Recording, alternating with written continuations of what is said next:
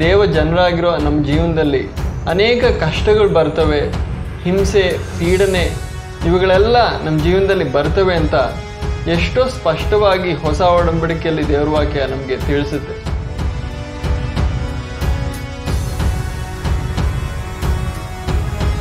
ನಾವು ವಿಧೇಯರಾಗಿ ನಾವು ನಡ್ಕೊಂಡ್ರೆ ನಮಗೆ ಹಣ ಆಸ್ತಿ ಸಿಗುತ್ತೆ ಅಂತ ಹೇಳಿದ್ರೆ ದೇವರು ಅನ್ಯಾಯ ಮಾಡ್ತಾ ಇಲ್ವಾ?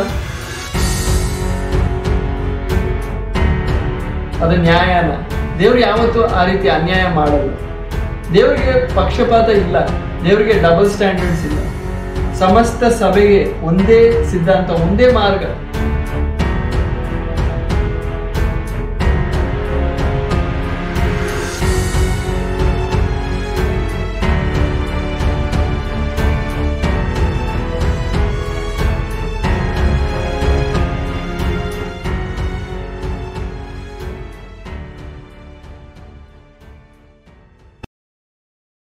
ಕರ್ತನ ಹೆಸರಿಗೆ ಮಹಿಮೆಯುಂಟಾಗಲಿ. ಸಹೋದರರೇ, ಸಹೋದರಿಯರೇ, ನಿಮ್ಮೆಲ್ಲರಿಗೂ ಮತ್ತೊಮ್ಮೆ ಕರ್ತನ ಹೆಸರಿನಲ್ಲಿ ನನ್ನ ವಂದನೆಗಳು. ಈ ಸಂದೇಶದಲ್ಲಿ ನಾನು ನಿಮ್ಮ ಜೊತೆ ಹಂಚಬೇಕು ಅಂತ ಬಯಸೋ ವಿಷಯ ಏನಂದರೆ, ದೇವರು ನಮ್ಮ ವಿಧೇಯತ್ವವನ್ನು ನೋಡಿ ನಮ್ಮನ್ನು ಮೆಚ್ಚಿ ದೇವರು ಯಾವ ರೀತಿ ನಮ್ಮನ್ನು ಆಶೀರ್ವದಿಸ್ತಾನೆ, ದೇವರು ನಮಗೆ ಯಾವ ರೀತಿ ಪ್ರತಿಫಲ ಕೊಡ್ತಾನೆ, ನಮ್ಮ ವಿಧೇಯತ್ವಕ್ಕೋಸ್ಕರ ದೇವರು ಯಾವ ರೀತಿ ಪ್ರತಿಫಲ ಕೊಡ್ತಾನೆ. ಈ ಪ್ರಸ್ತುತ ಲೋಕದಲ್ಲಿ ನಮಗೆ ಒಂದು ಸುಖಕರವಾದ ಜೀವನವನ್ನು ಕೊಟ್ಟು ಶಾರೀರಿಕವಾಗಿ, ಬೌದ್ಧಿಕವಾಗಿ ನಮಗೆ ಸಮೃದ್ಧಿಯನ್ನು ಆಶೀರ್ವದಿಸಿ ಆ ರೀತಿ ನಮಗೆ ಪ್ರತಿಫಲ ಕೊಡ್ತಾನೆ. ತುಂಬ ಜನರು ಇವತ್ತು ಆ ರೀತಿ ಹೇಳೋದುಂಟು.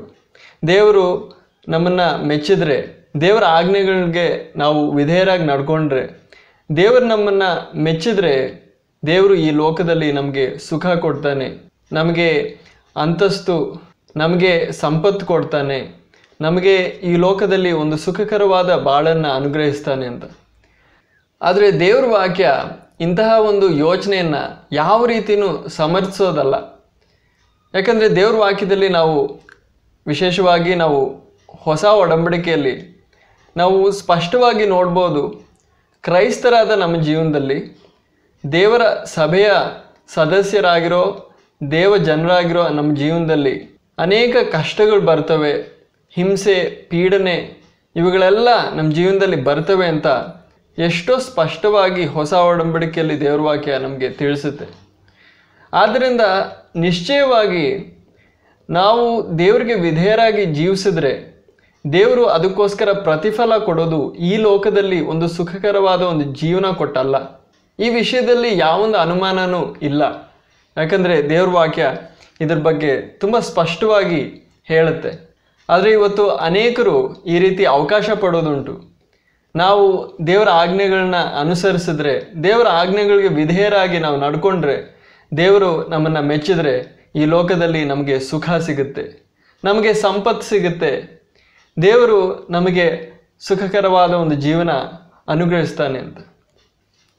ಆ ರೀತಿ ಅವಕಾಶ ಪಡೋ ಜನರು ಆಗಾಗ ಹಳೆ ಒಡಂಬಡಿಕೆಯಲ್ಲಿರೋ ಕೆಲವು ವಿಷಯಗಳನ್ನ ತಗೊಂಡು ಅವರು ಅವಕಾಶ ಪಡೋ ವಿಷಯಗಳನ್ನ ಸಮರ್ಥಿಸೋದಕ್ಕೆ ಪ್ರಯತ್ನಿಸ್ತಾರೆ. ಹಳೆಯ ಒಡಂಬಡಿಕೆಯಲ್ಲಿ ಅಬ್ರಹಾಮನ ಬಗ್ಗೆ ಹೇಳ್ತಾರೆ, ಇಸ್ರಾಯೇಲಿನ ಬಗ್ಗೆ ಹೇಳ್ತಾರೆ. ಈ ವಿಷಯಗಳನ್ನ ದೇವ್ರ ವಾಕ್ಯದಿಂದ ತೋರಿಸಿ ಈ ರೀತಿ ಅವಕಾಶ ಪಡ್ತಾರೆ, ದೇವರಿಗೆ ನಾವು ವಿಧೇಯರಾಗಿ ನಾವು ಜೀವಿಸಿದ್ರೆ ಈ ಲೋಕದಲ್ಲೂ ನಮಗೆ ಸುಖ, ಸಂತೋಷ ನಮಗೆ ಸಿಗುತ್ತೆ ಅಂತ. ಆದರೆ ಇದು ನಿಜ ಅಲ್ಲ. ಆದ್ದರಿಂದ ಅವ್ರು ಆಗಾಗ ಉಪಯೋಗಿಸೋ ವಾಕ್ಯ ಭಾಗಗಳನ್ನ, ವಿಷಯಗಳನ್ನ ನಾವು ದೇವ್ರ ವಾಕ್ಯದಿಂದ ನೋಡೋಣ. ಆ ವಾಕ್ಯ ಭಾಗಗಳದ್ದು ನಿಜವಾದ ಅರ್ಥ ಏನು ಅಂತ ಗ್ರಹಿಸೋದಕ್ಕೆ ನಾವು ಪ್ರಯತ್ನಿಸೋಣ. ಆದ್ದರಿಂದ ನಾವು ಮೊದಲನೇದಾಗಿ ಅಬ್ರಹಾಮನ ಬಗ್ಗೆ ನಾವು ನೋಡೋಣ. ಇಬ್ರಿಯರಿಗೆ ಬರೆಯಲ್ಪಟ್ಟ ಪತ್ರಿಕೆಯಲ್ಲಿ 11ನೇ ಅಧ್ಯಾಯ ಅದರಲ್ಲಿ 8ನೇ ವಚನ ನಾವು ಓದೋಣ. ನಂಬಿಕೆಯಿಂದಲೇ ಅಬ್ರಹಾಮನು ಕರೆಯಲ್ಪಟ್ಟಾಗ ವಿಧೇಯನಾಗಿ ತಾನು ಬಾಧ್ಯವಾಗಿ ಹೊಂದಬೇಕಾಗಿದ್ದ ಸ್ಥಳಕ್ಕೆ ಹೊರಟು ಹೋದನು. ತಾನು ಹೋಗಬೇಕಾದ ಸ್ಥಳವು ಯಾವುದೆಂದು ತಿಳಿಯದೆ ಹೊರಟನು. ಈ ವಚನದಲ್ಲಿ ಅಬ್ರಹಾಮನ ವಿಧೇಯತ್ವವನ್ನು ನಾವು ಗಮನಿಸಿ ನೋಡ್ಬೋದು. ಇಲ್ಲಿ ದೇವರು ಆತನ ಕರೀತಾ ಇದ್ದಾನೆ. ಆತನ ಊರ್ ಎಂಬ ಒಂದು ಪಟ್ಟಣವಾಗಿತ್ತು. ಆ ಊರೆಂಬ ಪಟ್ಟಣವನ್ನು ಬಿಟ್ಟು ಹೊರಟು, ನಾನು ತೋರಿಸುವ ಒಂದು ದೇಶಕ್ಕೆ ನೀ ಹೊರಟು ಬಾ, ನೀ ನಿನ್ನ ತಂದೆಯ ಮನೆಯನ್ನು ಬಿಟ್ಟು ಹೊರಟು ಬಾ ಎಂದು ಹೇಳಿದಾಗ ದೇವರ ಶಬ್ದವನ್ನು ಕೇಳಿ ಆ ದೇಶ ಎಲ್ಲಿಗೆ ಹೋಗಬೇಕು ಎಲ್ಲಿ ಅಂತ ತಿಳಿದೇ ಇದ್ದರೂ ನಂಬಿಕೆಯಿಂದ ದೇವರ ಮೇಲೆ ಭರವಸೆ ಇಟ್ಟು ದೇವರನ್ನು ನಂಬಿ ದೇವರ ಆಜ್ಞೆಗೆ ದೇವರ ಕರೆಗೆ ವಿಧೇಯನಾಗಿ ಆತನು ಆಚೆ ಬಂದು ಹೊರಟು ಬಂದ. ಇಲ್ಲಿ ಅಬ್ರಹಾಮನ ವಿಧೇಯತ್ವವನ್ನು ನಾವು ನೋಡ್ಬೋದು. ಈ ರೀತಿ ಆತನು ದೇವರ ಕರೆಗೆ ವಿಧೇಯನಾಗಿ ಆಚೆ ಬಂದ ನಂತರ ಆತನು ಪ್ರಯಾಣಿಸಿದ ನಂತರ ಕೆಲವು ದಿನಗಳು ತಿಂಗಳುಗಳ ನಂತರ ಆತನು ಸಂಪತ್ತುಳ್ಳವನಾಗಿ ನಾವು ನೋಡ್ಬೋದು. ಆತನಿಗೆ ಹೆಚ್ಚಾಗಿ ಬಂಗಾರವು ಬೆಳ್ಳಿಯು ದನಕುರಿಗಳು ಅವನಿಗೆ ಲಭ್ಯವಾಯಿತು ಅಂತ ನಾವು ನೋಡ್ಬೋದು. ಅದರ ಬಗ್ಗೆ ನಾವು ಓದೋಣ. ಆದಿಕಾಂಡದ 13ನೇ ಅಧ್ಯಾಯ 2ನೇ ವಚನ. ಅಬ್ರಾಮನು, ಇಲ್ಲಿ ಅಬ್ರಾಮನು ಅಂತ ಓದ್ತೀವಿ, ಇದು ಅಬ್ರಹಾಮನ ಹಳೆ ಹೆಸರಾಗಿದೆ. ಅಬ್ರಾಮನನ್ನು ಸ್ವಲ್ಪ ಕಾಲದ ನಂತರ ದೇವರು ಆತನ ಹೆಸರನ್ನು ಬದಲಾಯಿಸಿ ಅಬ್ರಹಾಮನು ಎಂಬುದಾಗಿ ಹೆಸರು ಕೊಡೋದನ್ನು ನಾವು ದೇವರ ವಾಕ್ಯದಲ್ಲಿ ನಂತರ ಇರೋ ಅಧ್ಯಾಯಗಳಲ್ಲಿ ನಾವು ನೋಡ್ಬೋದು. ಇಲ್ಲಿ ಅಬ್ರಾಮನು ದನಗಳಲ್ಲಿಯೂ ಬೆಳ್ಳಿಯಲ್ಲಿಯೂ ಬಂಗಾರದಲ್ಲಿಯೂ ಬಹು ಧನವಂತನಾಗಿದ್ದನು. ಈ ವಚನದಲ್ಲಿ ನಾವು ಸ್ಪಷ್ಟವಾಗಿ ನೋಡ್ಬೋದು, ಅಬ್ರಾಮನು ದನ ಕುರಿಗಳ ವಿಷಯದಲ್ಲಿ, ಬಂಗಾರದ ವಿಷಯದಲ್ಲಿ, ಬೆಳ್ಳಿಯ ವಿಷಯದಲ್ಲಿ ತುಂಬ ಧನವಂತನಾದನು. ಆಗ ಇದನ್ನು ನೋಡುವಾಗ ನಮ್ಗೆ ಅನಿಸುತ್ತೆ, ಅಬ್ರಾಮನು ದೇವರಿಗೆ ವಿಧೇಯನಾದ್ದರಿಂದ ಆತನಿಗೆ ದೇವರು ಈ ರೀತಿ ಆಶೀರ್ವದಿಸಿದನು. ದೇವರು ಆತನಿಗೆ ಈ ಲೋಕದ ಸಮೃದ್ಧಿ ದಯಪಾಲಿಸಿದ. ಶಾರೀರಿಕವಾಗಿ, ಬೌದ್ಧಿಕವಾಗಿ, ಹಣ, ಸಂಪತ್ತು ಇವುಗಳನ್ನೆಲ್ಲ ಅಬ್ರಾಮನಿಗೆ ಕೊಟ್ಟು ಅವನನ್ನು ಆಶೀರ್ವದಿಸ್ದ ಅಂತ. ಆಗ ನಾವು ಕೂಡ ದೇವರನ್ನು ನಾವು ಮೆಚ್ಚಿಸೋದಾದರೆ, ದೇವರ ಆಜ್ಞೆಗಳಿಗೆ ವಿಧೇಯರಾಗಿ ನಾವು ಜೀವಿಸೋದಾದರೆ ದೇವರು ನಮ್ಮನ್ನು ಕೂಡ ಆ ರೀತಿ ಆಶೀರ್ವದಿಸ್ತಾನೆ. ಈ ಲೋಕದಲ್ಲಿ ಸುಖಕರವಾದ ಒಂದು ಜೀವನ ದಯಪಾಲಿಸ್ತಾನೆ, ನಮಗೆ ಬೆಳ್ಳಿ ಬಂಗಾರ ನಮಗೂ ಕೊಡ್ತಾನೆ ಎಂಬುದಾಗಿ ಅನೇಕರು ಆಲೋಚಿಸುವುದುಂಟು, ನಂಬುವುದುಂಟು. ಅದೇ ರೀತಿ ಇಸ್ರಾಯೇಲ್ ಬಗ್ಗೆನೂ ಆಗಾಗ ಅವರು ಹೇಳ್ತಾರೆ. ಅದಕ್ಕೋಸ್ಕರ ಇಸ್ರಾಯೇಲ್ ದೇಶದ ಬಗ್ಗೆ ನಾವು ಒಂದು ವಾಕ್ಯ ಭಾಗವನ್ನು ದೇವರ ವಾಕ್ಯದಿಂದ ಓದೋಣ. ಧರ್ಮೋಪದೇಶ ಕಾಂಡ 28ನೇ ಅಧ್ಯಾಯ 1ನೇ ವಚನದಿಂದ 14ನೇ ವಚನದವರೆಗೂ ನಾವು ಓದೋಣ. ಇದಲ್ಲದೆ ನೀನು ನಿನ್ನ ದೇವರಾದ ಕರ್ತನ ಮಾತನ್ನು ಎಚ್ಚರಿಕೆಯಿಂದ ಕೇಳಿ, ನಾನು ಈ ಹೊತ್ತು ನಿನಗೆ ಆಜ್ಞಾಪಿಸುವ ಆತನ ಎಲ್ಲ ಆಜ್ಞೆಗಳನ್ನು ಕಾಪಾಡಿ ಕೈಕೊಂಡರೆ ನಿನ್ನ ದೇವರಾದ ಕರ್ತನು ನಿನ್ನನ್ನು ಭೂಮಿಯ ಎಲ್ಲ ಜನಾಂಗಗಳಿಗಿಂತ ಉನ್ನತದಲ್ಲಿರಿಸುವನು. ನೀನು ನಿನ್ನ ದೇವರಾದ ಕರ್ತನ ವಾಕ್ಯವನ್ನು ಕೇಳಿದರೆ ಈ ಎಲ್ಲ ಆಶೀರ್ವಾದಗಳು ನಿನ್ನ ಮೇಲೆ ಬಂದು ನಿನಗೆ ಪ್ರಾಪ್ತವಾಗುವವು. ಪಟ್ಟಣದಲ್ಲಿ ನಿನಗೆ ಆಶೀರ್ವಾದ, ಹೊಲದಲ್ಲಿ ನಿನಗೆ ಆಶೀರ್ವಾದ, ನಿನ್ನ ಗರ್ಭದ ಫಲಕ್ಕೂ ನಿನ್ನ ಭೂಮಿಯ ಫಲಕ್ಕೂ, ಪಶುಗಳ ಫಲಕ್ಕೂ ಪಶುಗಳ ಹಿಂಡಿಗೂ ಕುರಿಗಳ ಮಂದೆಗಳಿಗೂ ಆಶೀರ್ವಾದ, ನಿನ್ನ ಪುಟ್ಟಿಗೂ ಕಣಜಕ್ಕೂ ಆಶೀರ್ವಾದ. ಬರುವಾಗ ನಿನಗೆ ಆಶೀರ್ವಾದ, ಹೊರಡುವಾಗ ನಿನಗೆ ಆಶೀರ್ವಾದ. ನಿನಗೆ ವಿರೋಧವಾಗಿ ಏಳುವ ನಿನ್ನ ಶತ್ರುಗಳನ್ನು ಕರ್ತನು ನಿನ್ನ ಮುಂದೆ ಹೊಡೆದು ಬಿಡುವನು. ಅವರು ಒಂದೇ ಮಾರ್ಗದಲ್ಲಿ ನಿನಗೆ ವಿರೋಧವಾಗಿ ಹೊರಟು 7 ಮಾರ್ಗಗಳಲ್ಲಿ ನಿನ್ನ ಮುಂದೆ ಓಡಿ ಹೋಗುವರು. ನಿನ್ನ ಕಣಜಗಳಲ್ಲಿಯೂ ನೀನು ಕೈ ಹಾಕುವ ಎಲ್ಲದರಲ್ಲಿಯೂ ನಿನಗೆ ಆಶೀರ್ವಾದ ಬರುವ ಹಾಗೆ ಕರ್ತನು ಅಪ್ಪಣೆ ಕೊಡುವನು. ನಿನ್ನ ದೇವರಾದ ಕರ್ತನು ನಿನಗೆ ಕೊಡುವ ಭೂಮಿಯಲ್ಲಿ ಆಶೀರ್ವಾದ ಕೊಡುವನು. ನೀನು ನಿನ್ನ ದೇವರಾದ ಕರ್ತನ ಆಜ್ಞೆಗಳನ್ನು ಕಾಪಾಡಿ ಆತನ ಮಾರ್ಗಗಳಲ್ಲಿ ನಡೆದರೆ ಕರ್ತನು ನಿನಗೆ ಪ್ರಮಾಣ ಮಾಡಿದ ಹಾಗೆ ನಿನ್ನನ್ನು ತನಗೆ ಪರಿಶುದ್ಧ ಜನವಾಗಿ ಸ್ಥಾಪಿಸುವನು. ಆಗ ಭೂಮಿಯ ಜನಗಳೆಲ್ಲ ಕರ್ತನ ಹೆಸರಿನಿಂದ ನೀನು ಕರೆಯಲ್ಪಡುವುದನ್ನು ನೋಡಿ ನಿನಗೆ ಭಯಪಡುವವು. ಇದಲ್ಲದೆ ನಿನಗೆ ಕೊಡುತ್ತೇನೆಂದು ನಿನ್ನ ಪಿತೃಗಳಿಗೆ ಆಣೆಯಿಟ್ಟ ಕರ್ತನು ಭೂಮಿಯ ಮೇಲೆ ನಿನ್ನನ್ನು ಸರಕುಗಳಲ್ಲಿಯೂ ಗರ್ಭದ ಫಲದಲ್ಲಿಯೂ ಪಶುಗಳ ಫಲದಲ್ಲಿಯೂ ಭೂಮಿಯ ಫಲದಲ್ಲಿಯೂ ಸಮೃದ್ಧಿ ಹೊಂದುವಂತೆ ಮಾಡುವನು. ಕರ್ತನು ಆಕಾಶವೆಂಬ ತನ್ನ ಒಳ್ಳೆಯ ಉಗ್ರಾಣವನ್ನು ನಿನಗೆ ತೆರೆದು ನಿನ್ನ ಭೂಮಿಗೆ ತಕ್ಕ ಕಾಲದಲ್ಲಿ ಮಳೆಯನ್ನು ಕೊಟ್ಟು ನಿನ್ನ ಕೈಕೆಲಸವನ್ನೆಲ್ಲ ಆಶೀರ್ವದಿಸುವನು. ನೀನು ಸಾಲ ತೆಗೆದುಕೊಳ್ಳದೆ ಬಹಳ ಜನಾಂಗಗಳಿಗೆ ಸಾಲ ಕೊಡುವಿ. ನಾನು ಈ ಹೊತ್ತು ನಿನಗೆ ಆಜ್ಞಾಪಿಸುವ ನಿನ್ನ ದೇವರಾದ ಕರ್ತನ ಆಜ್ಞೆಗಳನ್ನು ನೀನು ಕೇಳಿ ಕಾಪಾಡಿ ಕೈಕೊಂಡರೆ ಕರ್ತನು ನಿನ್ನನ್ನು ಬಾಲವನ್ನಲ್ಲ ತಲೆಯಾಗಿ ಮಾಡುವನು. ನೀನು ಕೆಳಗಲ್ಲ ಮೇಲೆಯೇ ಇರುವಿ. ಹೀಗಿರುವುದರಿಂದ ಬೇರೆ ದೇವರುಗಳನ್ನು ಹಿಂಬಾಲಿಸಿ ಸೇವಿಸದಂತೆ ನಾನು ಈ ಹೊತ್ತು ನಿನಗೆ ಆಜ್ಞಾಪಿಸುವ ಮಾತುಗಳನ್ನೆಲ್ಲ ಬಿಟ್ಟು ಎಡಕ್ಕಾದರೂ ಬಲಕ್ಕಾದರೂ ತೊಲಗಬಾರದು. ಇಲ್ಲಿ ದೇವರು ಮೋಶೆ ಮುಖಾಂತರ ಇಸ್ರಾಯೇಲ್ ದೇಶದ ಜೊತೆ ಮಾತಾಡ್ತಾ ಇದ್ದಾನೆ. ಆತನು ಹೇಳೋ ಮಾತು, ನಾನು ನಿಮ್ಮ ಮುಂದೆ ನನ್ನ ಆಜ್ಞೆಗಳನ್ನ ಇಡ್ತಾ ಇದ್ದೀನಿ, ನನ್ನ ನ್ಯಾಯ ಪ್ರಮಾಣವನ್ನು ಇಡ್ತಾ ಇದ್ದೀನಿ. ಈ ಕಾನೂನನ್ನು, ಈ ಆಜ್ಞೆಗಳನ್ನ ನೀವು ಕೈಕೊಂಡು ಅದರ ಅನುಸಾರವಾಗಿ ನೀವು ನಡೆದರೆ, ನನಗೆ ವಿಧೇಯರಾಗಿ ನಡೆದರೆ, ನಾನು ನಿಮ್ಮನ್ನು ಶಾರೀರಿಕವಾಗಿ ಬೌದ್ಧಿಕವಾಗಿ ಅಭಿವೃದ್ಧಿಗೊಳಿಸ್ತೀನಿ. ನಿಮ್ಮ ದೇಶದಲ್ಲಿ ಅಭಿವೃದ್ಧಿ ಉಂಟಾಗುತ್ತೆ. ಇಲ್ಲಿ ಶಾರೀರಿಕವಾದ ಬೌದ್ಧಿಕವಾದ ಅಭಿವೃದ್ಧಿ ಬಗ್ಗೆ ನಾವು ಇಲ್ಲಿ ನೋಡ್ಬೋದು. ಇದನ್ನು ನಾವು ನೋಡುವಾಗ ನಮ್ಗೆ ಅನಿಸುತ್ತೆ, ನಾವೂ ದೇವರಿಗೆ ವಿಧೇಯರಾಗಿ ದೇವರ ಆಜ್ಞೆಗಳಿಗೆ ಅನುಸಾರವಾಗಿ ನಾವು ನಡ್ಕೊಂಡ್ರೆ, ದೇವರನ್ನು ನಾವು ಮೆಚ್ಚಿಸಿದ್ರೆ, ದೇವರು ಈ ರೀತಿ ನಮ್ಮನ್ನು ಕೂಡ ನಮಗೆ ಸಂಪತ್ತು ಕೊಡ್ತಾನೆ, ನಮಗೆ ಈ ಲೋಕದಲ್ಲಿ ಆಶೀರ್ವಾದಗಳನ್ನ ಅನುಗ್ರಹಿಸ್ತಾನೆ ಅಂತ. ಇದು ದೇವ್ರ ವಾಕ್ಯದ ಪ್ರಕಾರ ಅನಿಸುತ್ತೆ. ದೇವ್ರ ವಾಕ್ಯದಲ್ಲೇ ಇದು ಬರೆದಿದೆ, ಇದರಲ್ಲಿ ಯಾವುದು ತಪ್ಪಿಲ್ಲ ಅನಿಸುತ್ತೆ. ಆದರೆ ಇದರಲ್ಲಿ ನಾವು ಮಾಡೋ ಒಂದು ತಪ್ಪೇನೆಂದರೆ, ಇಂತಹ ಒಂದು ಆಲೋಚನೆಯಲ್ಲಿ ಈ ರೀತಿ ನಾವು ಯೋಚಿಸೋದ್ರಲ್ಲಿ ಮಾಡೋ ತಪ್ಪೇನೆಂದರೆ, ಹಳೆ ಒಡಂಬಡಿಕೆಯ ಯುಗದಲ್ಲಿ, ಹೊಸ ಒಡಂಬಡಿಕೆಯ ಯುಗದಲ್ಲಿ ದೇವರು ಮನುಷ್ಯರ ಜೊತೆ ವರ್ತಿಸೋ ರೀತಿ ಬೇರೆ ಬೇರೆ ಆಗಿತ್ತು ಅಂತ ನಾವು ಗಮನಿಸದೆ ಹೋಗ್ತಾ ಇದ್ದೀವಿ, ಗುರುತಿಸದೆ ಹೋಗ್ತಾ ಇದ್ದೀವಿ. ದೇವರು ಎಲ್ಲ ಯುಗಗಳಲ್ಲಿ ಮನುಷ್ಯರ ಜೊತೆ ವರ್ತಿಸಿದ್ದು ಒಂದೇ ರೀತಿ ಅಲ್ಲ.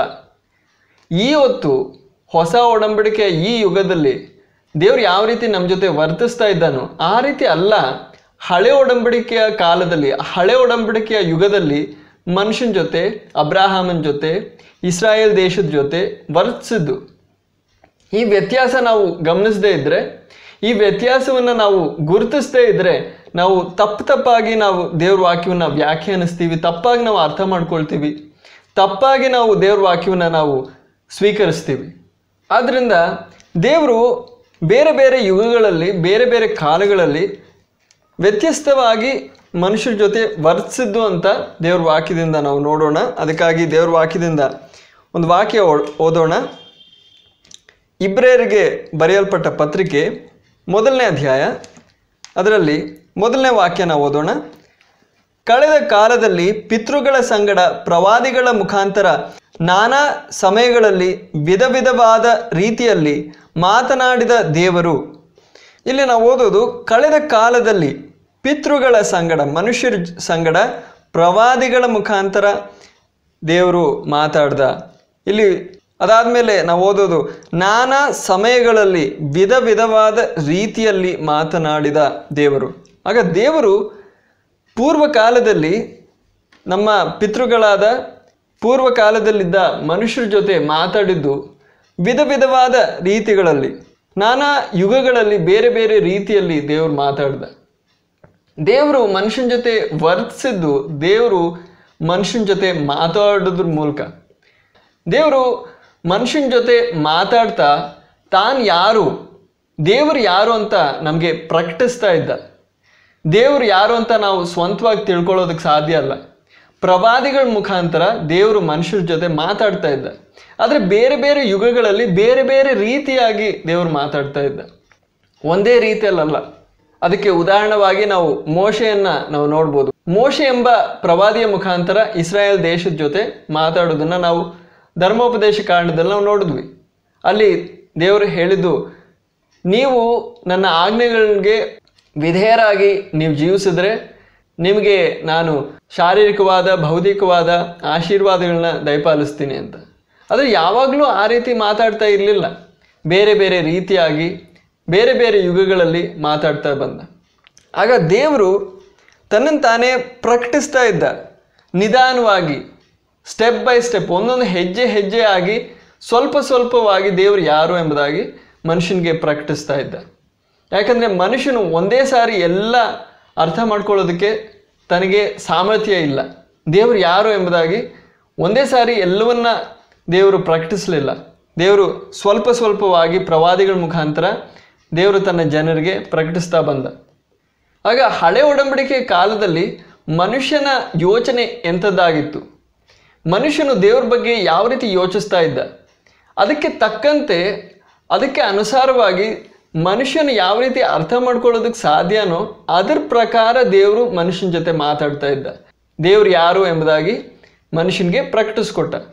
ಹಳೆಯ ಒಡಂಬಡಿಕೆಯಲ್ಲಿ ಇರುವ ಇಸ್ರಾಯೇಲ್ ದೇಶದ ಕಾಲದಲ್ಲೂ ಇಸ್ರಾಯೇಲ್ ದೇಶದ ಸುತ್ತಮುತ್ತಲೂ ಇರೋ ಜನಾಂಗಗಳು ದೇವ್ರ ಬಗ್ಗೆ ಈ ರೀತಿ ಯೋಚಿಸ್ತಾ ಇದ್ರು. ಅವರಿಗೆ ಬೇರೆ ಬೇರೆ ದೇವರುಗಳು ಇರ್ತಾ ಇದ್ವು. ಒಂದೊಂದು ದೇಶಕ್ಕೆ ಬೇರೆ ಬೇರೆ ದೇವರುಗಳು, ಒಂದು ದೇಶದಲ್ಲೇ ಹಲವಾರು ಅನೇಕ ಮಂದಿ ದೇವರುಗಳು. ಯಾವ ದೇವರು ನಮಗೆ ಹಣ ಆಸ್ತಿ ಸಂಪತ್ತು ಕೊಡ್ತಾನೋ ಆತನೇ ದೊಡ್ಡ ದೇವರು. ನಮ್ಮ ಯುದ್ಧಗಳಲ್ಲಿ ಯಾವ ದೇವರು ನಮಗೆ ವಿಜಯ ಕೊಡ್ತಾನೋ, ನಮ್ಮ ಶತ್ರುಗಳನ್ನು ನಾಶ ಮಾಡ್ತಾನೋ ಆ ದೇವರೇ ದೊಡ್ಡ ದೇವರು. ಆ ರೀತಿ ಅವರು ಯೋಚಿಸ್ತಾ ಇದ್ರು. ಆದ್ದರಿಂದ ಹಳೆ ಒಡಂಬಡಿಕೆಯ ಕಾಲದಲ್ಲಿ ಆ ರೀತಿ ದೇವರು ತನ್ನನ್ನು ತಾನೇ ಪ್ರಕಟಿಸ್ಕೊಟ್ಟ. ಅಬ್ರಾಹಾಮನಿಗೆ ಹಣ ಆಸ್ತಿ ಸಂಪತ್ತು ದನ ಕುರಿಗಳು ಬಂಗಾರ ಬೆಳ್ಳಿ ಇವುಗಳನ್ನೆಲ್ಲ ಕೊಟ್ಟು ತನ್ನ ಸುತ್ತಮುತ್ತಲೂ ಇರೋ ಜನರಿಗೆ ಈ ರೀತಿ ಪ್ರಕಟಿಸ್ಕೊಟ್ಟ. ನಾನೇ ಸರ್ವಶಕ್ತನಾದ ದೇವರು, ನಾನೇ ಏಕಮಾತ್ರ ಸತ್ಯ ದೇವರು ಎಂಬುದಾಗಿ ಪ್ರಕಟಿಸ್ಕೊಟ್ಟ. ಇಸ್ರಾಯೇಲ್ ದೇಶದಲ್ಲೂ ಆ ರೀತಿ ಶಾರೀರಿಕವಾದ ಬೌದ್ಧಿಕವಾದ ಸಮೃದ್ಧಿ ಅವ್ರಿಗೆ ಕೊಟ್ಟು ಅವರ ಶತ್ರುಗಳನ್ನ ನಾಶ ಮಾಡಿ ಅವರಿಗೆ ಯುದ್ಧಗಳಲ್ಲಿ ವಿಜಯ ಕೊಟ್ಟು ಅವ್ರ ಸುತ್ತಮುತ್ತಲು ಇರೋ ಜನಾಂಗಗಳಿಗೆ ತನ್ನನ್ನು ತಾನೇ ಪ್ರಕಟಿಸಿದ. ನಾನೇ ಸತ್ಯವಾದ ದೇವರು, ನಾನೇ ಸರ್ವಶಕ್ತನಾದ ದೇವರು ಎಂಬುದಾಗಿ. ಆದರೆ ಅದರ ನಂತರ ಹೊಸ ಒಡಂಬಡಿಕೆಯ ಯುಗದಲ್ಲಿ ನಾವು ನೋಡುವಾಗ ಕರ್ತನಾದ ಯೇಸು ಕ್ರಿಸ್ತನು ಬಂದಾಗ ಆತನು ಪ್ರಕಟಿಸಿದ ರೀತಿ ದೇವರು ಯಾರು ಎಂಬುದಾಗಿ ದೇವರ ವಿಷಯವಾಗಿ ನಮಗೆ ಹಲವಾರು ವಿಷಯಗಳನ್ನ ಪ್ರಕಟಿಸ್ಕೊಡುವಾಗ ಕರ್ತನಾದ ಯೇಸು ಕ್ರಿಸ್ತನು ಆ ರೀತಿ ಅಲ್ಲ ದೇವ್ರ ಬಗ್ಗೆ ನಮಗೆ ಪ್ರಕಟಿಸ್ಕೊಟ್ಟಿದ್ದು. ಹಳೆ ಒಡಂಬಡಿಕೆಯಲ್ಲಿ ನಾವು ನೋಡಿದ್ವಿ, ನೀವು ನನಗೆ ವಿಧೇಯರಾಗಿದ್ದರೆ ನಾನು ನಿಮಗೆ ಹಣ ಆಸ್ತಿ ಶಾರೀರಿಕವಾದ ಭೌತಿಕವಾದ ಸಮೃದ್ಧಿ ನಾನು ಕೊಡ್ತೀನಿ ಅಂತ. ಆದರೆ ಹೊಸ ಒಡಂಬಡಿಕೆಯಲ್ಲಿ ಕರ್ತನಾದ ಯೇಸು ಕ್ರಿಸ್ತನು ಅಂತಹ ಒಂದು ಪ್ರಕಟಣೆ ತಗೊಂಡು ಬಂದಿಲ್ಲ. ಕರ್ತನಾದ ಯೇಸು ಕ್ರಿಸ್ತನ ಮುಖಾಂತರ ನಮಗೆ ದೊರಕಿದ ಆ ಪ್ರಕಟಣೆ ತುಂಬ ವ್ಯತ್ಯಸ್ತವಾದದ್ದು. ಹಳೆ ಒಡಂಬಡಿಕೆಯಲ್ಲಿರೋ ಪ್ರಕಟಣೆಗಿಂತ ತುಂಬ ವ್ಯತ್ಯಸ್ತವಾದದ್ದು.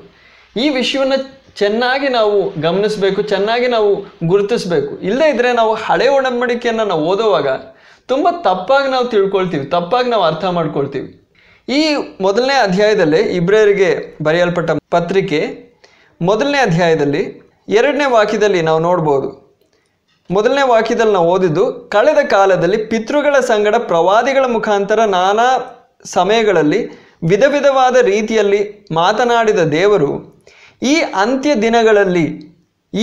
ದಿನಗಳಲ್ಲಿ ಅಂದರೆ ಈ ಹೊತ್ತು ಹೊಸ ಒಡಂಬಡಿಕೆ ಯುಗದಲ್ಲಿ ಈ ಅಂತ್ಯ ದಿನಗಳಲ್ಲಿ ನಮ್ಮ ಸಂಗಡ ತನ್ನ ಮಗನ ಮುಖಾಂತರ, ತನ್ನ ಮಗನು ಅಂದರೆ ಕರ್ತನಾದ ಯೇಸು ಕ್ರಿಸ್ತನ ಮುಖಾಂತರ ಮಾತನಾಡಿದ್ದಾನೆ.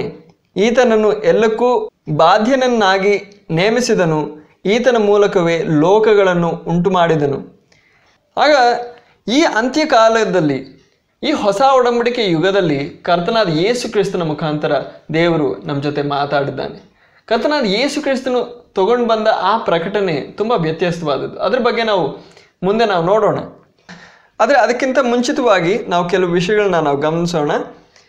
ಮೊಟ್ಟ ಮೊದಲಾಗಿ ಅಬ್ರಹಾಮನು, ಇಸಾಕನು, ಯಾಕೋಬು ಎಂಬ ಪಿತೃಗಳನ್ನ ನಾವು ಗಮನಿಸೋದಾದರೆ ಅವರಿಗೆ ನಿಜವಾಗ್ಲೂ ದೇವರು ಸಂಪತ್ತು ಆಸ್ತಿ ಬಂಗಾರ ಬೆಳ್ಳಿ ಇವುಗಳನ್ನೆಲ್ಲ ಅನುಗ್ರಹಿಸಿದ, ಇದರಲ್ಲಿ ಯಾವೊಂದು ಅನುಮಾನನೂ ಇಲ್ಲ. ಆದರೆ ದೇವ್ರ ವಾಕ್ಯದಲ್ಲಿ ನಾವು ಗಮನಿಸ್ಬೋದು, ಅವ್ರಿಗೆ ಇದೆಲ್ಲ ದೊರಕಿದ್ರೂ ಕೂಡ ಇಂತಹ ವಸ್ತುಗಳ ಮೇಲೆ ಅವರ ಮನಸ್ಸು ಅವರು ಇಟ್ಟಿಲ್ಲ. ಅವ್ರ ಮನಸ್ಸು ದೇವ್ರ ಮೇಲಿತ್ತು. ಸ್ವರ್ಗದಲ್ಲಿರೋ ಆ ಸ್ವರ್ಗೀಯವಾದ ಪರಲೋಕದ ರಾಜ್ಯದ ಮೇಲೆ, ಪರಲೋಕದ ಪಟ್ಟಣದ ಮೇಲೆ ಅವರ ಹೃದಯವಿತ್ತು ಅಂತ ನಾವು ಗಮನಿಸ್ಬೋದು. ಇದೇ ಇಬ್ರಿಯರಿಗೆ ಬರೆಯಲ್ಪಟ್ಟ ಪತ್ರಿಕೆಯಲ್ಲಿ ನಾವು ಕೆಲವು ವಾಕ್ಯ ಭಾಗಗಳನ್ನ ನಾವು ಓದೋಣ. ಇಬ್ರಿಯರಿಗೆ ಬರೆಯಲ್ಪಟ್ಟ ಪತ್ರಿಕೆ 11ನೇ ಅಧ್ಯಾಯ, ಅದರಲ್ಲಿ 9ನೇ ವಾಕ್ಯ, 10ನೇ ವಾಕ್ಯ, 13ರಿಂದ 16ವರೆಗೂ ನಾವು ಓದೋಣ. 9ನೇ ವಾಕ್ಯದಲ್ಲಿ ನಾವು ಓದೋದು, ನಂಬಿಕೆಯಿಂದಲೇ ಅವನು ಅಂದರೆ ಅಬ್ರಹಾಮನು, ನಂಬಿಕೆಯಿಂದಲೇ ಅವನು ವಾಗ್ದತ್ತ ದೇಶದಲ್ಲಿ ಅನ್ಯ ದೇಶದಲ್ಲಿ ಇದ್ದವನಂತೆ ಗುಡಾರಗಳಲ್ಲಿ ಇದ್ದುಕೊಂಡು ಪ್ರವಾಸಿಯಾಗಿದ್ದನು. ಅದೇ ವಾಗ್ದಾನಕ್ಕೆ ಬಾಧ್ಯರಾಗಿದ್ದ ಇಸಾಕ ಯಾಕೋಬರೊಂದಿಗೆ ಗುಡಾರಗಳಲ್ಲಿ ವಾಸಿಸಿದನು. ಇಲ್ಲಿ ನಾವು ನೋಡೋದು, ಅಬ್ರಹಾಮನಿಗೆ ವಾಗ್ದಾನ ಸಿಕ್ತು, ಈ ದೇಶ ನಿನಗೆ ನಾನು ವಾಗ್ದಾನ ಮಾಡಿದ್ದೀನಿ, ನಿನ್ನ ಸಂತತಿಗೆ ನಿನ್ನ ತಲಾಂತರಕ್ಕೆ ಈ ದೇಶವನ್ನು ಕೊಟ್ಟಿದ್ದೀನಿ ಅಂತ. ಆದರೂ ಕೂಡ ಆ ದೇಶದಲ್ಲಿ ಸ್ವಂತ ದೇಶವಾಗಿ ಅಲ್ಲ ಆತನು ವಾಸ ಮಾಡಿದ್ದು. ಒಬ್ಬ ಪ್ರವಾಸಿಯಾಗಿ ಗುಡಾರಗಳಲ್ಲಿ ವಾಸ ಮಾಡೋದಕ್ಕೆ ಆತನು ಆಯ್ಕೆ ಮಾಡಿಕೊಂಡ. ಅಬ್ರಹಾಮನು, ಇಸಾಕನು, ಯಾಕೋಬನು ಇವರಿಗೆಲ್ಲ ತುಂಬ ಬಂಗಾರ ಬೆಳ್ಳಿ ತುಂಬ ಆಸ್ತಿ ಸಂಪತ್ತಿತ್ತು. ಆದರೂ ಕೂಡ ಅವರು ಪ್ರವಾಸಿಗಳಾಗಿ ಅವರು ವಾಸ ಮಾಡಿದ್ರು. ದೇವರು ಆ ರೀತಿ ವಾಸ ಮಾಡಬೇಕು ಅಂತ ಆಜ್ಞೆ ಕೊಟ್ಟಿಲ್ಲ. ಆದರೂ ಕೂಡ ಅವ್ರು ಯಾಕೆ ಆ ರೀತಿ ಗುಡಾರಗಳಲ್ಲಿ ವಾಸ ಮಾಡಿದ್ದು? ಅವರು ಚೆನ್ನಾಗಿ ಮನೆಗಳನ್ನ ಕಟ್ಕೊಳ್ಬೋದಾಗಿತ್ತು. ನಾವು ಲೋಟನ ಬಗ್ಗೆ ನಾವು ನೋಡ್ತೀವಿ. ಅಬ್ರಹಾಮನ ಸಹೋದರನ ಮಗನಾದ ಲೋಟನು, ಆತನು ಸೋದೋಮ್ ಗೊಮೋರಕ್ಕೆ ಹೋಗಿ ಅಲ್ಲಿ ಒಳ್ಳೆ ಮನೆಗಳನ್ನ ಕಟ್ಕೊಂಡ. ಅಬ್ರಹಾಮನು ಕೂಡ ಆ ರೀತಿ ಮನೆಗಳನ್ನ ಕಟ್ಕೊಳ್ಬೋದಾಗಿತ್ತು. ಆದರೆ ಆತನಿಗೆ ಈ ಭೂಮಿಯ ಮೇಲೆ ಆತನಿಗೆ ಮನಸ್ಸಿರಲಿಲ್ಲ. ದೇವರೇನೋ ಆತನಿಗೆ ಈ ಭೂಮಿಯನ್ನು ಕೊಟ್ಟ ವಾಗ್ದಾನವಾಗಿ, ಆದರೆ ಆತನ ಮನಸ್ಸು ದೇವರ ಮೇಲಿತ್ತು. ಈ ವಿಷಯವನ್ನು ನಾವು ಗಮನಿಸ್ಬೋದು. ಅದರ ನಂತರ ನಾವು 10ನೇ ವಾಕ್ಯವನ್ನು ನಾವು ಓದೋಣ. ಯಾಕೆಂದರೆ ದೇವರು ಯಾವುದನ್ನು ಕಟ್ಟುವಾತನು ಮಾಡುವಾತನು ಆಗಿದ್ದಾನೋ ಅಸ್ತಿವಾರಗಳುಳ್ಳ ಆ ಪಟ್ಟಣಕ್ಕೋಸ್ಕರ ಅವನು ಎದುರು ನೋಡುತ್ತಿದ್ದನು. ಆಗ ಆ ಕನಾನ್ ದೇಶ ಆತನಿಗೆ ಕೊಡಲ್ಪಟ್ಟರೂ ಕೂಡ ಆ ಕನಾನ್ ದೇಶದ ಮೇಲೆ ಅಬ್ರಹಾಮನ ಮನಸ್ಸಿಲ್ಲ. ಆತನ ಮನಸ್ಸು ಈ ಸ್ವರ್ಗೀಯವಾದ ದೇಶದ ಮೇಲೆ ಆಗಿತ್ತು. ಇಲ್ಲಿ ನಾವು ಓದೋದು, ಯಾಕೆಂದರೆ ದೇವರು ಯಾವುದನ್ನು ಕಟ್ಟುವಾತನು ಮಾಡುವಾತನು ಆಗಿದ್ದಾನೋ ಅಸ್ತಿವಾರಗಳುಳ್ಳ ಪಟ್ಟಣಕ್ಕೋಸ್ಕರ ಅವನು ಎದುರು ನೋಡುತ್ತಿದ್ದನು. ಆದ್ದರಿಂದ ಅವನು ಗುಡಾರಗಳಲ್ಲಿ ವಾಸ ಮಾಡ್ತಾ ಇದ್ದ. ಈ ಲೋಕದಲ್ಲಿರೋ ಸಂಪತ್ತು ಮೇಲೆ ಆತನಿಗೆ ಮನಸ್ಸಿರಲಿಲ್ಲ. ಎಷ್ಟೇ ಬೆಳ್ಳಿ ಬಂಗಾರ ಇದ್ದರೂ ಕೂಡ ಆತನ ಮನಸ್ಸು ಅದ್ರ ಮೇಲೆ ಅವರು ಹಾಕಲಿಲ್ಲ. ಅದರ ನಂತರ ನಾವು 13ನೇ ವಾಕ್ಯದಿಂದ 16ನೇ ವಾಕ್ಯದವರೆಗೂ ನಾವು ಓದೋಣ. ಇಲ್ಲಿ ನಾವು ಅಬ್ರಹಾಮನು, ಇಸಾಕ, ಯಾಕೋಬ್ರು ಇವರೆಲ್ಲರ ಬಗ್ಗೆ ನಾವು ಓದ್ತಾ ಇದ್ದೀವಿ. ಇವರೆಲ್ಲರೂ ವಾಗ್ದಾನಗಳ ಫಲವನ್ನು ಹೊಂದದೆ ಅವುಗಳನ್ನು ದೂರದಿಂದ ನೋಡಿ ನಿಶ್ಚಯದೊಡನೆ ಅಪ್ಪಿಕೊಂಡು ನಂಬಿಕೆಯುಳ್ಳವರಾಗಿ ಮೃತರಾದರು ಮತ್ತು ತಾವು ಭೂಮಿಯ ಮೇಲೆ ಪರದೇಶದವರು ಪ್ರವಾಸಿಗಳು ಆಗಿದ್ದೇವೆಂದು ಒಪ್ಪಿಕೊಂಡರು.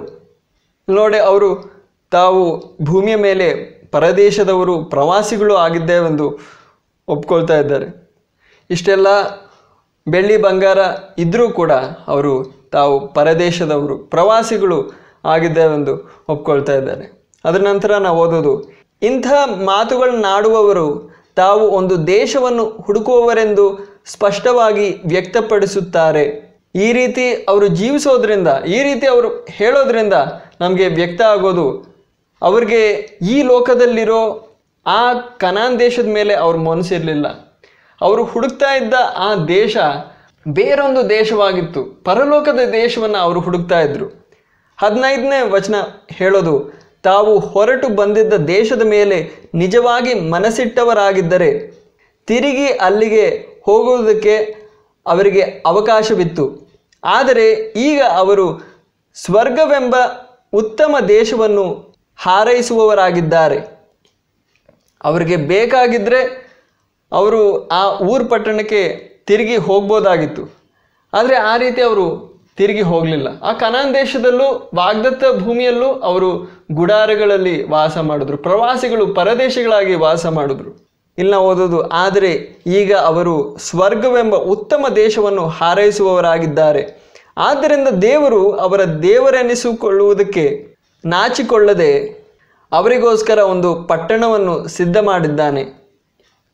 ಆಗ ನಾವು ಅಬ್ರಹಾಮನ ಬಗ್ಗೆ, ಇಸಾಕನ ಬಗ್ಗೆ, ಯಾಕೋಬನ ಬಗ್ಗೆ ಓದ್ಬಿಟ್ಟು ನಾವು ಅಂದ್ಕೊಳ್ತೀವಿ, ನಮಗೂ ಈ ಬೆಳ್ಳಿ ಬಂಗಾರಗಳು ನಮಗೆ ಸಿಕ್ಕಿದ್ರೆ ಎಷ್ಟೋ ಚೆನ್ನಾಗಿತ್ತು, ನಾವು ದೇವರಿಗೆ ವಿಧೇಯರಾಗಿರ್ತೀವಿ, ದೇವರು ನಮ್ಮನ್ನು ಆಶೀರ್ವದಿಸ್ತಾನೆ. ಆದರೆ ನಾವು ಇಲ್ಲಿ ಗಮನಿಸ್ತಾ ಇರೋದು, ಅವ್ರಿಗಿದೆಲ್ಲ ಸಿಕ್ಕಿದ್ರೂ ಕೂಡ ಅವ್ರ ಮನಸ್ಸು ಅದ್ರ ಮೇಲೆ ಆಗಿರಲಿಲ್ಲ.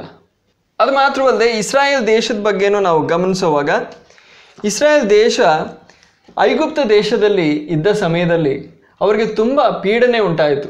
ಪ್ರಾರಂಭ ಕಾಲದಲ್ಲಿ ಅವ್ರಿಗೆ ತುಂಬ ಸುಖಕರವಾದ ಒಂದು ಜೀವನ ಇತ್ತು ಐಗುಪ್ತ ದೇಶದಲ್ಲಿ. ಆದ್ದರಿಂದ ಅವರು ಚೆನ್ನಾಗಿ ಐಗುಪ್ತ ದೇಶದಲ್ಲೇ ಅವರು ಚೆನ್ನಾಗಿ ಸೆಟಲ್ ಆದರು. ಕನಾನ್ ದೇಶಕ್ಕೆ ಹೋಗಬೇಕು ಅಂತ ಅವ್ರಿಗೆ ಮನಸ್ಸಿರಲಿಲ್ಲ. ಕನಾನ್ ದೇಶ ತಮ್ಮ ಪಿತೃಗಳಿಗೆ ದೇವರು ವಾಗ್ದಾನವಾಗಿ ಕೊಟ್ಟಿದ್ದಾನೆ ಅಂತ ಆ ವಾಗ್ದಾನ ಅವ್ರಿಗೆ ಗೊತ್ತಿದೆ. ಆದರೆ ಆ ದೇಶಕ್ಕೆ ಹೋಗಬೇಕು ಅಂತ ಅವ್ರಿಗೆ ಇವಾಗ ಇಷ್ಟ ಇಲ್ಲ. ಚೆನ್ನಾಗಿ ಅವರು ಅಲ್ಲೇ ಸೆಟ್ಲ್ ಆಗಿದ್ದಾರೆ. ಅಂತಹ ಒಂದು ಸಮಯದಲ್ಲಿ ದೇವರು ಬೇರೆ ಒಂದು ರಾಜನು, ಯೋಸೇಫನನ್ನು ಅರಿಯದ ಒಬ್ಬ ರಾಜನನ್ನು ಮೇಲೇರಿಸ್ತಾನೆ.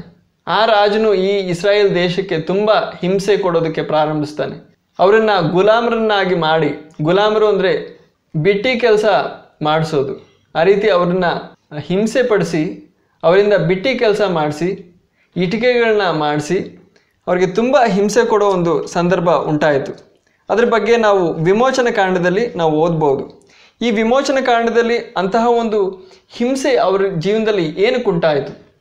ನಾವು ಹೇಳ್ತೀವಿ ದೇವರ ಜನರಿಗೆ ಈ ಭೂಮಿ ಮೇಲೆ ಸಮೃದ್ಧಿ, ಸುಖಕರವಾದ ಒಂದು ಬಾಳನ್ನು ಅನುಗ್ರಹಿಸ್ತಾನೆ. ಆದರೆ ಇಸ್ರಾಯೇಲ್ಯರ ಜೀವನದಲ್ಲಿ ಇಂತಹ ಒಂದು ಕಷ್ಟವನ್ನು ದೇವರು ಏನಕ್ಕೆ ಅನುಮತಿಸ್ದ? ಇವರು ಅಬ್ರಹಾಮನ ಸಂತತಿಯಾಗಿದ್ದಾರೆ, ಆದರೂ ಕೂಡ ದೇವರು ಅವ್ರ ಜೀವನದಲ್ಲಿ ಕಷ್ಟ ಏನಕ್ಕೆ ಅನುಮತಿಸ್ದ? ಅದಕ್ಕೆ ಒಂದು ಕಾರಣ ಏನೋ, ಅವರು ಐಗುಪ್ತ ದೇಶದಲ್ಲಿ ಬೇರೆ ಬೇರೆ ದೇವರುಗಳನ್ನ, ಅನ್ಯ ದೇವರುಗಳನ್ನ, ಮೂರ್ತಿಗಳನ್ನು, ವಿಗ್ರಹಗಳನ್ನ ಸೇವಿಸ್ತಾ ಇದ್ರು. ಅದ್ರ ಬಗ್ಗೆ ಯೆಹೋಶುವನ ಪುಸ್ತಕದಲ್ಲಿ ನಾವು ಒಂದು ವಾಕ್ಯ ಭಾಗದಲ್ಲಿ ನಾವು ನೋಡ್ಬೋದು. ಅದ್ರ ಬಗ್ಗೆ ನಾವು ಓದೋಣ. ಯೆಹೋಶುವನ ಪುಸ್ತಕ 24ನೇ ಅಧ್ಯಾಯ, ಅದರಲ್ಲಿ 14ನೇ ವಚನ. ಆದ್ದರಿಂದ ಈಗ ಕರ್ತನಿಗೆ ಭಯಪಟ್ಟು ಯಥಾರ್ಥದಲ್ಲಿಯೂ ಸತ್ಯದಲ್ಲಿಯೂ ಆತನನ್ನು ಸೇವಿಸಿರಿ, ಮತ್ತು ನಿಮ್ಮ ತಂದೆಗಳು ನದಿಯ ಆಚೆಯಲ್ಲಿಯೂ ಐಗುಪ್ತ ದೇಶದಲ್ಲಿಯೂ, ಇಲ್ಲಿ ನಾವು ಓದೋದು ನಿಮ್ಮ ತಂದೆಗಳು ನದಿಯ ಆಚೆಯಲ್ಲಿಯೂ ಐಗುಪ್ತ ದೇಶದಲ್ಲಿಯೂ. ಆಗ ಅವರ ತಂದೆಗಳು ಐಗುಪ್ತ ದೇಶದಲ್ಲಿಯೂ ಸೇವಿಸಿದ ದೇವರುಗಳನ್ನು ತೊರೆದು ಬಿಟ್ಟು ಕರ್ತನನ್ನೇ ನೀವು ಸೇವಿಸಿರಿ. ಆಗ ಇಲ್ಲಿಂದ ನಮಗೆ ಅರ್ಥ ಆಗೋದು, ಇಸ್ರಾಯೇಲ್ಯರ ಪಿತೃಗಳು ಐಗುಪ್ತ ದೇಶದಲ್ಲಿ ಅನ್ಯ ದೇವರುಗಳನ್ನ ಸೇವಿಸ್ತಾ ಇದ್ರು. ಕರ್ತನನ್ನು ಅವರು ಬಿಟ್ಟು ಅಬ್ರಹಾಮನ, ಇಸಾಕನ, ಯಾಕೋಬನ ದೇವರನ್ನು ಬಿಟ್ಟು ಅವರು ಅನ್ಯ ದೇವರುಗಳನ್ನ, ಐಗುಪ್ತರ ದೇವರುಗಳನ್ನ ಅವರು ಸೇವಿಸೋದು ಪ್ರಾರಂಭಿಸಿದ್ರು. ಅದಕ್ಕೋಸ್ಕರ ಒಂದು ಶಿಕ್ಷೆಯಾಗಿ ಕಷ್ಟವನ್ನು ದೇವರು ಅನುಮತಿಸಿದ. ಆದರೆ ಅದು ಮಾತ್ರ ಅಲ್ಲ ಕಾರಣ. ನಾನು ಮುಂಚೆ ಹೇಳಿದಂತೆ ಅವರು ಐಗುಪ್ತ ದೇಶದಲ್ಲಿ ಸೆಟ್ಲ್ ಆಗಿಬಿಟ್ಟಿದ್ರು. ಆಗ ಈ ಐಗುಪ್ತ ದೇಶದಲ್ಲಿರೋ ಸುಖವನ್ನು ಬಿಟ್ಟು ಹೋಗೋದಕ್ಕೆ ಅವ್ರಿಗೆ ಇಷ್ಟ ಇಲ್ಲ. ಕನಾನ್ ದೇಶಕ್ಕೆ ಹೋಗಿ ಅಲ್ಲಿರೋ ಜನಾಂಗಗಳ ವಿರುದ್ಧವಾಗಿ ಯುದ್ಧ ಮಾಡಿ ಆ ದೇಶವನ್ನು ತಗೊಳ್ಳೋದಕ್ಕೆ ಅವ್ರಿಗೆ ಇಷ್ಟ ಇರಲಿಲ್ಲ. ಅವರಿಗೆ ಐಗುಪ್ತ ದೇಶದಲ್ಲಿ ಎಲ್ಲ ವಿಧವಾದ ಸುಖ ಇತ್ತು. ಆದ್ದರಿಂದ ಐಗುಪ್ತ ದೇಶವನ್ನು ಬಿಟ್ಟು ಹೋಗೋದಕ್ಕೆ ಅವ್ರಿಗೆ ಮನಸ್ಸು ಬರಬೇಕು. ಅದಕ್ಕೋಸ್ಕರ ದೇವರು ಆ ಐಗುಪ್ತ ದೇಶದಲ್ಲಿ ಅವರಿಗೆ ಕಷ್ಟ ಅನುಮತಿಸಿದ. ಆದ್ದರಿಂದ ಹಳೆ ಒಡಂಬಡಿಕೆಯಲ್ಲೂ ಕೂಡ ಹಲವಾರು ಸಂದರ್ಭಗಳಲ್ಲಿ ದೇವರು ತನ್ನ ಜನರ ಜೀವನದಲ್ಲಿ ಕಷ್ಟವನ್ನು ಅನುಮತಿಸೋದನ್ನು ನಾವು ನೋಡ್ಬೋದು. ಅದರ ನಂತರ ಮೋಶೆಯ ಮುಖಾಂತರ ದೇವರು ಇಸ್ರಾಯೇಲ್ಯರನ್ನು ಐಗುಪ್ತ ದೇಶದಿಂದ ಆಚೆ ಕರ್ಕೊಂಡು ಬಂದ, ವಿಮೋಚಿಸಿದ, ಕನಾನ್ ದೇಶಕ್ಕೆ ಕರ್ಕೊಂಡು ಹೋಗ್ತಾ ಇದ್ದಾನೆ. ಆ ಕನಾನ್ ದೇಶವನ್ನು ಪ್ರವೇಶಿಸೋದಕ್ಕಿಂತ ಮುಂಚೆ ಮೋಶೆ ಮುಖಾಂತರ ಇಸ್ರಾಯೇಲ್ಯರ ಜೊತೆ ದೇವರು ಒಂದು ಒಡಂಬಡಿಕೆ ಮಾಡಿಕೊಂಡ. ನೀವು ನನ್ನ ಆಜ್ಞೆಗಳನ್ನ ಕೈಕೊಂಡು ನನಗೆ ವಿಧೇಯರಾಗಿ ನಡೆದರೆ ನೀವು ನನ್ನ ಜನರಾಗಿರ್ತೀರಾ, ನಾನು ನಿಮ್ಮನ್ನು ಆಶೀರ್ವದಿಸ್ತೀನಿ. ಆ ಒಡಂಬಡಿಕೆಯ ಒಂದು ಭಾಗವಾಗಿ ನಾವು ಧರ್ಮೋಪದೇಶ ಕಾಂಡದಲ್ಲಿ ಒಂದು ಅಧ್ಯಾಯವನ್ನು ನಾವು ನೋಡಿದ್ವಿ. ಧರ್ಮೋಪದೇಶ ಕಾಂಡ 28ನೇ ಅಧ್ಯಾಯ 9ನೇ ವಚನದಿಂದ 11ನೇ ವಚನದವರೆಗೂ ನಾವು ಓದೋಣ. ಇಲ್ಲಿ ನಾವು ನೋಡೋದು ಕರ್ತನು ಯಾವ ರೀತಿ ಇಸ್ರಾಯೇಲ್ಯರ ಮೂಲಕ ಬೇರೆ ಜನಾಂಗಗಳಿಗೆ ತನ್ನನ್ನು ತಾನೇ ಪ್ರಕಟಿಸ್ಕೊಳ್ತಾ ಇದ್ದ ಅಂತ.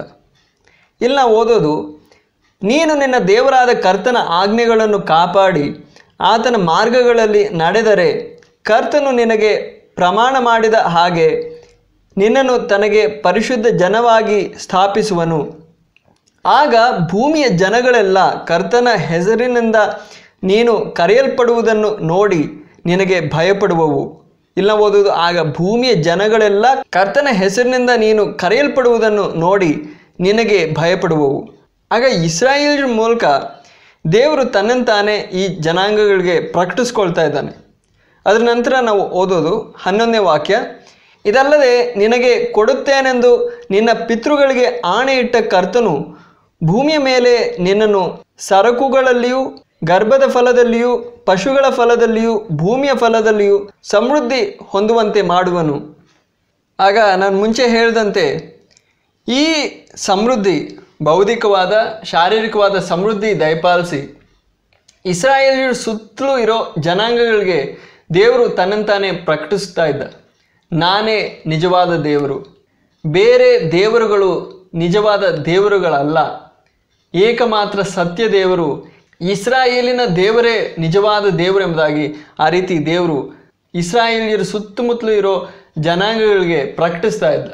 ಅದಲ್ಲದೆ ಮುಂಚೆ ನಾವು ಓದಿದ ರೀತಿ ಧರ್ಮೋಪದೇಶ ಕಾಂಡ 28ನೇ ಅಧ್ಯಾಯ 1ನೇ ವಾಕ್ಯದಿಂದ 8ನೇ ವಾಕ್ಯದವರೆಗೂ ನಾವು ಓದೋಣ. ಇಲ್ಲಿ ದೇವರು ಇಸ್ರಾಯೇಲ್ಗೆ ಒಂದು ವಾಗ್ದಾನ ಕೊಡ್ತಾ ಇದ್ದಾನೆ. ಒಂದು ದೇಶವಾಗಿ ಅವರಿಗೆ ಒಂದು ವಾಗ್ದಾನ ಕೊಡ್ತಾ ಇದ್ದಾನೆ. ನನ್ನ ಆಜ್ಞೆಗಳನ್ನ ನೀವು ಅನುಸರಿಸಿದ್ರೆ, ನನಗೆ ವಿಧೇಯರಾಗಿ ನೀವು ಜೀವಿಸಿದ್ರೆ, ನಾನು ನಿಮ್ಮನ್ನು ಶಾರೀರಿಕವಾಗಿ ಬೌದ್ಧಿಕವಾಗಿ ಸಮೃದ್ಧಿ ಹೊಂದುವಂತೆ ನಾನು ಮಾಡ್ತೀನಿ ಅಂತ. ಅದ್ರ ಬಗ್ಗೆ ನಾವು ಓದೋಣ. ಧರ್ಮೋಪದೇಶ ಕಾಂಡ 28ನೇ ಅಧ್ಯಾಯ 1ನೇ ವಚನದಿಂದ 8ನೇ ವಚನದವರೆಗೂ. ಇದಲ್ಲದೆ ನೀನು ನಿನ್ನ ದೇವರಾದ ಕರ್ತನ ಮಾತನ್ನು ಎಚ್ಚರಿಕೆಯಿಂದ ಕೇಳಿ, ನಾನು ಈ ಹೊತ್ತು ನಿನಗೆ ಆಜ್ಞಾಪಿಸುವ ಆತನ ಎಲ್ಲ ಆಜ್ಞೆಗಳನ್ನು ಕಾಪಾಡಿ ಕೈಕೊಂಡರೆ ನಿನ್ನ ದೇವರಾದ ಕರ್ತನು ನಿನ್ನನ್ನು ಭೂಮಿಯ ಎಲ್ಲ ಜನಾಂಗಗಳಿಗಿಂತ ಉನ್ನತದಲ್ಲಿರಿಸುವನು. ನೀನು ನಿನ್ನ ದೇವರಾದ ಕರ್ತನ ವಾಕ್ಯವನ್ನು ಕೇಳಿದರೆ ಈ ಎಲ್ಲ ಆಶೀರ್ವಾದಗಳು ನಿನ್ನ ಮೇಲೆ ಬಂದು ನಿನಗೆ ಪ್ರಾಪ್ತವಾಗುವವು. ಪಟ್ಟಣದಲ್ಲಿ ನಿನಗೆ ಆಶೀರ್ವಾದ, ಹೊಲದಲ್ಲಿ ನಿನಗೆ ಆಶೀರ್ವಾದ, ನಿನ್ನ ಗರ್ಭದ ಫಲಕ್ಕೂ ನಿನ್ನ ಭೂಮಿಯ ಫಲಕ್ಕೂ ಪಶುಗಳ ಫಲಕ್ಕೂ ಪಶುಗಳ ಹಿಂಡಿಗೂ ಕುರಿಗಳ ಮಂದೆಗಳಿಗೂ ಆಶೀರ್ವಾದ, ನಿನ್ನ ಪುಟ್ಟಿಗೂ ಕಣಜಕ್ಕೂ ಆಶೀರ್ವಾದ, ಬರುವಾಗ ನಿನಗೆ ಆಶೀರ್ವಾದ, ಹೊರಡುವಾಗ ನಿನಗೆ ಆಶೀರ್ವಾದ. ನಿನಗೆ ವಿರೋಧವಾಗಿ ಏಳುವ ನಿನ್ನ ಶತ್ರುಗಳನ್ನು ಕರ್ತನು ನಿನ್ನ ಮುಂದೆ ಹೊಡೆದು ಬಿಡುವನು. ಅವರು ಒಂದೇ ಮಾರ್ಗದಲ್ಲಿ ನಿನಗೆ ವಿರೋಧವಾಗಿ ಹೊರಟು 7 ಮಾರ್ಗಗಳಲ್ಲಿ ನಿನ್ನ ಮುಂದೆ ಓಡಿ ಹೋಗುವರು. ನಿನ್ನ ಕಣಜಗಳಲ್ಲಿಯೂ ನೀನು ಕೈ ಹಾಕುವ ಎಲ್ಲದರಲ್ಲಿಯೂ ನಿನಗೆ ಆಶೀರ್ವಾದ ಬರುವ ಹಾಗೆ ಕರ್ತನು ಅಪ್ಪಣೆ ಕೊಡುವನು. ನಿನ್ನ ದೇವರಾದ ಕರ್ತನು ನಿನಗೆ ಕೊಡುವ ಭೂಮಿಯಲ್ಲಿ ಆಶೀರ್ವಾದ ಕೊಡುವನು. ಇಲ್ಲಿ ದೇವರು ಇಸ್ರಾಯೇಲರಿಗೆ ಈ ರೀತಿ ವಾಗ್ದಾನ ಕೊಡೋದನ್ನು ನಾವು ನೋಡ್ಬೋದು. ಒಂದು ದೇಶವಾಗಿ ಅವರಿಗೆ ಈ ವಾಗ್ದಾನ ಕೊಡ್ತಾ ಇದ್ದಾನೆ. ನೀವು ನನ್ನ ಆಜ್ಞೆಗಳಿಗೆ ಅನುಸಾರವಾಗಿ ನಡ್ಕೊಂಡೆ, ನನಗೆ ವಿಧೇಯರಾಗಿ ನೀವು ಜೀವಿಸಿದ್ರೆ, ನಾನು ನಿಮ್ಮನ್ನು ಶಾರೀರಿಕವಾಗಿ ಬೌದ್ಧಿಕವಾಗಿ ಸಮೃದ್ಧಿ ಹೊಂದುವಂತೆ ನಾನು ಮಾಡ್ತೀನಿ ಅಂತ. ಆದರೂ ಕೂಡ ವ್ಯಕ್ತಿಗಳಾಗಿ ಹಳೆ ಒಡಂಬಡಿಕೆಯಲ್ಲೂ ದೇವಭಕ್ತರು ಹಿಂಸೆ, ಕಷ್ಟ, ಸಂಕಟ ಅನುಭವಿಸಿದ್ರು ಅಂತ ನಾವು ಗಮನಿಸ್ಬೋದು. ಅದ್ರ ಬಗ್ಗೆ ನಾವು ದೇವರ ವಾಕ್ಯದಿಂದ ಒಂದು ವಾಕ್ಯ ಭಾಗ ಓದಿ ನೋಡೋಣ. ಮತ್ತಾಯನು ಬರೆದ ಸುವಾರ್ತೆ 5ನೇ ಅಧ್ಯಾಯ 12ನೇ ವಚನ. ಈ ಮಾತು ನಮ್ಮ ಕರ್ತನಾದ ಯೇಸು ಕ್ರಿಸ್ತನೇ ಹೇಳ್ತಾ ಇದ್ದಾನೆ. ಹಳೆ ಒಡಂಬಡಿಕೆಯಲ್ಲಿ ಇದ್ದ ಪ್ರವಾದಿಗಳ ಬಗ್ಗೆ ಹೇಳ್ತಾ ಇದ್ದಾನೆ. ಸಂತೋಷಿಸಿರಿ, ಅತಿ ಉಲ್ಲಾಸದಿಂದಿರ್ರಿ, ಯಾಕೆಂದರೆ ಸ್ವರ್ಗದಲ್ಲಿ ನಿಮ್ಮ ಪ್ರತಿಫಲವು ದೊಡ್ಡದಾಗಿದೆ. ಯಾಕೆಂದರೆ ನಿಮಗಿಂತ ಮುಂಚೆ ಇದ್ದ ಪ್ರವಾದಿಗಳನ್ನು ಹೀಗೆಯೇ ಅವರು ಹಿಂಸಿಸಿದರಲ್ಲ. ಇಲ್ಲಿ ನಾವು ಹಳೆ ಒಡಂಬಡಿಕೆಯಲ್ಲಿ ಇದ್ದ ಪ್ರವಾದಿಗಳ ಬಗ್ಗೆ ನಾವು ನೋಡ್ತಾ ಇದ್ದೀವಿ. ಕರ್ತನಾದ ಯೇಸು ಕ್ರಿಸ್ತನ್ ತಾನೇ ಹೇಳ್ತಾ ಇದ್ದಾನೆ, ಅವರು ತಮ್ಮ ಅವಿಧೇಯತ್ವಕ್ಕಾಗಿ ಶಿಕ್ಷೆಯಾಗಲ್ಲ ಈ ಹಿಂಸೆಯನ್ನು ಅನುಭವಿಸಿದ್ದು. ಇಸ್ರಾಯೇಲ್ನಲ್ಲಿ ಬಾಕಿ ದೇಶವೆಲ್ಲ ಬೇರೆ ದೇವರುಗಳನ್ನ ಸೇವಿಸುವಾಗ ಕರ್ತನಿಗೆ, ಯೆಹೋವನಿಗೆ ನಂಬಿಗಸ್ತರಾಗಿ ತನ್ನ ಆಜ್ಞೆಗಳನ್ನು ಕೈಕೊಂಡು ಭಯಭಕ್ತಿಗಳೊಂದಿಗೆ ಜೀವಿಸುವ ತನ್ನ ಭಕ್ತರಿಗೆ ಹಿಂಸೆ ಉಂಟಾಯಿತು ಅಂತ ನಾವು ನೋಡ್ಬೋದು. ಇವರು ಪ್ರವಾದಿಗಳಾಗಿದ್ದರು, ದೇವರ ಸೇವಕರಾಗಿದ್ದರು. ಧರ್ಮೋಪದೇಶ ಕಾಂಡದಲ್ಲಿ ನಾವು ನೋಡಿದ್ವಿ, ಒಂದು ದೇಶವಾಗಿ ದೇವರು ಅವರಿಗೆ ವಾಗ್ದಾನ ಕೊಟ್ಟಿದ್ದ, ನೀವು ಆಜ್ಞೆಗಳನ್ನ ಕೈಕೊಂಡು ನಡೆದ್ರೆ ವಿಧೇಯತ್ವಕ್ಕಾಗಿ ನಾನು ಪ್ರತಿಫಲ ಕೊಡ್ತೀನಿ, ಶಾರೀರಿಕವಾಗಿ ಬೌದ್ಧಿಕವಾಗಿ ನಿಮಗೆ ಸಮೃದ್ಧಿ ಹೊಂದುವಂತೆ ಮಾಡ್ತೀನಿ ಅಂತ. ಆದರೆ ಪ್ರವಾದಿಗಳು ದೇವರ ಆಜ್ಞೆಗಳಿಗೆ ವಿಧೇಯರಾಗಿ ಜೀವಿಸಿದ್ರು ಕೂಡ ಅವರಿಗೆ ಈ ಲೋಕದಲ್ಲಿ ಸುಖ ಸಿಗಲಿಲ್ಲ, ಈ ಲೋಕದಲ್ಲಿ ಬೆಳ್ಳಿ ಬಂಗಾರ ಸಿಗಲಿಲ್ಲ, ಅವ್ರಿಗೆ ಹಿಂಸೆ ಸಿಕ್ತು. ಅವರು ನಂಬಿಕೆಸ್ಥರಾಗಿ ಇದ್ದರು.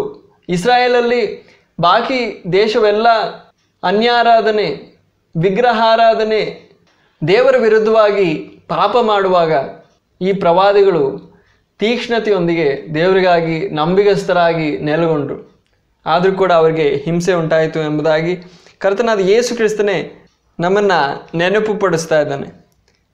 ಇದ್ರ ಬಗ್ಗೆ ಇಬ್ರಿಯರಿಗೆ ಬರೆಯಲ್ಪಟ್ಟ ಪತ್ರಿಕೆಯಲ್ಲೂ ನಾವು ನೋಡ್ಬೋದು.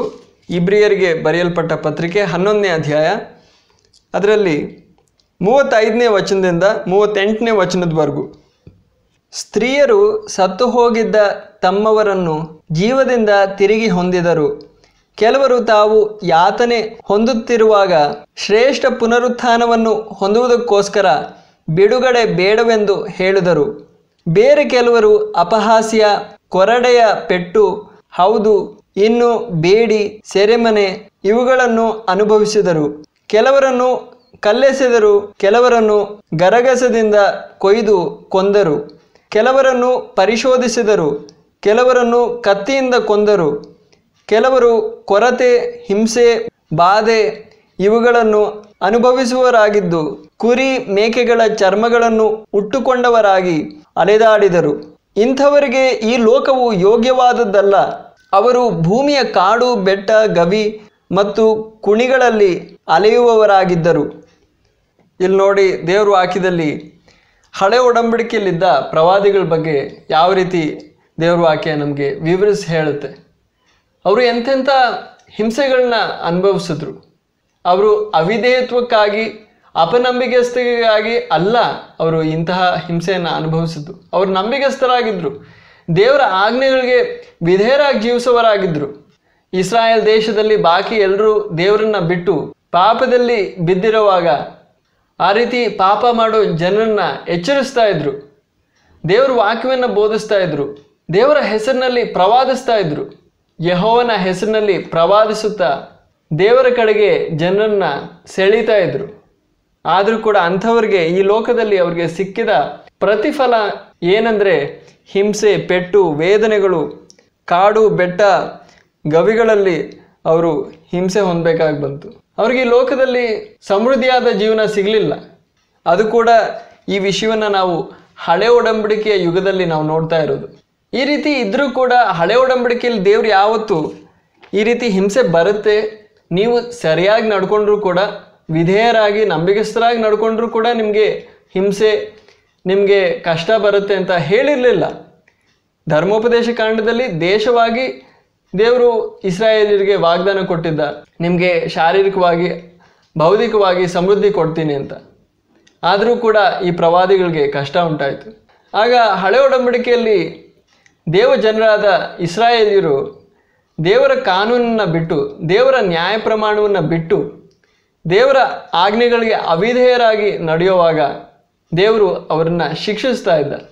ಅದ್ರ ಬಗ್ಗೆನೂ ನಾವು ದೇವ್ರ ವಾಕ್ಯದಲ್ಲಿ ನಾವು ನೋಡ್ಬೋದು. ದೇವರು ನಾವು ಆಜ್ಞೆಗಳಿಗೆ ಅವಿಧೇಯರಾಗಿ ನಡೆಯುವಾಗ ನಮ್ಮನ್ನು ಶಿಕ್ಷಿಸ್ತಾನೆ. ಅದ್ರ ವಿಷಯವಾಗಿ ನಾವು ಹೊಸ ಒಡಂಬಡಿಕೆಯಲ್ಲೂ ನಾವು ನೋಡ್ತೀವಿ, ಹಳೆ ಒಡಂಬಡಿಕೆಯಲ್ಲೂ ನಾವು ನೋಡ್ತೀವಿ. ಹಳೆ ಒಡಂಬಡಿಕೆಯಲ್ಲಿ ಕೆಲವು ವಾಕ್ಯ ಭಾಗಗಳನ್ನ ನಾವು ಓದೋಣ. ಕೀರ್ತನೆಗಳಲ್ಲಿ 119ನೇ ಕೀರ್ತನೆ 71ನೇ ವಚನ ನಾವು ಓದೋಣ. ನಿನ್ನ ನಿಯಮಗಳನ್ನು ಕಲಿಯುವ ಹಾಗೆ ನಾನು ಶ್ರಮೆ ಪಟ್ಟಿದ್ದು ನನಗೆ ಒಳ್ಳೆಯದು. ಇಲ್ಲಿ ಕೀರ್ತನೆ ಬರೆಯುವವನಾದ ದಾವೀದನು ಹೇಳೋ ಮಾತು, ನಾನು ಶ್ರಮೆ ಪಟ್ಟಿದ್ದು ನನಗೆ ಒಳ್ಳೆಯದಾಯಿತು ಅಂತ. ಏನಕ್ಕಂದರೆ ನಿನ್ನ ನಿಯಮಗಳನ್ನು, ಅಂದರೆ ದೇವರ ವಾಕ್ಯವನ್ನು ಕಲಿಯುವುದಕ್ಕಾಗಿ, ದೇವರ ಆಜ್ಞೆಗಳ ಬಗ್ಗೆ ಕಲಿಯುವುದಕ್ಕಾಗಿ ಅದು ಮಾರ್ಗವಾಯಿತು. ಆದ್ದರಿಂದ ನಾನು ಶ್ರಮೆ ಪಟ್ಟಿದ್ದು ಒಳ್ಳೆಯದಂತ ದಾವೀದನು ಹೇಳ್ತಾ ಇದ್ದಾನೆ. ಅದೇ ರೀತಿ ಯೋಬನ ಗ್ರಂಥದಲ್ಲೂ ಈ ವಿಷಯ ನಾವು ನೋಡ್ಬೋದು. ಯೋಬನ ಗ್ರಂಥ 5ನೇ ಅಧ್ಯಾಯ 17ನೇ ವಚನ. ಇಲ್ಲಿ ಕೂಡ ದೇವರು ನಮ್ಮ ಜೀವನದಲ್ಲಿ ಇರೋ ಅವಿಧೇಯತ್ವಕ್ಕಾಗಿ ಶಿಕ್ಷೆ ಕೊಡ್ತಾನೆ, ಕಷ್ಟ ಆ ರೀತಿ ಅನುಮತಿಸ್ತಾನೆ ಅಂತ ನಾವು ನೋಡ್ಬೋದು. ಈಗ ದೇವರು ಗದರಿಸುವ ಮನುಷ್ಯನು ಭಾಗ್ಯವಂತನು, ಸರ್ವಶಕ್ತನ ಶಿಕ್ಷೆಯನ್ನು ಅಲಕ್ಷ್ಯ ಮಾಡಬೇಡ. ಇಲ್ಲಿ ಯೋಬನ ಒಬ್ಬ ಸ್ನೇಹಿತನು ಆತನಿಗೆ ಈ ಮಾತನ್ನು ಹೇಳ್ತಾ ಇದ್ದಾನೆ. ದೇವರು ನಿನ್ನನ್ನು ಶಿಕ್ಷಿಸುವಾಗ ಆ ಶಿಕ್ಷೆಯನ್ನು ಅಲಕ್ಷ್ಯ ಮಾಡಬೇಡ. ದೇವರು ಗದರಿಸುವ ಮನುಷ್ಯನು ಭಾಗ್ಯವಂತನು. ದೇವರು ನಮ್ಮನ್ನು ಶಿಕ್ಷಿಸೋದು ನಮ್ಮನ್ನು ನಾಶ ಮಾಡೋದಕ್ಕಲ್ಲ, ನಮ್ಮನ್ನು ಸರಿತಿದ್ದೋದಕ್ಕೋಸ್ಕರ. ಆದ್ದರಿಂದ ದೇವರಿಂದ ನಾವು ಶಿಕ್ಷೆ ಹೊಂದುವಾಗ ನಾವು ದೇವರಿಗೆ ವಿಧೇಯರಾಗಿ ಸೌಮ್ಯತೆಯಿಂದ ದೇವರೇ ನನ್ನ ತಪ್ಪನ್ನು ನಾನು ಒಪ್ಕೊಳ್ತೀನಿ, ನಾನು ಮಾನಸಾಂತರ ಹೊಂದ್ತೀನಿ ಎಂಬುದಾಗಿ ದೇವರ ಕಡೆಗೆ ನಾವು ತಿರುಗಬೇಕು. ಆಗ ಹಳೆ ಒಡಂಬಡಿಕೆಯಲ್ಲೂ ಕೂಡ ದೇವರು ಅವಿಧೇಯತ್ವವನ್ನು ಶಿಕ್ಷಿಸ್ತಾ ಇದ್ದ ಅಂತ ನಾವು ನೋಡ್ಬೋದು. ಅದಲ್ಲದೆ ಕೀರ್ತನೆಗಳಲ್ಲಿ 94ನೇ ಕೀರ್ತನೆ 12ನೇ ವಚನ ನಾವು ಓದೋಣ. ಓ ಕರ್ತನೇ, ನೀನು ಶಿಕ್ಷಿಸುವವನು, ನಿನ್ನ ನ್ಯಾಯ ಪ್ರಮಾಣದಿಂದ ಯಾರಿಗೆ ಕಲಿಸುವಿಯೋ ಅವನು ಧನ್ಯನು. ಅದಲ್ಲದೆ ಇನ್ನೊಂದು ವಾಕ್ಯ ಭಾಗವನ್ನು ನಾವು ಓದೋಣ. ಜ್ಞಾನೋಕ್ತಿಗಳು 3ನೇ ಅಧ್ಯಾಯ 11-12 ವಚನಗಳು. ನನ್ನ ಮಗನೇ, ಕರ್ತನ ಶಿಕ್ಷೆಯನ್ನು ತಾತ್ಸಾರ ಮಾಡಬೇಡ, ಮಾತ್ರವಲ್ಲದೆ ಆತನ ತಿದ್ದುವಿಕೆಗೆ ಬೇಸರಗೊಳ್ಳಬೇಡ. ಯಾಕೆಂದರೆ ತಾನು ಮೆಚ್ಚುವ ಮಗನನ್ನು ತಂದೆಯು ಶಿಕ್ಷಿಸುವಂತೆ ಕರ್ತನು ಯಾರನ್ನು ಪ್ರೀತಿಸುತ್ತಾನೋ ಅವನನ್ನು ಆತನು ತಿದ್ದುವನು. ಆಗ ಇಲ್ಲಿ ದೇವ್ರ ವಾಕ್ಯ ಹೇಳೋದು, ದೇವರು ನಮ್ಮನ್ನು ಪ್ರೀತಿಸೋದ್ರಿಂದ, ದೇವರು ನಮ್ಮ ಜೀವನದಲ್ಲಿ ಅವಿಧೇಯತ್ವವನ್ನು ನೋಡುವಾಗ ನಮ್ಮನ್ನು ತಿದ್ದೋದಕ್ಕೋಸ್ಕರ ಕಷ್ಟ ಅನುಮತಿಸ್ತಾನೆ, ನಮಗೆ ಶಿಕ್ಷೆ ಕೊಡ್ತಾನೆ.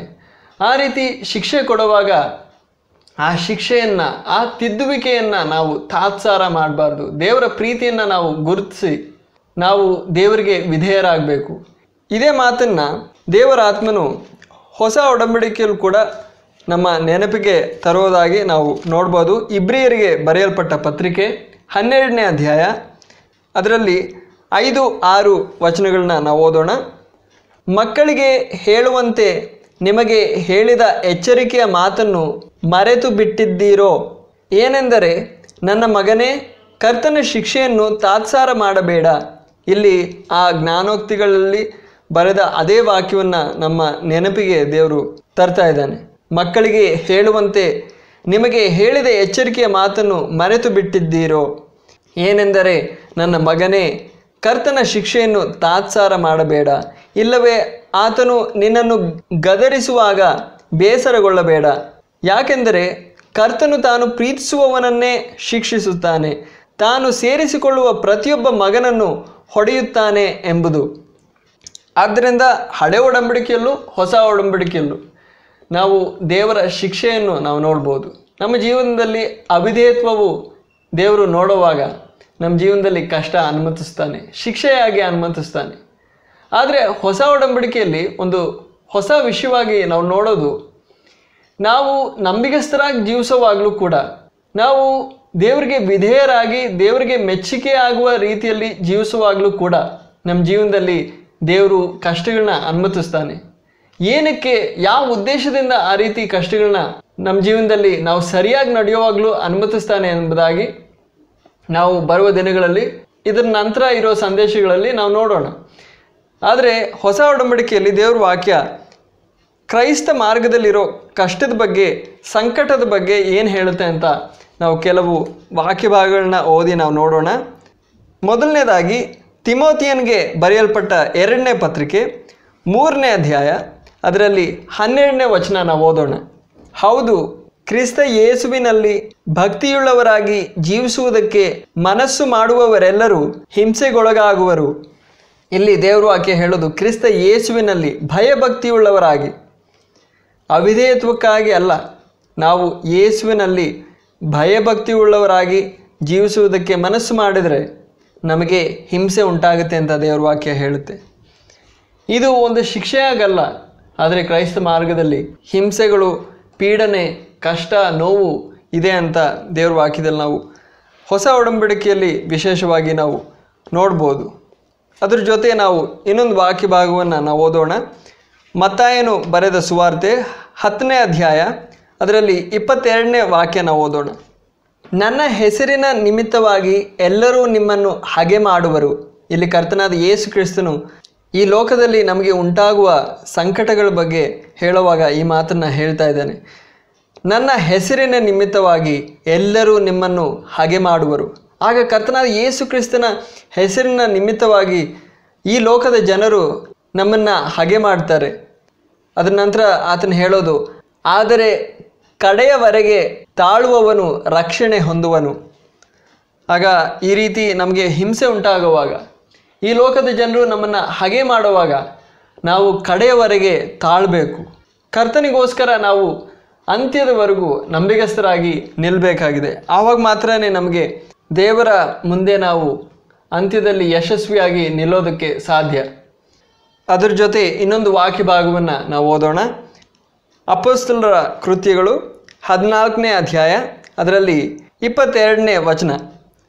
ನಾವು ಬಹು ಸಂಕಟಗಳನ್ನು ಅನುಭವಿಸಿ ದೇವರ ರಾಜ್ಯದೊಳಗೆ ಸೇರಬೇಕೆಂಬುದಾಗಿ ಹೇಳಿ ನಂಬಿಕೆಯಲ್ಲಿ ಸ್ಥಿರವಾಗಿರಬೇಕೆಂದು ಅವರನ್ನು ಎಚ್ಚರಿಸಿದರು.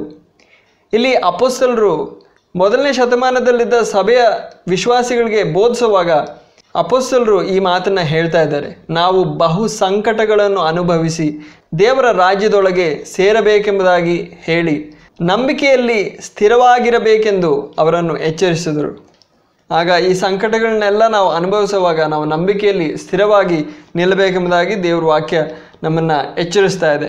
ಅದ್ರ ಜೊತೆ ಇನ್ನೊಂದು ವಾಕ್ಯ ಭಾಗವನ್ನು ನಾವು ಓದೋಣ. ಯೋಹಾನನು ಬರೆದ ಸುವಾರ್ತೆ 16ನೇ ಅಧ್ಯಾಯ, ಅದರಲ್ಲಿ 33ನೇ ವಚನ.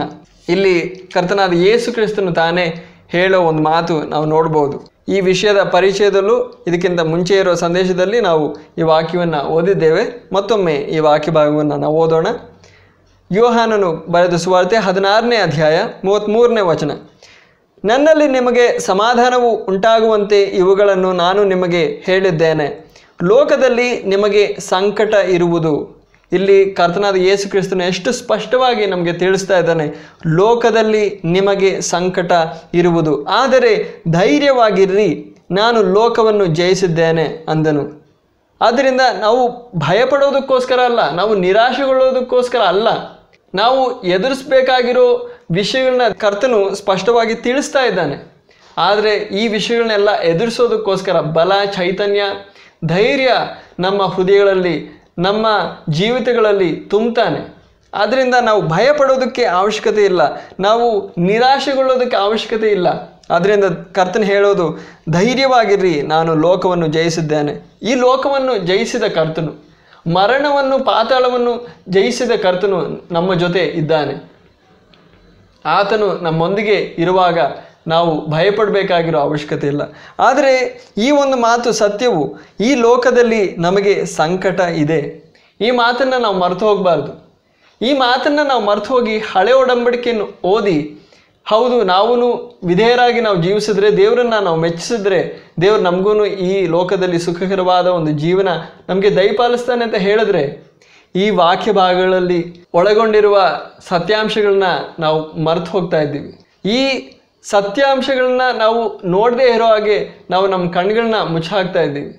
ಆದ್ದರಿಂದ ಹಳೆಯ ಒಡಂಬಡಿಕೆಯಲ್ಲಿರೋ ವಿಷಯಗಳನ್ನ ನಾವು ಓದುವಾಗ ಹೊಸ ಒಡಂಬಡಿಕೆಯಲ್ಲಿ ನಮಗೆ ಪ್ರಕಟವಾಗಿರೋ ಸತ್ಯಾಂಶಗಳನ್ನ ನಾವು ಮರೆತು ಹೋಗಬಾರ್ದು. ಆದ್ದರಿಂದ ಈ ಲೋಕದಲ್ಲಿ ನಮಗೆ ಕಷ್ಟ, ಸಂಕಟ ಇದೆ ಅಂತ ಕರ್ತನಾದ ಯೇಸು ಕ್ರಿಸ್ತನ ತಾನೇ ಸ್ಪಷ್ಟವಾಗಿ ಹೇಳಿದ್ದಾನೆ.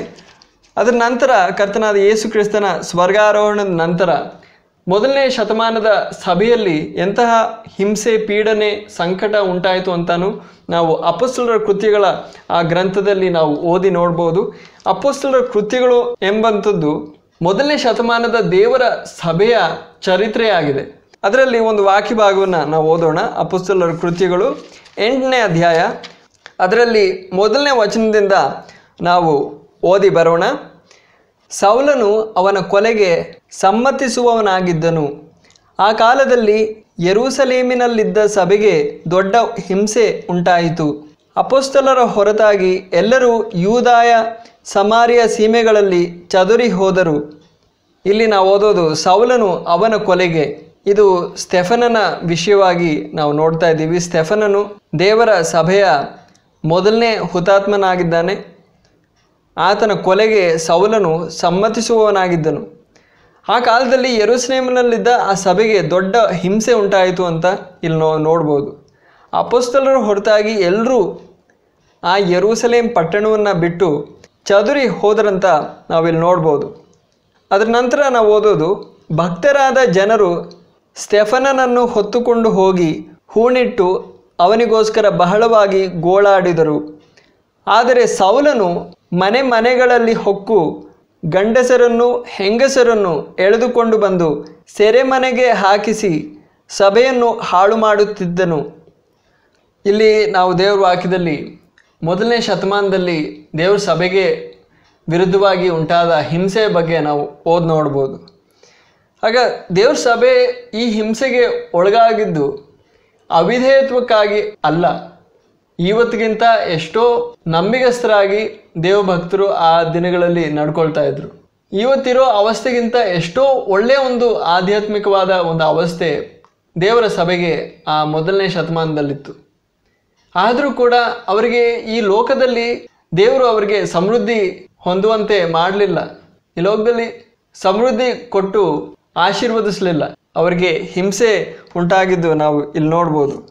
ಅದು ಮಾತ್ರವಲ್ಲದೆ ಈ ಲೋಕದಲ್ಲಿ ದೇವರು ನಮಗೆ ಒಂದು ಸುಖಕರವಾದ ಬಾಳನ್ನು ಅನುಗ್ರಹಿಸ್ತಾನೆ ಎಂಬ ಈ ಯೋಚನೆಗೆ ವಿರುದ್ಧವಾಗಿ ಅನೇಕ ಸಿದ್ಧಾಂತಗಳನ್ನ ನಾವು ದೇವರ ವಾಕ್ಯದಲ್ಲಿ ನಾವು ನೋಡ್ಬೋದು.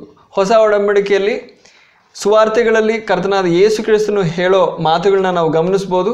ಅದು ಮಾತ್ರವಲ್ಲದೆ ಪತ್ರಿಕೆಗಳಲ್ಲಿ ಅಪೊಸ್ತಲನಾದ ಪೌಲನು ಬರೆದಿರೋ ವಿಷಯಗಳನ್ನು ನಾವು ಗಮನಿಸ್ಬೋದು.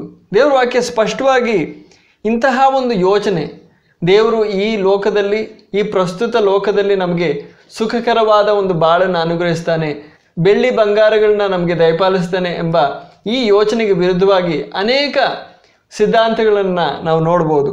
ಅದರಲ್ಲಿ ಕೆಲವನ್ನ ನಾವು ಗಮನಿಸೋಣ.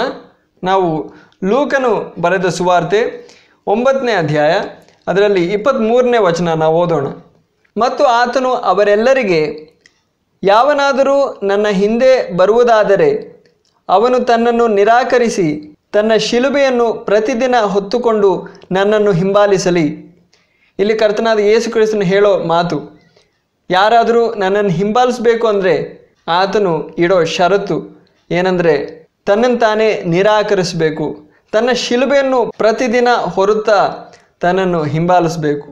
ಆಗ ನಮ್ಮನ್ನು ನಾವೇ ಪ್ರೀತಿಸೋದಕ್ಕೆ ಆಸ್ಪದ ಇಲ್ಲ, ನಮ್ಮ ಸುಖವನ್ನು ಪ್ರೀತಿಸೋದಕ್ಕೆ ಆಸ್ಪದ ಇಲ್ಲ. ಇಲ್ಲಿ ನಮ್ಮನ್ನು ನಾವೇ ನಿರಾಕರಿಸಬೇಕು, ಶಿಲುಬೆಯನ್ನು ಹೊರಬೇಕು. ಶಿಲುಬೆ ಅಂದರೆ ಕರ್ತನಾದ ಯೇಸು ಕ್ರಿಸ್ತನ ಶಿಲುಬೆ ಅಲ್ಲ, ನಮ್ಮ ಶಿಲುಬೆಯನ್ನು. ಶಿಲುಬೆ ಅಂದರೆ ಸಂಕಟ, ಕಷ್ಟ, ನೋವು, ಮರಣದ ಒಂದು ಸೂಚನೆಯಾಗಿದೆ. ಆ ಕಷ್ಟ, ನೋವುಗಳ, ಮರಣದ ಚಿಹ್ನೆಯಾಗಿರುವ ಆ ಶಿಲುಬೆಯನ್ನು ನಾವು ಪ್ರತಿದಿನವೂ ಹೊರುತ್ತಾ ಆತನನ್ನು ನಾವು ಹಿಂಬಾಲಿಸಬೇಕಾಗಿದ್ದೇವೆ. ಅದಲ್ಲದೆ ಲೂಕನು ಬರೆದ ಸುವಾರ್ತೆ 14ನೇ ಅಧ್ಯಾಯ ಅದರಲ್ಲಿ 26ನೇ ವಚನದಿಂದ 33ನೇ ವಚನದವರೆಗೂ ನಾವು ಓದೋಣ.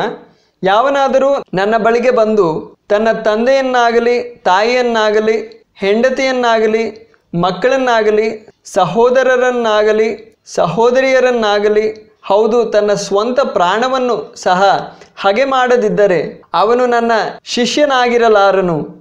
ಮತ್ತು ಯಾವನಾದರೂ ತನ್ನ ಶಿಲುಬೆಯನ್ನು ಹೊತ್ತುಕೊಂಡು ನನ್ನ ಹಿಂದೆ ಬಾರದಿದ್ದರೆ ಅವನು ನನ್ನ ಶಿಷ್ಯನಾಗಿರಲಾರನು. ಯಾಕೆಂದರೆ ನಿಮ್ಮಲ್ಲಿ ಯಾವನಾದರೂ ಗೋಪುರವನ್ನು ಕಟ್ಟುವುದಕ್ಕೆ ಉದ್ದೇಶವುಳ್ಳವನಾದರೆ ಅವನು ಮೊದಲು ಕುಳಿತುಕೊಂಡು ಅದನ್ನು ಪೂರೈಸುವುದಕ್ಕೆ ಬೇಕಾದ ಖರ್ಚು ತನ್ನಲ್ಲಿ ಇದೆಯೋ ಎಂದು ಲೆಕ್ಕ ಮಾಡುವುದಿಲ್ಲವೋ? ಒಂದು ವೇಳೆ ಹಾಗೆ ಲೆಕ್ಕ ಮಾಡದೆ ಅವನು ಅದಕ್ಕೆ ಅಸ್ತಿವಾರ ಹಾಕಿದ ಮೇಲೆ ಅದನ್ನು ಪೂರೈಸದಿದ್ದರೆ ನೋಡುವವರೆಲ್ಲ ಅವನಿಗೆ ಹಾಸ್ಯ ಮಾಡುವುದಕ್ಕೆ ಆರಂಭಿಸಿ, ಈ ಮನುಷ್ಯನು ಕಟ್ಟುವುದಕ್ಕೆ ಆರಂಭಿಸಿ ಪೂರ್ತಿ ಮಾಡಲಾರದೆ ಹೋದನು ಎಂದು ಅನ್ನುವರು.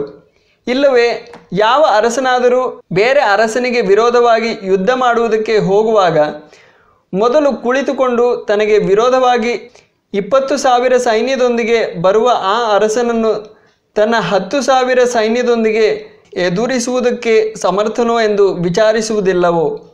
ಇಲ್ಲವೇ ಅವನು ಇನ್ನೂ ದೂರದಲ್ಲಿರುವಾಗಲೇ ತನ್ನ ರಾಯಭಾರಿಗಳನ್ನು ಕಳುಹಿಸಿ ಸಮಾಧಾನದ ಷರತ್ತುಗಳಿಗಾಗಿ ಕೋರುವುದಿಲ್ಲವೋ? ಅದರ ನಂತರ ಕರ್ತನು ಹೇಳೋದು, ಅದರಂತೆಯೇ ನಿಮ್ಮಲ್ಲಿ ಯಾವನಾದರೂ ತನಗಿರುವವುಗಳನ್ನೆಲ್ಲ ಬಿಟ್ಟು ಬಿಡದಿದ್ದರೆ ಅವನು ನನ್ನ ಶಿಷ್ಯನಾಗಿರಲಾರನು. ಆಗ ಕರ್ತನು ಹೇಳೋದು, ತನ್ನ ಶಿಷ್ಯನಾಗಿರಬೇಕು ಅಂದರೆ, ತನ್ನನ್ನು ಹಿಂಬಾಲಿಸಬೇಕು ಅಂದರೆ ನಾವು ನಮಗಿರೋದೆಲ್ಲವನ್ನು ನಾವು ನಿರಾಕರಿಸಬೇಕು, ಎಲ್ಲವನ್ನೂ ನಾವು ಬಿಟ್ಟು ಬಿಡಬೇಕು. ಆ ರೀತಿ ಇರುವಾಗ ದೇವರನ್ನ ನಾವು ಹಿಂಬಾಲಿಸಿದ್ರೆ, ದೇವರಿಗೆ ನಾವು ವಿಧೇಯರಾಗಿ ಜೀವಿಸಿದ್ರೆ ನಮಗೆ ದೇವರು ಬೆಳ್ಳಿ ಬಂಗಾರ ಕೊಡ್ತಾನೆ, ನಮಗೆ ಸುಖ ಸೌಕರ್ಯ ಈ ಲೋಕದಲ್ಲಿ ಕೊಡ್ತಾನೆ, ಸುಖಕರವಾದ ಒಂದು ಬಾಳನ್ನು ಅನುಗ್ರಹಿಸ್ತಾನೆ ಅಂತ ಹೇಳೋದಕ್ಕೆ ಯಾವ ರೀತಿ ಸಾಧ್ಯ?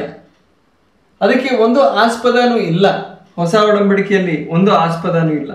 ಅದರ ಜೊತೆ ಇನ್ನೊಂದು ವಾಕ್ಯ ಭಾಗವನ್ನು ನಾವು ಓದೋಣ. ಮತ್ತಾಯನು ಬರೆದ ಸುವಾರ್ತೆ 11ನೇ ಅಧ್ಯಾಯ, ಅದರಲ್ಲಿ 28ನೇ ವಚನದಿಂದ 30ನೇ ವಚನದವರೆಗೂ ನಾವು ಓದೋಣ.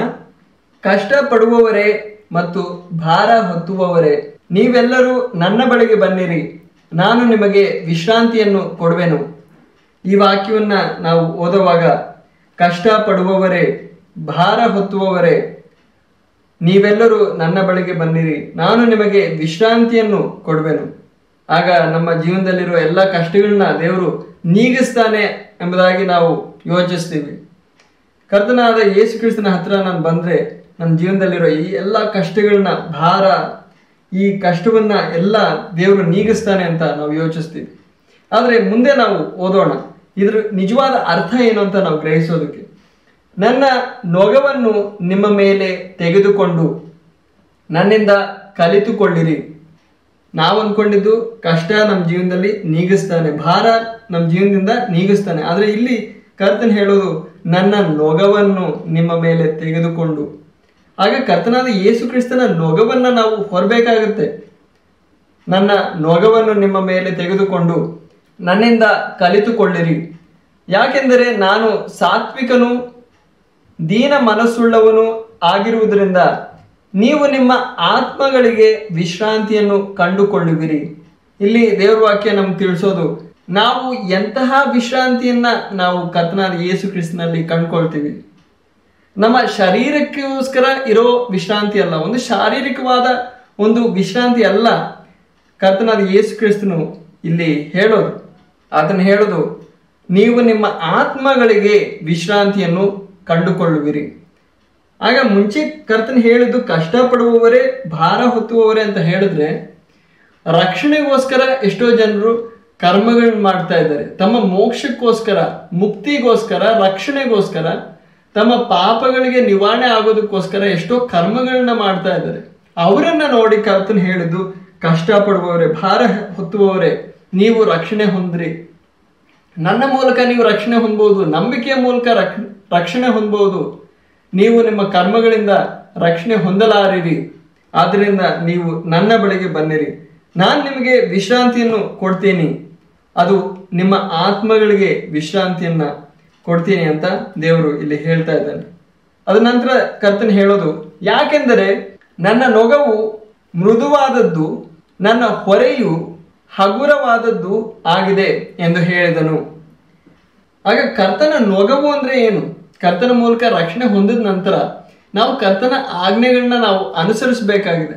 ಕರ್ತನ ಆ ಆಜ್ಞೆಗಳು ಕರ್ತನ ನೊಗವಾಗಿದೆ. ಆ ಕರ್ತನ ಆಜ್ಞೆಗಳನ್ನ ಅನುಸರಿಸಬೇಕು, ಕರ್ತನ ಆ ಆಜ್ಞೆಗಳಿಗೆ ವಿಧೇಯರಾಗಿ ಜೀವಿಸಬೇಕು ಎಂಬುದಾಗಿ ನಾವು ಇದರಿಂದ ನಾವು ಕಲಿಬಹುದು. ಆಗ ಆ ನೊಗವನ್ನ ನಾವು ಎತ್ತುವಾಗ ಕರ್ತನ ಹೇಳೋದು, ಆ ನೊಗವು ಮೃದುವಾದದ್ದು, ನನ್ನ ಹೊರೆಯು ಹಗುರವಾದದ್ದು ಆಗಿದೆ. ಯೋಹಾನನು ಬರೆದ ಮೊದಲನೇ ಪತ್ರಿಕೆಯಲ್ಲೂ ನಾವು ಇದ್ರ ಬಗ್ಗೆ ನಾವು ಓದ್ತೀವಿ. ಕರ್ತನ ಆಜ್ಞೆಗಳು ನಾವು ಅನುಸರಿಸೋದಕ್ಕೆ ನಮಗೆ ಅದು ಕಠಿಣವಾದದ್ದಲ್ಲ. ಯಾಕಂದ್ರೆ ಕರ್ತನ ಪ್ರೀತಿ ನಮ್ಮನ್ನ ಪ್ರೇರೇಪಿಸುತ್ತೆ, ನಮ್ಮನ್ನ ನಿರ್ಬಂಧಿಸುತ್ತೆ.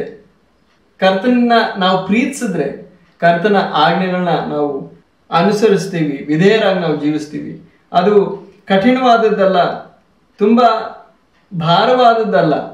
ಆದ್ದರಿಂದ ಕರ್ತನಲ್ಲಿ ಹೇಳೋದು, ನನ್ನ ನೊಗವು ಮೃದುವಾದದ್ದು, ನನ್ನ ಹೊರೆಯು ಹಗುರವಾದದ್ದು.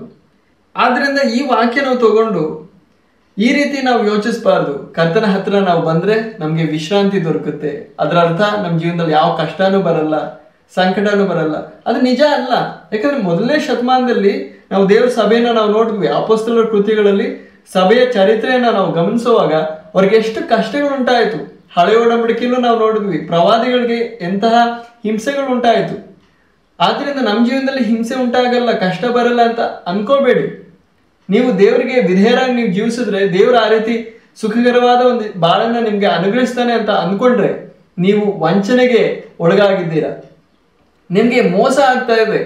ಅದರಿಂದ ದೇವ್ರ ವಾಕ್ಯದಿಂದ ಸತ್ಯವನ್ನ ನೀವು ಗ್ರಹಿಸಿ. ಅದರ ಜೊತೆ ನಾವು ಇನ್ನೊಂದು ವಾಕ್ಯ ಭಾಗವನ್ನ ನಾವು ಓದೋಣ. ಮತ್ತಾಯನು ಬರೆದ ಸುವಾರ್ತೆ 7ನೇ ಅಧ್ಯಾಯ, ಅದರಲ್ಲಿ 13ನೇ ವಾಕ್ಯ 14ನೇ ವಾಕ್ಯ. ಇಲ್ಲಿ ಕರ್ತನಾದ ಯೇಸು ಕ್ರಿಸ್ತನು ಕ್ರೈಸ್ತ ಮಾರ್ಗ ಎಂಥದ್ದು ಎಂಬುದಾಗಿ ನಮಗೆ ತಿಳಿಸ್ತಾ ಇದ್ದಾನೆ. ಅದು ಇಕ್ಕಟ್ಟಾದ ಒಂದು ಮಾರ್ಗ. ಅದರಲ್ಲಿ ನಾವು ಪ್ರವೇಶಿಸಬೇಕಾದ ಆ ದ್ವಾರವು ಇಕ್ಕಟ್ಟಾದ ಒಂದು ದ್ವಾರವಾಗಿದೆ ಎಂಬುದಾಗಿ ನಮಗೆ ತಿಳಿಸ್ತಾ ಇದ್ದಾನೆ. ಇಲ್ಲಿ ನಾವು ಓದೋದು, ಇಕ್ಕಟ್ಟಾದ ದ್ವಾರದೊಳಗೆ ನೀವು ಪ್ರವೇಶಿಸಿರಿ, ಯಾಕೆಂದರೆ ನಾಶನಕ್ಕೆ ನಡೆಸುವ ದ್ವಾರವು ಅಗಲವೂ ಮಾರ್ಗವು ವಿಶಾಲವೂ ಆಗಿದೆ, ಅದರೊಳಗೆ ಪ್ರವೇಶಿಸುವವರು ಬಹುಜನ. ಇವತ್ತು ಈ ಲೋಕದಲ್ಲಿ ಸುಖಕರವಾದ ಜೀವನ ನಡೆಸೋ ಅನೇಕರನ್ನ ನಾವು ನೋಡ್ಬೋದು. ವಿಶಾಲವಾದ ಮಾರ್ಗದಲ್ಲಿ ಅವ್ರು ನಡೀತಾ ಇದ್ದಾರೆ. ಆ ಮಾರ್ಗವು ತುಂಬಾ ಅಗಲವಾಗಿದೆ, ವಿಶಾಲವಾಗಿದೆ. ಆದರೆ 14ನೇ ವಾಕ್ಯ ನಾವು ಓದೋದು, ಜೀವಕ್ಕೆ ನಡೆಸುವ ದ್ವಾರವು ಇಕ್ಕಟ್ಟಾದದ್ದು, ದಾರಿಯು ಬಿಕ್ಕಟ್ಟಾದದ್ದು ಆಗಿದೆ, ಆದ್ದರಿಂದ ಅದನ್ನು ಕಂಡುಕೊಳ್ಳುವವರು ಸ್ವಲ್ಪ ಜನ. ಆದ್ದರಿಂದ ಕ್ರೈಸ್ತ ಮಾರ್ಗ ಎಂಬಂಥದ್ದು ಸುಖಕರವಾದ ಒಂದು ಅಗಲವಾದ ವಿಶಾಲವಾದ ಒಂದು ಮಾರ್ಗ ಅಲ್ಲ, ಇಕ್ಕಟ್ಟಾದ ಬಿಕ್ಕಟ್ಟಾದ ಒಂದು ಮಾರ್ಗವಾಗಿದೆ ಎಂಬುದಾಗಿ ನಾವು ಈ ವಾಕ್ಯ ಭಾಗದಲ್ಲಿ ನಾವು ನೋಡ್ಬೋದು. ಅದಲ್ಲದೆ ರೋಮಾಪುರದವರಿಗೆ ಬರೆಯಲ್ಪಟ್ಟ ಪತ್ರಿಕೆ 8ನೇ ಅಧ್ಯಾಯ ಅದರಲ್ಲಿ 17ನೇ ವಚನ ನಾವು ಓದೋಣ. ಇಲ್ಲಿ ಅಪೊಸ್ತಲನಾದ ಪೌಲನು ನಮ್ಮ ಬಗ್ಗೆ ಹೇಳ್ತಾ ಇದ್ದಾನೆ, ಸಭೆಯ ಪ್ರತಿಯೊಬ್ಬ ಸದಸ್ಯೆಯ ಬಗ್ಗೆ ಹೇಳ್ತಾ ಇದ್ದಾನೆ. ಮಕ್ಕಳಾಗಿದ್ದರೆ ಬಾಧ್ಯರಾಗಿದ್ದೇವೆ. ಆಗ ನಾವು ದೇವರ ಮಕ್ಕಳಾಗಿರೋದ್ರಿಂದ ನಾವು ದೇವರಿಗೆ ಸೇರಿದ ಸಮಸ್ತಕ್ಕೆ ಬಾಧ್ಯರಾಗಿದ್ದೇವೆ. ಮಕ್ಕಳಾಗಿದ್ದರೆ ಬಾಧ್ಯರಾಗಿದ್ದೇವೆ, ದೇವರಿಗೆ ಬಾಧ್ಯರು, ಕ್ರಿಸ್ತನೊಂದಿಗೆ ಸಹಬಾಧ್ಯರು. ಆಗ ನಾವು ದೇವರಿಗೆ ಬಾಧ್ಯರಾಗಿದ್ದೇವೆ, ಕ್ರಿಸ್ತನೊಂದಿಗೆ ಸಹಬಾಧ್ಯರಾಗಿದ್ದೇವೆ. ಆದರೆ ಅದ ನಂತರ ದೇವರ ವಾಕ್ಯ ಹೇಳೋದು, ಆತನೊಂದಿಗೆ ಶ್ರಮೆಯನ್ನು ಅನುಭವಿಸುವುದಾದರೆ ಆಗ ನಾವು ಆತನೊಂದಿಗೆ ಶ್ರಮೆಯನ್ನು ಅನುಭವಿಸಬೇಕು. ಆತನೊಂದಿಗೆ ಶ್ರಮೆಯನ್ನು ಅನುಭವಿಸುವುದಾದರೆ ಒಟ್ಟಾಗಿ ನಾವು ಸಹ ಮಹಿಮೆಯನ್ನು ಹೊಂದುವೆವು. ಆಗ ನಾವು ದೇವರ ಮಕ್ಕಳಾಗಿದ್ದೇವೆ, ಆದ್ದರಿಂದ ನಾವು ದೇವರಿಗೆ ಬಾಧ್ಯರಾಗಿದ್ದೇವೆ, ಕ್ರಿಸ್ತನೊಂದಿಗೆ ಸಹಬಾಧ್ಯರಾಗಿದ್ದೇವೆ. ಆದರೆ ಆತನೊಂದಿಗೆ ನಾವು ಶ್ರಮೆಯನ್ನು ಅನುಭವಿಸಿದ್ರೆ ಮಾತ್ರನೇ ನಾವು ಆತನ ಸಹ ಮಹಿಮೆಯನ್ನು ಹೊಂದುವುದಕ್ಕೆ ಸಾಧ್ಯ ಆಗುವುದು. ಆಗ ನಮ್ಮ ಕ್ರೈಸ್ತ ಜೀವಿತದಲ್ಲಿ ನಾವು ಕರ್ತನಿಗೆ ವಿಧೇಯರಾಗಿ ನಡ್ಕೊಂಡ್ರೆ ದೇವರು ನಮ್ಮ ಜೀವನದಲ್ಲಿ ಹಿಂಸೆ ಕಷ್ಟ ಬರೋದಕ್ಕೆ ಅನುಮತಿ ಕೊಡಲ್ಲ ಅಂತ ಹೇಳಿದ್ರೆ ಅದು ನಿಜ ಅಲ್ಲ, ಅದು ಸುಳ್ಳಾಗಿದೆ. ಅದ್ರ ಜೊತೆ ಇನ್ನೊಂದು ವಾಕ್ಯ ಭಾಗವನ್ನು ನಾವು ಓದೋಣ. ತಿಮೋತಿಯನಿಗೆ ಬರೆಯಲ್ಪಟ್ಟ 2ನೇ ಪತ್ರಿಕೆ 2ನೇ ಅಧ್ಯಾಯ 11-12 ವಾಕ್ಯಗಳು. ಇದು ನಂಬತಕ್ಕ ಮಾತಾಗಿದೆ. ಏನೆಂದರೆ, ನಾವು ಆತನೊಡನೆ ಸತ್ತಿದ್ದರೆ ಆತನೊಡನೆ ನಾವು ಸಹ ಜೀವಿಸುವೆವು. ನಾವು ಬಾಧೆ ಪಡುವವರಾಗಿದ್ದರೆ ಆತನೊಂದಿಗೆ ನಾವು ಸಹ ಆಳುವೆವು. ಆಗ ದೇವವಾಕ್ಯ ಹೇಳೋದು, ನಾವು ಆತನೊಡನೆ ಸತ್ತಿದ್ದರೆ ಆತನೊಡನೆ ನಾವು ಸಹ ಜೀವಿಸುವೆವು. ನಾವು ಬಾಧೆ ಪಡುವವರಾಗಿದ್ದರೆ ಆತನೊಂದಿಗೆ ನಾವು ಸಹ ಆಳುವೆವು. ಆಗ ನಾವು ಆತನೊಂದಿಗೆ ಆಳ್ವಿಕೆ ಮಾಡಬೇಕು ಅಂದರೆ ನಾವು ಆತನೊಂದಿಗೆ ಬಾಧೆ ಪಡುವವರಾಗಿರ್ಬೇಕು.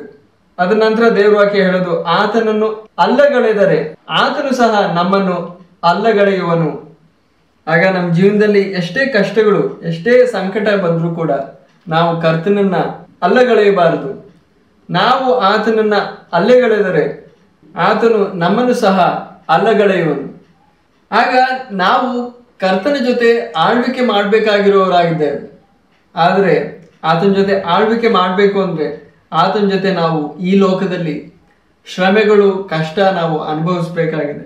ನಾವು ನಮಗೋಸ್ಕರ ಜೀವಿಸಬೇಕಾಗಿರೋರಲ್ಲ, ನಾವು ಆತನಿಗೋಸ್ಕರ ನಾವು ಜೀವಿಸಬೇಕಾಗಿದೆ. ಅದ್ರ ಬಗ್ಗೆ ದೇವರ ವಾಕ್ಯ ಕೊರಿಂಥದವರಿಗೆ ಬರೆಯಲ್ಪಟ್ಟ 2ನೇ ಪತ್ರಿಕೆ 5ನೇ ಅಧ್ಯಾಯ ಅದರಲ್ಲಿ 14ನೇ ವಚನ 15ನೇ ವಚನದಲ್ಲಿ ನಾವು ನೋಡ್ಬೋದು. ಇಲ್ಲಿ ದೇವರ ಪವಿತ್ರಾತ್ಮನು ಅಪೊಸ್ತಲನಾದ ಪೌಲನ ಮುಖಾಂತರ ಹೇಳ್ತಾ ಇರೋ ಮಾತು, ಯಾಕೆಂದರೆ ಕ್ರಿಸ್ತನ ಪ್ರೀತಿಯು ನಮ್ಮನ್ನು ಒತ್ತಾಯ ಮಾಡುತ್ತದೆ. ಹೀಗೆ ಎಲ್ಲರಿಗೋಸ್ಕರ ಒಬ್ಬನು ಸತ್ತದ್ದರಿಂದ ಎಲ್ಲರೂ ಸತ್ತಂತಾಯಿತೆಂದು ನಾವು ಹೀಗೆ ನಿಶ್ಚಯಿಸಿಕೊಳ್ಳುತ್ತೇವೆ. ಇಲ್ಲಿ ನಾವು ನೋಡೋದು, ಕ್ರಿಸ್ತನ ಪ್ರೀತಿ ನಮ್ಮನ್ನ ಒತ್ತಾಯ ಮಾಡ್ತಾ ಇದೆ.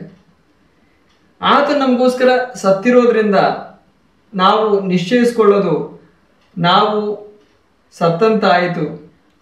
ನಾವು ನಮ್ಮ ಪಾಪಗಳ ನಿಮಿತ್ತ ಸಾಯಬೇಕಾಗಿತ್ತು, ಆದರೆ ಕ್ರಿಸ್ತನು ನಮಗೆ ಬದಲಾಗಿ ನಮಗೋಸ್ಕರ ಸತ್ತ. ಆತನು ಸತ್ತದ್ದರಿಂದ ನಾವೆಲ್ಲರೂ ಸತ್ತಂತಾಯಿತೆಂದು ನಾವು ಹೀಗೆ ನಿಶ್ಚಯಿಸಿಕೊಳ್ಳುತ್ತೇವೆ. ಅದ ನಂತರ ದೇವರ ವಾಕ್ಯ ಹೇಳೋದು, ಜೀವಿಸುವವರು ಇನ್ನು ಮೇಲೆ ತಮಗಾಗಿ ಜೀವಿಸದೆ ತಮಗೋಸ್ಕರ ಸತ್ತು ತಿರುಗಿ ಎದ್ದು ಬಂದಾತನಿಗಾಗಿ ಜೀವಿಸಬೇಕೆಂತಲೇ ಆತನು ಎಲ್ಲರಿಗೋಸ್ಕರ ಸತ್ತನು. ಆಗ ಕರ್ತನಾದ ಯೇಸು ಕ್ರಿಸ್ತನು ನಮಗೋಸ್ಕರ ಸತ್ತಿದ್ದು ಏನಕ್ಕೋಸ್ಕರ? ನಮಗೋಸ್ಕರ ನಾವು ಜೀವಿಸೋದಕ್ಕೋಸ್ಕರ ಅಲ್ಲ. ನಮ್ಮ ಸುಖವನ್ನ ಹುಡುಕುತ್ತಾ, ನಮ್ಮ ಇಚ್ಛೆಗಳನ್ನ, ನಮ್ಮ ಆಸೆಗಳನ್ನ ನೆರವೇರಿಸುತ್ತಾ ನಾವು ನಮಗೋಸ್ಕರ ಜೀವಿಸೋದಕ್ಕೋಸ್ಕರ ಅಲ್ಲ.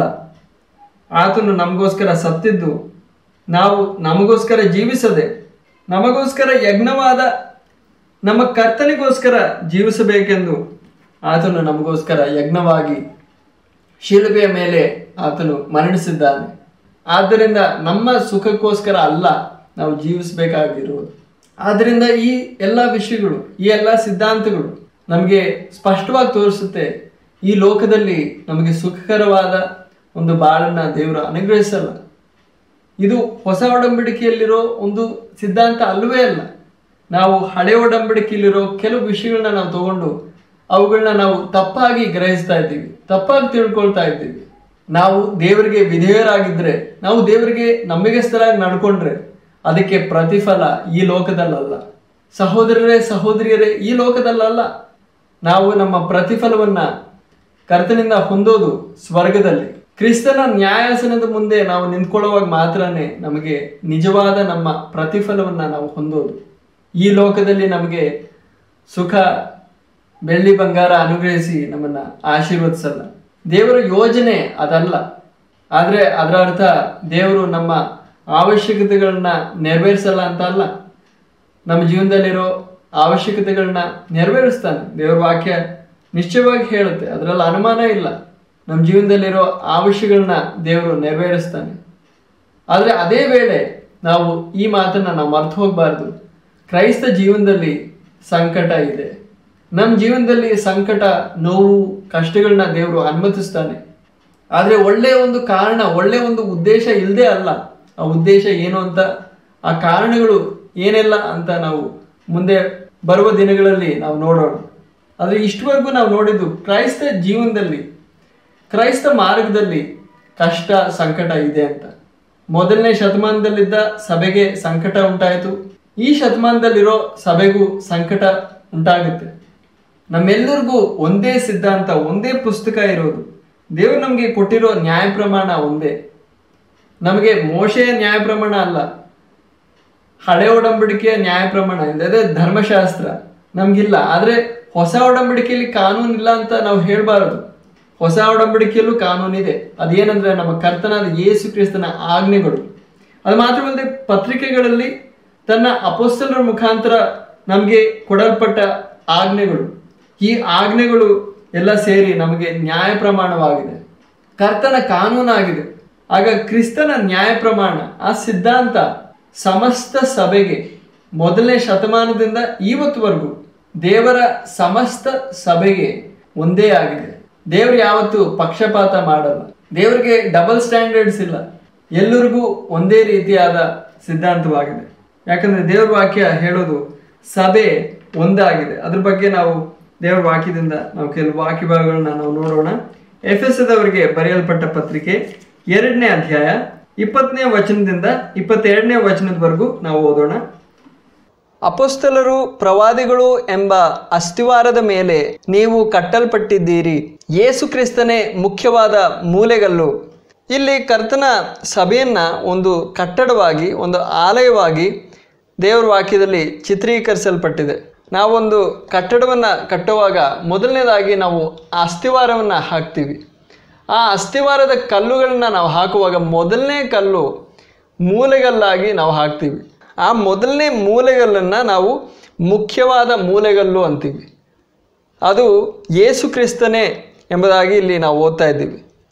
ಆಗ ಆ ಮೊದಲನೇ ಮೂಲೆಗಲ್ಲು, ಆ ಮುಖ್ಯವಾದ ಮೂಲೆಗಲ್ಲನ್ನ ಹಾಕಿದ ನಂತರ ಆ ಮೂಲೆಗಲ್ಲಿನ ಲೆವೆಲ್ಗೆ ಅನುಸಾರವಾಗಿ, ಆ ಸ್ತರಕ್ಕೆ ಅನುಸಾರವಾಗಿ ಬಾಕಿ ಅಸ್ತಿವಾರದ ಕಲ್ಲುಗಳನ್ನ ನಾವು ಹಾಕ್ತೀವಿ. ಆ ಅಸ್ತಿವಾರದ ಕಲ್ಲುಗಳನ್ನ ಇಲ್ಲಿ ನಾವು ನೋಡೋದೇನೆಂದರೆ ಅಪೊಸ್ತಲರು, ಪ್ರವಾದಿಗಳು. ಅಪೊಸ್ತಲನಾದ ಪೌಲನು, ಪೇತ್ರನು, ಯೋಹಾನನು, ಈ ಅಪೊಸ್ತಲರು ಕೂಡ ಯೇಸು ಕ್ರಿಸ್ತನ ಆ ಲೆವೆಲ್ಗೆ ಅನುಸಾರವಾಗಿ, ಯೇಸು ಕ್ರಿಸ್ತನು ನಡೆದ ಅದೇ ಮಾರ್ಗದ ಅನುಸಾರವಾಗಿ ಅವರು ನಡೆದ್ರು, ಅವರು ಬೋಧಿಸಿದ್ರು, ಅವರು ಉಪದೇಶಿಸಿದ್ರು. ಆ ಅಸ್ತಿವಾರದ ಮೇಲೆ ನಾವು ಕಟ್ಟಲ್ಪಡ್ತಾ ಇದ್ದೀವಿ. ಆಗ ಮೊದಲನೇ ಮೂಲೆಗಲ್ಲು, ಮುಖ್ಯವಾದ ಮೂಲೆಗಲ್ಲು ಕರ್ತನಾದ ಯೇಸು ಕ್ರಿಸ್ತನು. ಆತನು ಕೂಡ ಕಷ್ಟಗಳನ್ನ ಅನುಭವಿಸ್ದ. ಆತನ ಜೀವನದಲ್ಲಿ ಎಷ್ಟೆಲ್ಲ ಶ್ರಮೆ ಬಂತು. ಅಪೊಸ್ತಲರು ಕೂಡ ಅದೇ ಮಾರ್ಗದಲ್ಲಿ ನಡೆದರು. ಅವರು ಕೂಡ ನೋವುಗಳುಳ್ಳ, ವೇದನೆಯುಳ್ಳ ಕ್ರೈಸ್ತ ಮಾರ್ಗದಲ್ಲಿ ನಡೆದು ಹೋದರು. ಅದೇ ಮಾರ್ಗದಲ್ಲಿ ನಾವು ಕೂಡ ಅವರನ್ನು ಹಿಂಬಾಲಿಸಬೇಕಾಗಿದೆ. ಅವರ ಅದೇ ಹೆಜ್ಜೆ ಜಾಡೆಗಳಲ್ಲಿ ನಾವು ನಡಿಬೇಕಾಗಿರೋರಾಗಿದ್ದೇವೆ. ಆಗ ಈ ಕಟ್ಟಡ ಕಟ್ಟಲ್ಪಡುವಾಗ ಎಲ್ಲ ಕಲ್ಲುಗಳು ಒಂದೇ ಮಟ್ಟದಲ್ಲಿರಬೇಕು. ಆಗ ನಮಗೆ ಗೊತ್ತು, ಒಂದು ಗೋಡೆ ನಾವು ಕಟ್ಟುವಾಗ ನಾವು ಒಂದು ಉಪಕರಣವನ್ನು ಉಪಯೋಗಿಸ್ತೀವಿ. ಅದನ್ನು ಇಂಗ್ಲೀಷ್ನಲ್ಲಿ ಪ್ಲಮೆಟ್ ಅಂತೀವಿ. ಆಗ ಒಂದು ಗೋಡೆ ಸರಿಯಾಗಿ ನಿಂತಿದೆಯಾ ಅಂತ ನೋಡೋದಕ್ಕೋಸ್ಕರ ಅದನ್ನು ಉಪಯೋಗಿಸ್ತೀವಿ. ಅದ್ರ ಬಗ್ಗೆ ನಾವು ಹಳೆ ಒಡಂಬಡಿಕೆಯಲ್ಲಿ ನಾವು ಒಂದು ವಾಕ್ಯ ಭಾಗದಲ್ಲಿ ನೋಡ್ಬೋದು. ಅದಕ್ಕಿಂತ ಮುಂಚೆ ನಾವು ಈ ವಾಕ್ಯ ಭಾಗವನ್ನು ಓದೋಣ. 21ನೇ ವಚನದಲ್ಲಿ ನಾವು ಓದೋದು, ಆತನಲ್ಲಿ ಕಟ್ಟಡವು ಹೊಂದಿಕೆಯಾಗಿ ವೃದ್ಧಿಯಾಗುತ್ತಾ ಕರ್ತನಲ್ಲಿ ಪರಿಶುದ್ಧ ದೇವಾಲಯವಾಗುತ್ತದೆ. ಆತನಲ್ಲಿ ನೀವು ಸಹ ಆತ್ಮನ ಮೂಲಕವಾಗಿ ದೇವರಿಗೆ ನಿವಾಸ ಸ್ಥಾನವಾಗುವಂತೆ ಒಟ್ಟಾಗಿ ಕಟ್ಟಲ್ಪಡುತ್ತಾ ಇದ್ದೀರಿ. ಈ ರೀತಿ ನಾವೆಲ್ಲರೂ ಒಂದೊಂದು ಕಲ್ಲಾಗಿ ಕರ್ತನ ದೇವಾಲಯದಲ್ಲಿ ದೇವರು ನಮ್ಮನ್ನು ಕಟ್ಟುವಾಗ ಒಂದೇ ಮಟ್ಟದಲ್ಲಿ ನಾವು ಇರಬೇಕು ಅಂತ ದೇವರು ಆಗ್ರಹಿಸ್ತಾ ಇದ್ದಾನೆ. ಅದಕ್ಕೆ ಮುಖ್ಯವಾದ ಮಾದರಿ ಏನಂದರೆ ಮುಖ್ಯವಾದ ಮೂಲಗಲ್ಲು.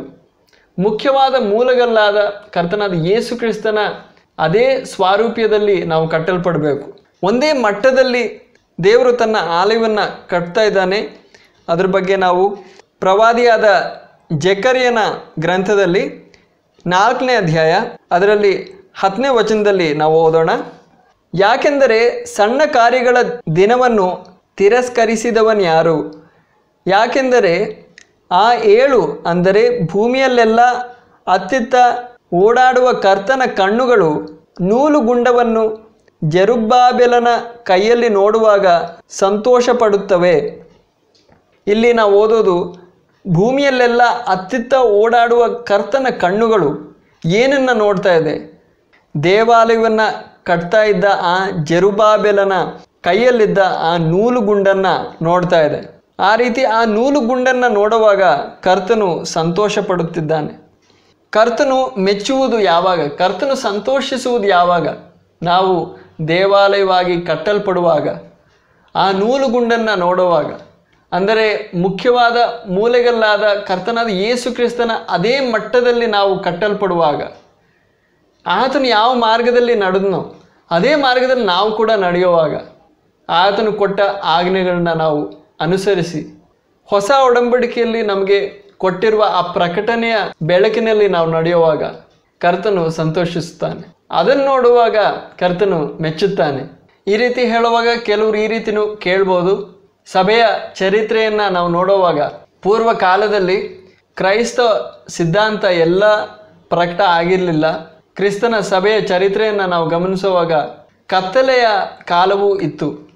ಆ ಕತ್ತಲೆಯ ಕಾಲ ಪ್ರಾರಂಭವಾಗಿದ್ದು ರೋಮಾಪುರದ ಚಕ್ರವರ್ತಿಯಾದ ಕಾನ್ಸ್ಟಂಟೀನ್ 4ನೇ ಶತಮಾನದಲ್ಲಿ ಕ್ರೈಸ್ತತ್ವವನ್ನು ಸ್ವೀಕರಿಸಿದಾಗ ಕ್ರೈಸ್ತತ್ವ ಈ ಲೋಕದ ಅನ್ಯ ದೇವರುಗಳ ಮಾರ್ಗದ ಜೊತೆ ಮಿಶ್ರಿತವಾಯಿತು. ಆ ರೀತಿ ಆ ಚಕ್ರವರ್ತಿಯ ಮೂಲಕ, ಆ ಕಾನ್ಸ್ಟಂಟೀನ್ ಮೂಲಕ ಕ್ರೈಸ್ತ ಮಾರ್ಗ ಈ ಲೋಕದಲ್ಲಿ ಆ ಕಾಲದಲ್ಲಿದ್ದ ವಿಗ್ರಹಾರಾಧನೆ, ಆಚರಣೆಗಳು ಇವುಗಳ ಜೊತೆ ಮಿಶ್ರಿತವಾಯಿತು. ಅದರ ಮೂಲಕವಾಗಿ ರೋಮನ್ ಕ್ಯಾಥಲಿಕ್ ಸಭೆ ಉಂಟಾಯಿತು. ಇವತ್ತು ಕೂಡ ರೋಮನ್ ಕ್ಯಾಥಲಿಕ್ ಸಭೆಯನ್ನ ನಾವು ನೋಡ್ಬೋದು. ಆಗ ಪೂರ್ವ ಕಾಲದಲ್ಲಿ ಈ ರೋಮನ್ ಕ್ಯಾಥಲಿಕ್ ಸಭೆ ತುಂಬಾ ಒಂದು ಉನ್ನತವಾದ ಸ್ಥಾನದಲ್ಲಿ ಇದ್ದು ಆಳ್ವಿಕೆ ಮಾಡ್ತಾ ಇತ್ತು. ಆ ರೀತಿಯಾಗಿ ಆಳ್ವಿಕೆ ಮಾಡುವಾಗ ಅನೇಕ ಸಿದ್ಧಾಂತಗಳು, ಹೊಸ ಒಡಂಬಡಿಕೆಯಲ್ಲಿರುವ ಅನೇಕ ಸಿದ್ಧಾಂತಗಳು ಹೂಣಲ್ಪಟ್ಟಿರುವ ಒಂದು ಅವಸ್ಥೆಯಲ್ಲಾಯಿತು. ದೇವ್ರ ವಾಕ್ಯದಲ್ಲಿ ಅದೆಲ್ಲ ಬರೆದಿದೆ, ಆದರೆ ಸಾಮಾನ್ಯ ಜನರಿಗೆ ಆ ವಿಷಯಗಳನ್ನ ತಿಳ್ಕೊಳ್ಳೋದಕ್ಕೆ ಸಾಧ್ಯವಾಗದೆ ಬಂತು. ಯಾಕಂದ್ರೆ ದೇವ್ರ ವಾಕ್ಯ ಸಾಮಾನ್ಯ ಜನರ ಭಾಷೆಯಲ್ಲಿ ಇರಲಿಲ್ಲ. ಕ್ಯಾಥಲಿಕ್ ಪ್ರೀಸ್ ಅಥವಾ ಫಾದರ್ಗಳು ಅವರು ವಾಕ್ಯವನ್ನ ಬೋಧಿಸ್ತಾ ಇದ್ರು. ಸಾಮಾನ್ಯ ಜನರು ದೇವ್ರ ವಾಕ್ಯವನ್ನ ಓದಿ ಸತ್ಯ ಏನು ಅಂತ ತಿಳ್ಕೊಳ್ಳೋದಕ್ಕೆ ಸಾಧ್ಯ ಆಗ್ತಾ ಇರಲಿಲ್ಲ. ಅದಕ್ಕೋಸ್ಕರ ಅವಸರ ಇರಲಿಲ್ಲ. ಆದರೆ ದೇವ್ರ ಕೃಪೆಯಿಂದ ದೇವರ ಪವಿತ್ರಾತ್ಮನು ಕ್ರಮವಾಗಿ ನಿಧಾನವಾಗಿ ಒಂದೊಂದು ಕಾಲದಲ್ಲೂ ಗ್ರ್ಯಾಜುವಲಿ ಈ ಸತ್ಯಾಂಶಗಳನ್ನ ಹೊರತಂದ. ಮಾರ್ಟಿನ್ ಲೂಥರ್ ಮುಖಾಂತರ, ಜಾನ್ ವೆಸ್ಲಿ ಮುಖಾಂತರ, ಅನೇಕ ದೇವ ಸೇವಕರ ಮುಖಾಂತರ ಈ ಹೂಣಲ್ಪಟ್ಟಿದ್ದ ಆ ಹೊಸ ಒಡಂಬಡಿಕೆಯ ಪ್ರಕಟಣೆಗಳನ್ನ ಹೊರತಂದ. ಕೊನೆಯದಾಗಿ ನಾವು 20ನೇ ಶತಮಾನದ ಪ್ರಾರಂಭದಲ್ಲಿ ನಾವು ನೋಡೋದು ಪವಿತ್ರಾತ್ಮನು ಪೆಂಟಕಾಸ್ಟಲಿಸಮ್ ಅನ್ನೋ ಅಭಿಯಾನದ ಮುಖಾಂತರ ದೇವರು ನಮಗೆ ಹೊಸ ಒಡಂಬಡಿಕೆಯಲ್ಲಿ ಕೊಟ್ಟಿದ್ದ ಆ ಪ್ರಕಟಣೆಯನ್ನ ಸಂಪೂರ್ಣವಾಗಿ ಆ ಹೂಣಲ್ಪಟ್ಟಿದ್ದ ಆ ಅವಸ್ಥೆಯಿಂದ ಹೊರತಂದ. ಈಗ ನಮಗೆ ದೇವ್ರ ವಾಕ್ಯ ನಮ್ಮ ಸ್ವಂತ ಭಾಷೆಯಲ್ಲಿ ನಾವು ಓದ್ಬೋದು, ತಿಳ್ಕೊಬೋದು. ಅದು ಮಾತ್ರವಲ್ಲದೆ ಹೊಸ ಒಡಂಬಡಿಕೆಯ ದೇವರ ಸಭೆಗೆ ಕೊಡಲ್ಪಟ್ಟಿರುವ ಸಿದ್ಧಾಂತ ಏನು ಅಂತ ನಾವು ತಿಳ್ಕೊಬೋದು. ದೇವರ ಸೇವಕರು ನಮಗೆ ಅದ್ರ ಬಗ್ಗೆ ಬೋಧಿಸ್ತಾರೆ. ಆದರೆ ಇದನ್ನ ನೋಡಿ ಕರ್ತನು ಸಭೆಗೆ ಕೊಟ್ಟಿದ್ದ ಆ ಸಿದ್ಧಾಂತ ಬದಲಾಗ್ತಾ ಬಂತು ಅಂತ ಹೇಳೋದಕ್ಕೆ ಸಾಧ್ಯ ಅಲ್ಲ. ಸಿದ್ಧಾಂತ ಬದಲಾಗಲಿಲ್ಲ. ಆ ಸಿದ್ಧಾಂತಗಳು ರೋಮನ್ ಕ್ಯಾಥಲಿಕ್ ಸಭೆಯ ಆಳ್ವಿಕೆಯ ಕಾರಣ ಅವುಗಳೆಲ್ಲ ಹೂಣಲ್ಪಟ್ಟಿರುವ ಒಂದು ಅವಸ್ಥೆಯಲ್ಲಾಗಿದ್ವು. ಆದರೆ ರೆಫರ್ಮೇಷನ್ ಮೂಲಕ ಆ ಸಿದ್ಧಾಂತಗಳು ಪವಿತ್ರಾತ್ಮನು ಒಂದೊಂದು ಕಾಲದಲ್ಲಿ ನಿಧಾನವಾಗಿ ಗ್ರ್ಯಾಜುವಲಿ ಹೊರತಂದ, ಪ್ರಕಟ ಮಾಡಿದ. ಆದ್ದರಿಂದ ಕರ್ತನು ಸಭೆಗೆ ಕೊಟ್ಟಿರುವ ಸಿದ್ಧಾಂತ ಬೇರೆ ಬೇರೆ ಅಲ್ಲ, ಅದು ಬದಲಾಗ್ತಾ ಬರ್ತಾ ಇಲ್ಲ. 1ನೇ ಶತಮಾನದಿಂದ ಇವತ್ತುವರೆಗೂ ಸಭೆಗೆ ಕೊಟ್ಟಿರುವ ಸಿದ್ಧಾಂತ ಅನ್ನೋದು ಒಂದೇ. ಅದು ಹೊಸ ಒಡಂಬಡಿಕೆಯನ್ನ ನಾವು ಓದಿ ನಾವು ಅಧ್ಯಯನ ಮಾಡುವಾಗ ನಾವು ಸ್ಪಷ್ಟವಾಗಿ ನಾವು ಗಮನಿಸ್ಬೋದು, ಗ್ರಹಿಸ್ಬೋದು. ಅದ್ರ ಬಗ್ಗೆ ಒಂದು ವಾಕ್ಯ ಓದೋಣ. ಯೂದನು ಬರೆದ ಪತ್ರಿಕೆ, ಅದರಲ್ಲಿ 3ನೇ ವಾಕ್ಯ. ಪ್ರಿಯರೇ, ಹುದುವಾಗಿರುವ ರಕ್ಷಣೆಯ ವಿಷಯದಲ್ಲಿ ನಿಮಗೆ ಬರೆಯುವುದಕ್ಕೆ ಪೂರ್ಣ ಜಾಗ್ರತೆಯಿಂದ ಪ್ರಯತ್ನ ಮಾಡುತ್ತಿದ್ದಾಗ ಪರಿಶುದ್ಧರಿಗೆ ಒಂದೇ ಸಾರಿ ಒಪ್ಪಿಸಲ್ಪಟ್ಟ ನಂಬಿಕೆಯನ್ನು, ಇಲ್ಲ ಓದೋದು ಪರಿಶುದ್ಧರಿಗೆ ಅಂದರೆ ನಮಗೆ ಒಂದೇ ಸಾರಿ ಒಪ್ಪಿಸಲ್ಪಟ್ಟ ನಂಬಿಕೆಯನ್ನು ಅಂದರೆ ನಾವು ನಂಬುವ ಆ ಸಿದ್ಧಾಂತಗಳು, ನಾವು ದೇವ್ರ ವಾಕ್ಯವನ್ನು ಓದಿ ನಾವು ನಂಬುವ ವಿಷಯಗಳನ್ನ ಒಂದೇ ಸಾರಿ ನಮಗೆ ಒಪ್ಪಿಸಲ್ಪಟ್ಟಿತು. ಆಗ ಪರಿಶುದ್ಧರಿಗೆ ಒಂದೇ ಸಾರಿ ಒಪ್ಪಿಸಲ್ಪಟ್ಟ ನಂಬಿಕೆಯನ್ನು ಕಾಪಾಡಿಕೊಳ್ಳುವುದಕ್ಕೆ ನೀವು ಹೋರಾಡಬೇಕೆಂದು ಎಚ್ಚರಿಸಿ ಬರೆಯುವುದು ಅವಶ್ಯವೆಂದು ತೋಚಿತು. ಆಗ ಈ ಸಿದ್ಧಾಂತಗಳು ಒಂದೇ ಸಾರಿ ಕೊಡಲ್ಪಟ್ಟಿದ್ದು. ಈ ಸಿದ್ಧಾಂತ ಸಭೆಗೆ ಕೊಡಲ್ಪಟ್ಟ ನಂತರ ಈ ಸಿದ್ಧಾಂತಗಳು ಬದಲಾಗ್ತಾ ಬರಲ್ಲ. 1ನೇ ಶತಮಾನದಲ್ಲಿ ಕರ್ತನ ಸಭೆ ಪ್ರಾರಂಭವಾಯಿತು. ಅದರ ನಂತರ ಇವತ್ತು ಕೂಡ ಕರ್ತನ ಸಭೆ ಈ ಭೂಮಿಯ ಮೇಲಿದೆ. ಅದರ ನಂತರ ಕರ್ತನ ಬರೋಣ ಆದಮೇಲೆ, ಕರ್ತನ ಬರೋಣ ಯಾವತ್ತು ನಡೆಯುತ್ತೋ ಆವತ್ತು ನಾವೆಲ್ಲರೂ ಆತನ ಜೊತೆ ಮಧ್ಯಾಕಾಶದಲ್ಲಿ ಆತನ ಜೊತೆ ಇರೋದಕ್ಕಾಗಿ ಸೇರಿಸಲ್ಪಡ್ತೀವಿ. ಆವತ್ತುವರೆಗೂ ಕರ್ತನ ಸಮಸ್ತ ಸಭೆಗೆ ಒಂದೇ ಸಿದ್ಧಾಂತ. ಆದರೆ ಕೆಲವರು ಈ ರೀತಿ ಹೇಳೋದುಂಟು, ನಮ್ಮ ಕ್ರೈಸ್ತ ಜೀವಿತದಲ್ಲಿ ಪ್ರಾರಂಭದಲ್ಲಿ ಕಷ್ಟ ಇರುತ್ತೆ, ನೋವಿರುತ್ತೆ. ಆದರೆ ಸಮಯ ಹೋಗ್ತಾ ನಾವು ಕರ್ತನಿಗೆ ಮೆಚ್ಚುಗೆಯಾಗಿ ಜೀವಿಸಿದ್ರೆ ದೇವರು ನಮ್ಮನ್ನ ಈ ಲೋಕದಲ್ಲೂ ಸುಖಕರವಾದ ಒಂದು ಬಾಳನ್ನ ಅನುಗ್ರಹಿಸಿ ನಮ್ಮನ್ನ ಆಶೀರ್ವದಿಸ್ತಾನೆ. ನಮ್ಮ ಕ್ರೈಸ್ತ ಜೀವನದಲ್ಲಿ ಯಾವಾಗಲೂ ಕಷ್ಟ ಇರಲ್ಲ. ಪ್ರಾರಂಭದಲ್ಲಿ ಕಷ್ಟಗಳು ಇರ್ತವೆ, ಆದರೆ ನಾವು ಪ್ರಾರ್ಥನೆ ಮಾಡಿದ್ರೆ ಆ ಕಷ್ಟಗಳನ್ನೆಲ್ಲ ದೇವರು ನೀಗಿಸ್ತಾನೆ. ನಾವು ಈ ಲೋಕದಲ್ಲೂ ಸುಖವಾಗಿ ಬಾಳ್ಬೋದು ಅಂತ ಜನರು ಅವಕಾಶ ಪಡ್ತಾರೆ. ಆದರೆ ದೇವ್ರ ವಾಕ್ಯ ಆ ರೀತಿ ನಮ್ಗೆ ಹೇಳಲ್ಲ. ಅದ್ರ ವಿಷಯವಾಗಿ ಒಂದು ವಾಕ್ಯ ಭಾಗವನ್ನ ನಾವು ಓದೋಣ. ಕೊರಿಂಥದವರಿಗೆ ಬರೆಯಲ್ಪಟ್ಟ 1ನೇ ಪತ್ರಿಕೆ 4ನೇ ಅಧ್ಯಾಯ, ಅದರಲ್ಲಿ 11ನೇ ವಚನದಿಂದ 13ನೇ ವಚನದವರೆಗೂ ನಾವು ಓದೋಣ. ಇಲ್ಲಿ ಅಪೊಸ್ತಲನಾದ ಪೌಲನು ಕೊರಿಂಥದಲ್ಲಿದ್ದ ಸಭೆಗೆ ಬರೀತಾ ಇದ್ದಾನೆ. ಇಲ್ಲಿ ಅಪೊಸ್ತಲನಾದ ಪೌಲನು ಹೇಳೋದು, ಈ ಗಳಿಗೆಯವರೆಗೂ ನಾವು ಹಸಿದವರು, ಬಾಯಾರಿಕೆಯುಳ್ಳವರು, ವಸ್ತ್ರವಿಲ್ಲದವರು, ಗುದ್ದು ತಿನ್ನುವವರು, ಮನೆ ಇಲ್ಲದವರು, ಸ್ವಂತ ಕೈಗಳಿಂದ ಕೆಲಸ ಮಾಡಿ ದುಡಿಯುವವರು ಆಗಿದ್ದೇವೆ. ಆಗ ಆತನ ಹೇಳೋದು, ಈ ಗಳಿಗೆಯವರೆಗೂ ನಾವು ಹಸಿದವರು. ಆಗ ಪ್ರಾರಂಭದಲ್ಲಿ ಮಾತ್ರ ಕಷ್ಟ ಇರುತ್ತೆ ಅಂತ ಅಲ್ಲ, ಇವತ್ತು ಕೂಡ ಈ ಗಳಿಗೆಯವರೆಗೂ ನಾವು ಹಸಿದವರು, ಬಾಯಾರಿಕೆಯುಳ್ಳವರು, ವಸ್ತ್ರವಿಲ್ಲದವರು, ಗುದ್ದು ತಿನ್ನುವವರು, ಮನೆ ಇಲ್ಲದವರು, ಸ್ವಂತ ಕೈಗಳಿಂದ ಕೆಲಸ ಮಾಡಿ ದುಡಿಯುವವರು ಆಗಿದ್ದೇವೆ. ಬಯಸಿಕೊಂಡು ಹರಸುತ್ತೇವೆ, ಹಿಂಸೆಪಟ್ಟು ಸಹಿಸಿಕೊಳ್ಳುತ್ತೇವೆ, ಅಪಕೀರ್ತಿ ಹೊಂದಿ ಬೇಡಿಕೊಳ್ಳುತ್ತೇವೆ, ನಾವು ಈಗಿನವರೆಗೂ, ಮತ್ತೆ ಅಪೊಸ್ತಲನಾದ ಪೌಲನು ಹೇಳೋದು, ಈ ಎಲ್ಲ ಹಿಂಸೆಗಳು ಇವತ್ತು ಕೂಡ ನಮ್ಮ ಜೀವನದಲ್ಲಿದೆ. ನಾವು ಈಗಿನವರೆಗೂ ಲೋಕದ ಕಸವು ಎಲ್ಲದರ ಹೊಲಸು ಎಂಬಂತೆ ಮಾಡಲ್ಪಟ್ಟಿದ್ದೇವೆ. ಇಂತಹ ಒಂದು ಅನುಭವ ಪ್ರಾರಂಭದಲ್ಲೂ ಇತ್ತು, ಇವತ್ತು ಕೂಡ ಇದೆ. ಅದರ ನಂತರನೂ ನಾವು ನೋಡ್ತೀವಿ ಅಪೊಸ್ತಲನಾದ ಪೌಲನ ಜೀವನದಲ್ಲಿ ಆತನ ಅಂತಿಮ ಕಾಲದಲ್ಲಿ ಆತನ ಅವಸ್ಥೆ ಎಂಥದ್ದಾಗಿತ್ತು ಅಂತ. ಆಗ ಪ್ರಾರಂಭದಲ್ಲಿ ಮಾತ್ರ ಕಷ್ಟ ಇರುತ್ತೆ, ಹೋಗ್ತಾ ಹೋಗ್ತಾ ಅಂತ್ಯದಲ್ಲಿ ನಾವು ಈ ಲೋಕದಲ್ಲಿ ಸುಖ ಅನುಭವಿಸ್ತೀವಿ ಅಂತ ಹೇಳೋದು ನಿಜ ಅಲ್ಲ ಪ್ರಿಯರೇ. ಅಪೊಸ್ತಲನಾದ ಪೌಲನು ತಿಮೊಥೆಯನಿಗೆ ಬರೆದ 2ನೇ ಪತ್ರಿಕೆಯಲ್ಲಿ ನಾವು ಅದ್ರ ವಿಷಯವಾಗಿ ನಾವು ನೋಡ್ಬೋದು. ಸೆರೆಮನೆಯಲ್ಲಿ ಆತನ ತಲೆಯನ್ನ ಛೇದಿಸೋದಕ್ಕಿಂತ ಮುಂಚೆ ಈ ಪತ್ರಿಕೆಯನ್ನ ಬರೀತಾ ಇದ್ದಾನೆ. ಇದು ಆತನ ಅಂತಿಮ ಪತ್ರಿಕೆಯಾಗಿದೆ. ಅದರಲ್ಲಿ ಒಂದು ವಾಕ್ಯ ನಾವು ಓದೋಣ. ತಿಮೊಥೆಯನಿಗೆ ಬರೆಯಲ್ಪಟ್ಟ 2ನೇ ಪತ್ರಿಕೆ 4ನೇ ಅಧ್ಯಾಯ, ಅದರಲ್ಲಿ 6ನೇ ವಚನದಿಂದ 10ನೇ ವಚನದವರೆಗೂ ನಾವು ಓದೋಣ. ಯಾಕೆಂದರೆ ನಾನು ಈಗ ಅರ್ಪಿತನಾಗುವುದಕ್ಕೆ ಸಿದ್ಧನಾಗಿದ್ದೇನೆ ಮತ್ತು ನಾನು ಹೊರಟು ಹೋಗಬೇಕಾದ ಸಮಯವು ಸಮೀಪವಾಗಿದೆ. ಇಲ್ಲಿ ಆತನು ಹೇಳ್ತಾ ಇರೋದು, ನಾನು ನಿಧನವಾಗುವುದಕ್ಕೆ ಸಮಯ ಬಂದಿದೆ, ನನ್ನ ಮರಣ ಹತ್ತಿರ ಆಗಿದೆ, ಆತನಿಗೆ ಅನುಭವ ಆಗ್ತಾ ಇದೆ.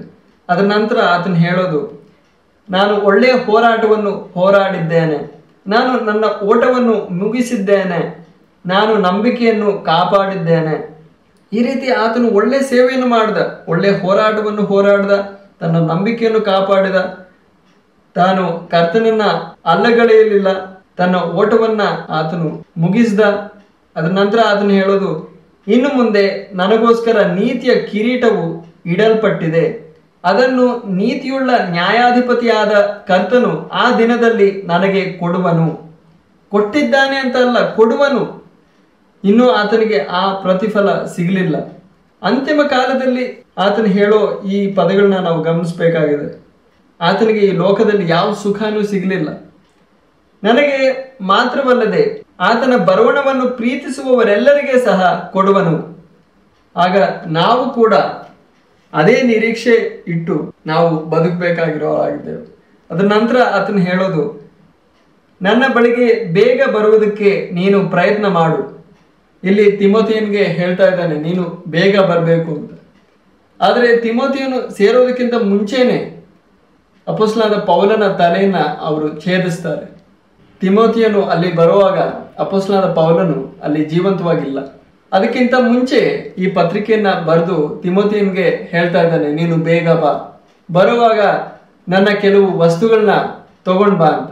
ಚರಿತ್ರೆ ಹೇಳುತ್ತೆ, ದೇವ್ರ ವಾಕ್ಯದಲ್ಲ, ಚರಿತ್ರೆ ಹೇಳುತ್ತೆ, ಅಪೊಸ್ತಲನಾದ ಪೌಲನು ಅವನ ಕುಟುಂಬ ತುಂಬಾ ಐಶ್ವರ್ಯವಂತವಾದ ಒಂದು ಕುಟುಂಬವಾಗಿತ್ತು.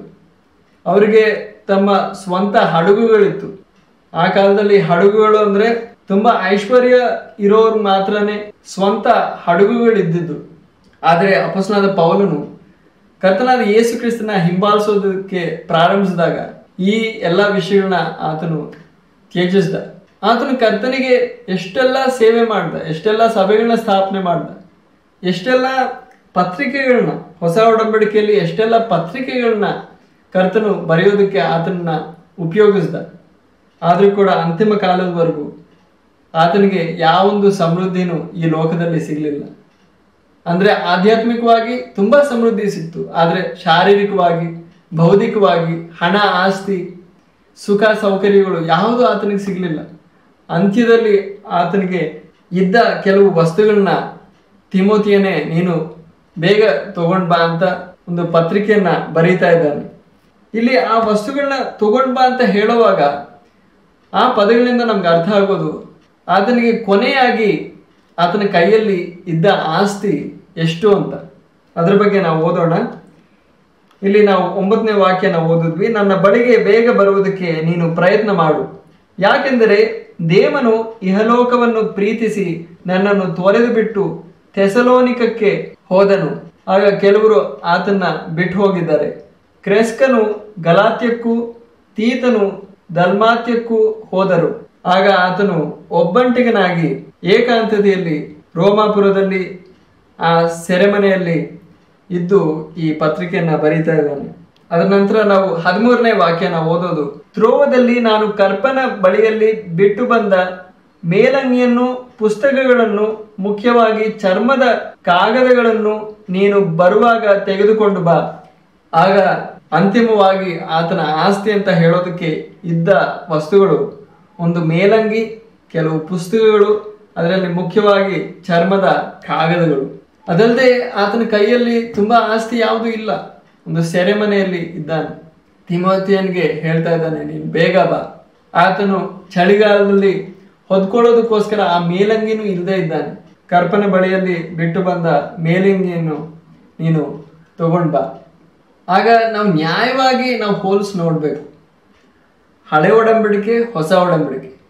ಹಳೆ ಒಡಂಬಡಿಕೆಯಲ್ಲಿ ಇಸ್ರಾಯೇಲ್ ದೇಶವನ್ನ ದೇವರು ಹೇಗೆ ನಡೆಸ್ದ, ಅವರು ವಿಧೇಯರಾಗಿ ನಡೆಯುವಾಗ ಅವರಿಗೆ ಭೌತಿಕವಾಗಿ, ಶಾರೀರಿಕವಾಗಿ ಸಮೃದ್ಧಿ ಅನುಗ್ರಹಿಸಿ ಅವರನ್ನು ಆಶೀರ್ವದಿಸ್ದ, ಅದಕ್ಕೆ ಯಾವೊಂದು ಅನುಮಾನನೂ ಇಲ್ಲ. ಆದರೆ ಹೊಸ ಒಡಂಬಡಿಕೆಯಲ್ಲಿ ದೇವರ ಸಭೆ, ಕ್ರಿಸ್ತನ ಸಭೆ ಕರ್ತನಿಗೆ ವಿಧೇಯವಾಗಿ ನಡೆಯುವಾಗ ಸಭೆಗೆ ಉಂಟಾದದ್ದೇನು? ಈ ಲೋಕದಲ್ಲಿ ಸಮೃದ್ಧಿ ಸಿಗ್ತಾ? ಸಮೃದ್ಧಿ ಅಂದ್ರೆ ಶಾರೀರಿಕವಾದ, ಭೌತಿಕವಾದ ಸಮೃದ್ಧಿ ಸಿಗ್ತಾ? ಇಲ್ಲ. ಈ ಲೋಕದಲ್ಲಿ ಅವರಿಗೆ ಹಿಂಸೆ, ಕಷ್ಟ, ಸಂಕಟ ಸಿಕ್ತು. ಆದರೆ ಅವರು ಆಧ್ಯಾತ್ಮಿಕವಾಗಿ ಸಮೃದ್ಧಿ ಹೊಂದರು. ಸಮೃದ್ಧಿ ಇಲ್ಲ ಅಂತ ಅಲ್ಲ, ಆದರೆ ಆಧ್ಯಾತ್ಮಿಕವಾಗಿ ಅವರು ಸಮೃದ್ಧಿ ಹೊಂದರು. ಆದರೆ ಶಾರೀರಿಕವಾಗಿ, ಭೌತಿಕವಾಗಿ, ಆರ್ಥಿಕವಾಗಿ ಅವರು ಸಮೃದ್ಧಿ ಹೊಂದಿಲ್ಲ.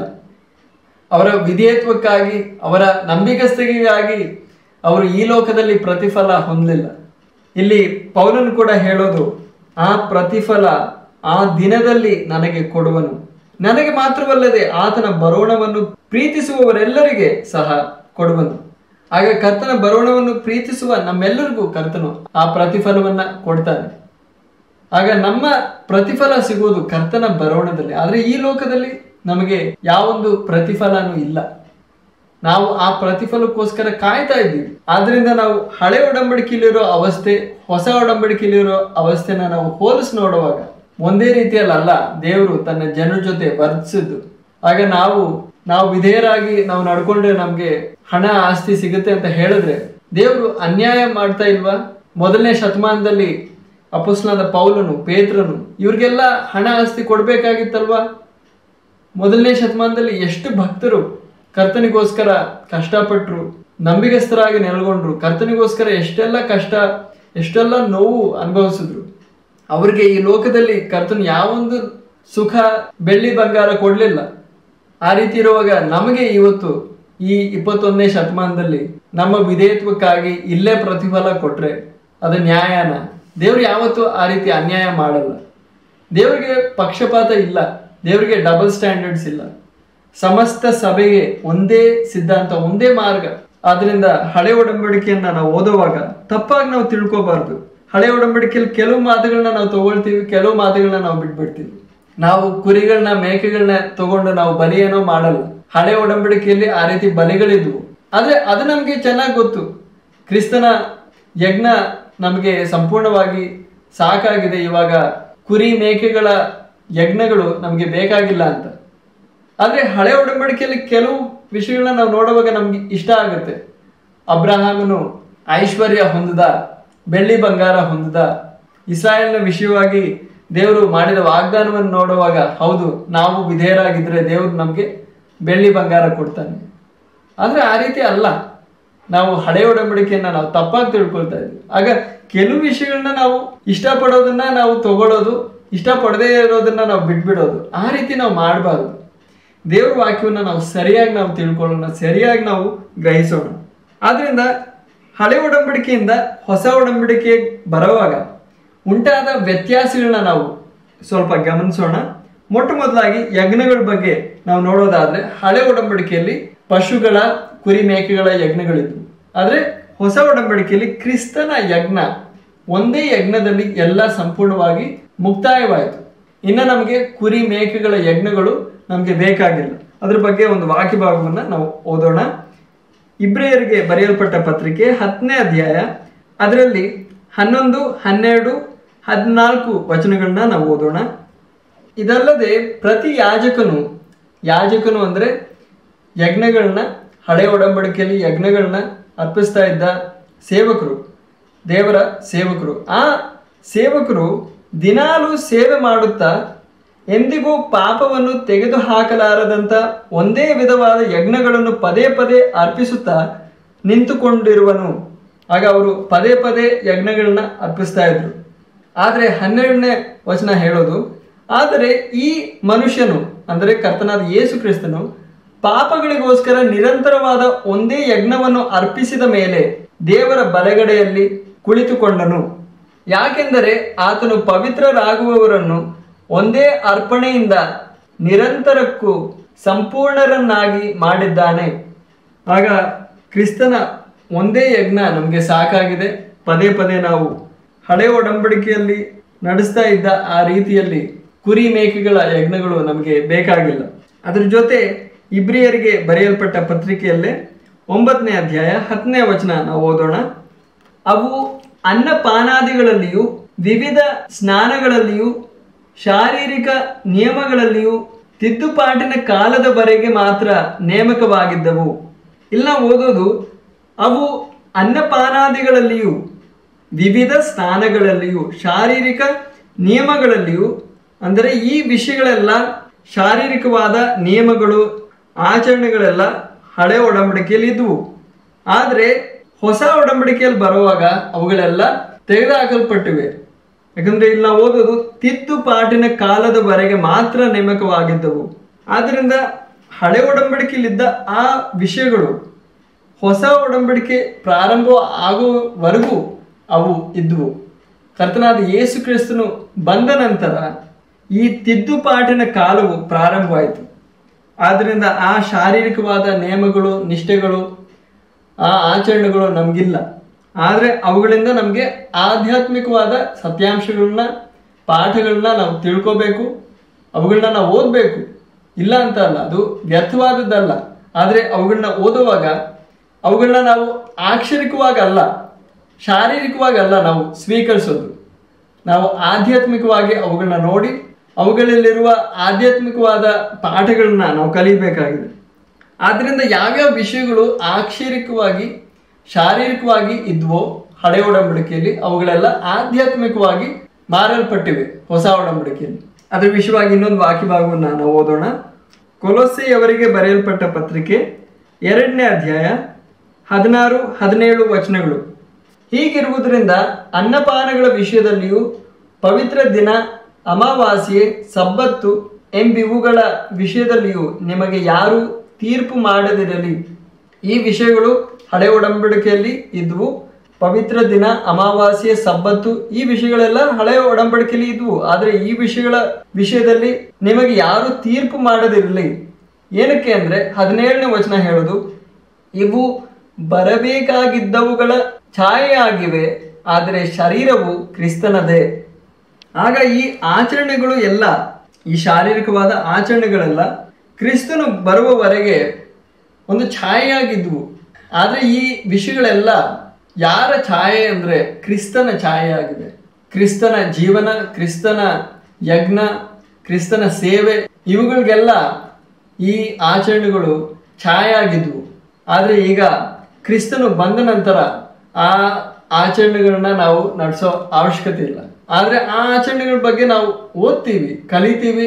ಅವುಗಳಿಂದ ನಾವು ಆಧ್ಯಾತ್ಮಿಕವಾಗಿ ನಾವು ಅಭಿವೃದ್ಧಿ ಹೊಂದ್ಬೋದು. ಆಧ್ಯಾತ್ಮಿಕವಾದ ಸತ್ಯಾಂಶಗಳನ್ನ, ಪಾಠಗಳನ್ನ ನಾವು ಕಲಿಬೋದು. ಅದು ಮಾತ್ರವಲ್ಲದೆ ದೇವರು ಹಳೆ ಒಡಂಬಡಿಕೆಯಲ್ಲಿ ಇಸ್ರಾಯೇಲ್ ದೇಶಕ್ಕೆ, ದೇವ ಜನರಾದ ಇಸ್ರಾಯೇಲ್ ದೇಶಕ್ಕೆ ಈ ಭೂಮಿಯಲ್ಲೇ ಇರೋ ಒಂದು ಅವರಿಗೆ ಸ್ವಾಸ್ಥ್ಯವಾಗಿ ಆ ದೇಶವನ್ನು ಕೊಟ್ಟ. ಆದರೆ ನಮ್ಮ ಸ್ವಾಸ್ಥ್ಯ, ನಮ್ಮ ಬಾಧ್ಯತೆ ಏನು ಅಂತ ನೋಡೋದಾದರೆ ಅದು ಈ ಲೋಕದಲ್ಲಿರೋ ಒಂದು ಭೂಮಿಯಲ್ಲ, ಒಂದು ದೇಶವಲ್ಲ, ಬೆಳ್ಳಿ ಬಂಗಾರ ಅಲ್ಲ. ಸ್ವರ್ಗೀಯವಾದ ಒಂದು ಬಾಧ್ಯತೆ, ಸ್ವರ್ಗೀಯವಾದ ಒಂದು ಸ್ವಾಸ್ಥ್ಯ ನಮಗೆ ದೊರಕಿದೆ. ಅದರ ಬಗ್ಗೆ ನಾವು ಪೇತ್ರನು ಬರೆದ 1ನೇ ಪತ್ರಿಕೆ 1ನೇ ಅಧ್ಯಾಯ ಅದರಲ್ಲಿ 4ನೇ ವಚನ ನಾವು ಓದೋಣ. ಇಲ್ಲಿ ನಮಗೆ ದೊರಕಿರುವ ಆ ಬಾಧ್ಯತೆಯ ಬಗ್ಗೆ ನಾವು ಓದ್ಬೋದು. ಲಯ, ಕಳಂಕ, ಕ್ಷಯಗಳಿಲ್ಲದ ಬಾಧ್ಯತೆಗೂ ನಮ್ಮನ್ನು ತಿರುಗಿ ಹುಟ್ಟಿಸಿದ್ದಾನೆ. ಈ ಬಾಧ್ಯತೆಯು ನಿಮಗೋಸ್ಕರ ಸ್ವರ್ಗದಲ್ಲಿ ಇಟ್ಟಿದೆ. ಆಗ ಈ ಬಾಧ್ಯತೆ ಎಂಥದ್ದು ಅಂತ ಹೇಳಿದ್ರೆ ಲಯ, ಕಳಂಕ, ಕ್ಷಯಗಳಿಲ್ಲದ ಬಾಧ್ಯತೆ. ಆ ಬಾಧ್ಯತೆ ನಮಗೋಸ್ಕರ ಸ್ವರ್ಗದಲ್ಲಿ ಇಟ್ಟಿದೆ. ಆಗ ನಮ್ಮ ಬಾಧ್ಯತೆ ಈ ಭೂಮಿಯಲ್ಲ ಪ್ರಿಯರೇ, ಈ ಲೋಕದಲ್ಲ, ನಮ್ಮ ಬಾಧ್ಯತೆ ಸ್ವರ್ಗದಲ್ಲಿ ಇಡಲ್ಪಟ್ಟಿದೆ. ಆದ್ದರಿಂದ ನಾವು ಈ ಲೋಕದಲ್ಲಿ ಸುಖ, ಬೆಳ್ಳಿ, ಬಂಗಾರ ನಾವು ಹುಡುಕೋರಾಗಿರಬಾರ್ದು. ಅದಲ್ಲದೆ ಹಳೆ ಒಡಂಬಡಿಕೆಯಲ್ಲಿ ದೇವಾಲಯವಿತ್ತು. ಯೆರೂಸಲೇಮ್ ಪಟ್ಟಣವೆಂಬ ಆ ಸ್ಥಳದಲ್ಲಿ ಆಕ್ಷರಿಕವಾದ ಒಂದು ಕಟ್ಟಡವಿತ್ತು, ದೇವಾಲಯವಿತ್ತು. ಆ ದೇವಾಲಯದಲ್ಲಿ ವಿಗ್ರಹವಿರಲಿಲ್ಲ, ದೇವರ ಮಹಿಮೆ ವಾಸವಾಗಿತ್ತು. ಆದರೆ ಈ ಹೊಸ ಒಡಂಬಡಿಕೆ ಯುಗದಲ್ಲಿ ನಾವು ದೇವರ ಆಲಯವಾಗಿದ್ದೇವೆ. ನಾವು ಒಬ್ಬೊಬ್ಬ ವಿಶ್ವಾಸಿಯು ದೇವರ ಆಲಯವಾಗಿದ್ದಾನೆ. ಅದಲ್ಲದೆ ನಾವು ಒಟ್ಟಾಗಿ ಸಭೆಯಾಗಿ ಒಂದು ಆಲಯವಾಗಿದ್ದೇವೆ. ಅದರ ವಿಷಯವಾಗಿ ದೇವರ ವಾಕ್ಯದಿಂದ ನಾವು ಓದೋಣ.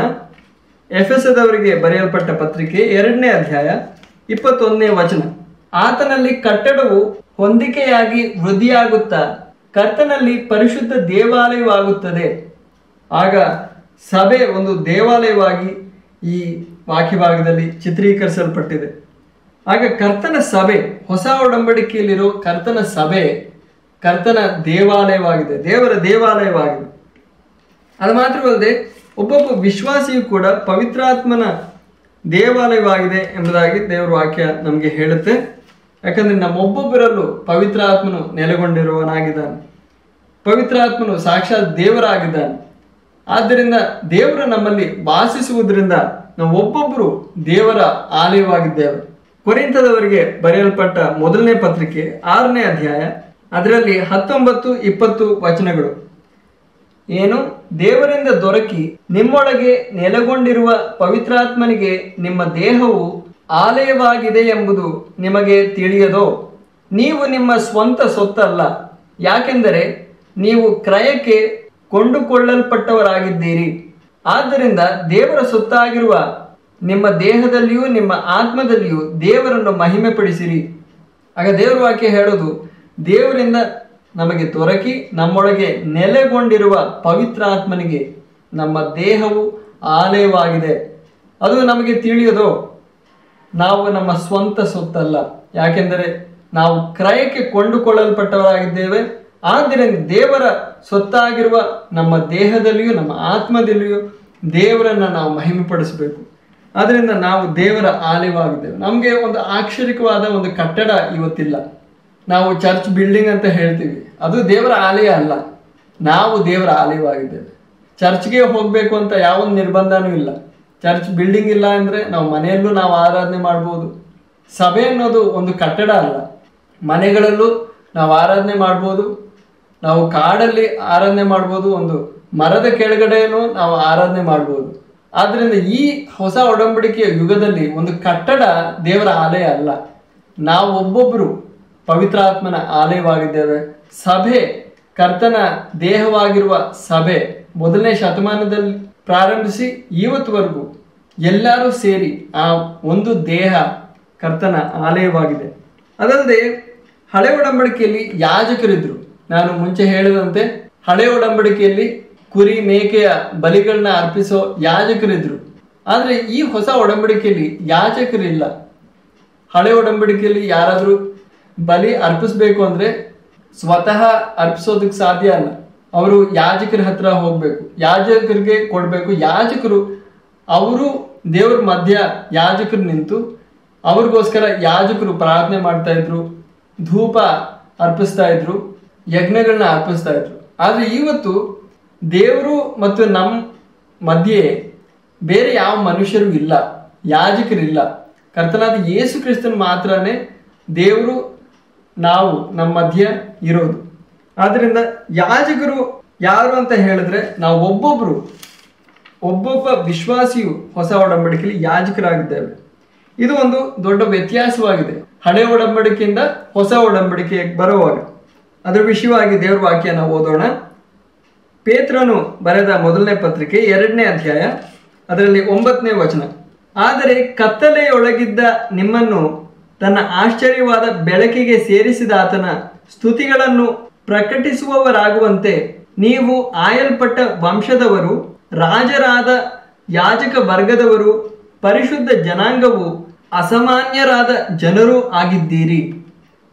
ಇಲ್ಲಿ ದೇವರ ವಾಕ್ಯ ನಮ್ಗೆ ತಿಳಿಸೋದು ನಾವು ಎಂಥವರಾಗಿದ್ದೇವೆ. ಕ್ರಿಸ್ತನ ಹತ್ರ ಬಂದ ನಂತರ, ಕ್ರಿಸ್ತನ ಮೂಲಕ ದೇವ್ರ ಜೊತೆ ನಾವು ಸೇರಿದ ನಂತರ ನಾವು ಎಂಥವರಾಗಿದ್ದೇವೆ.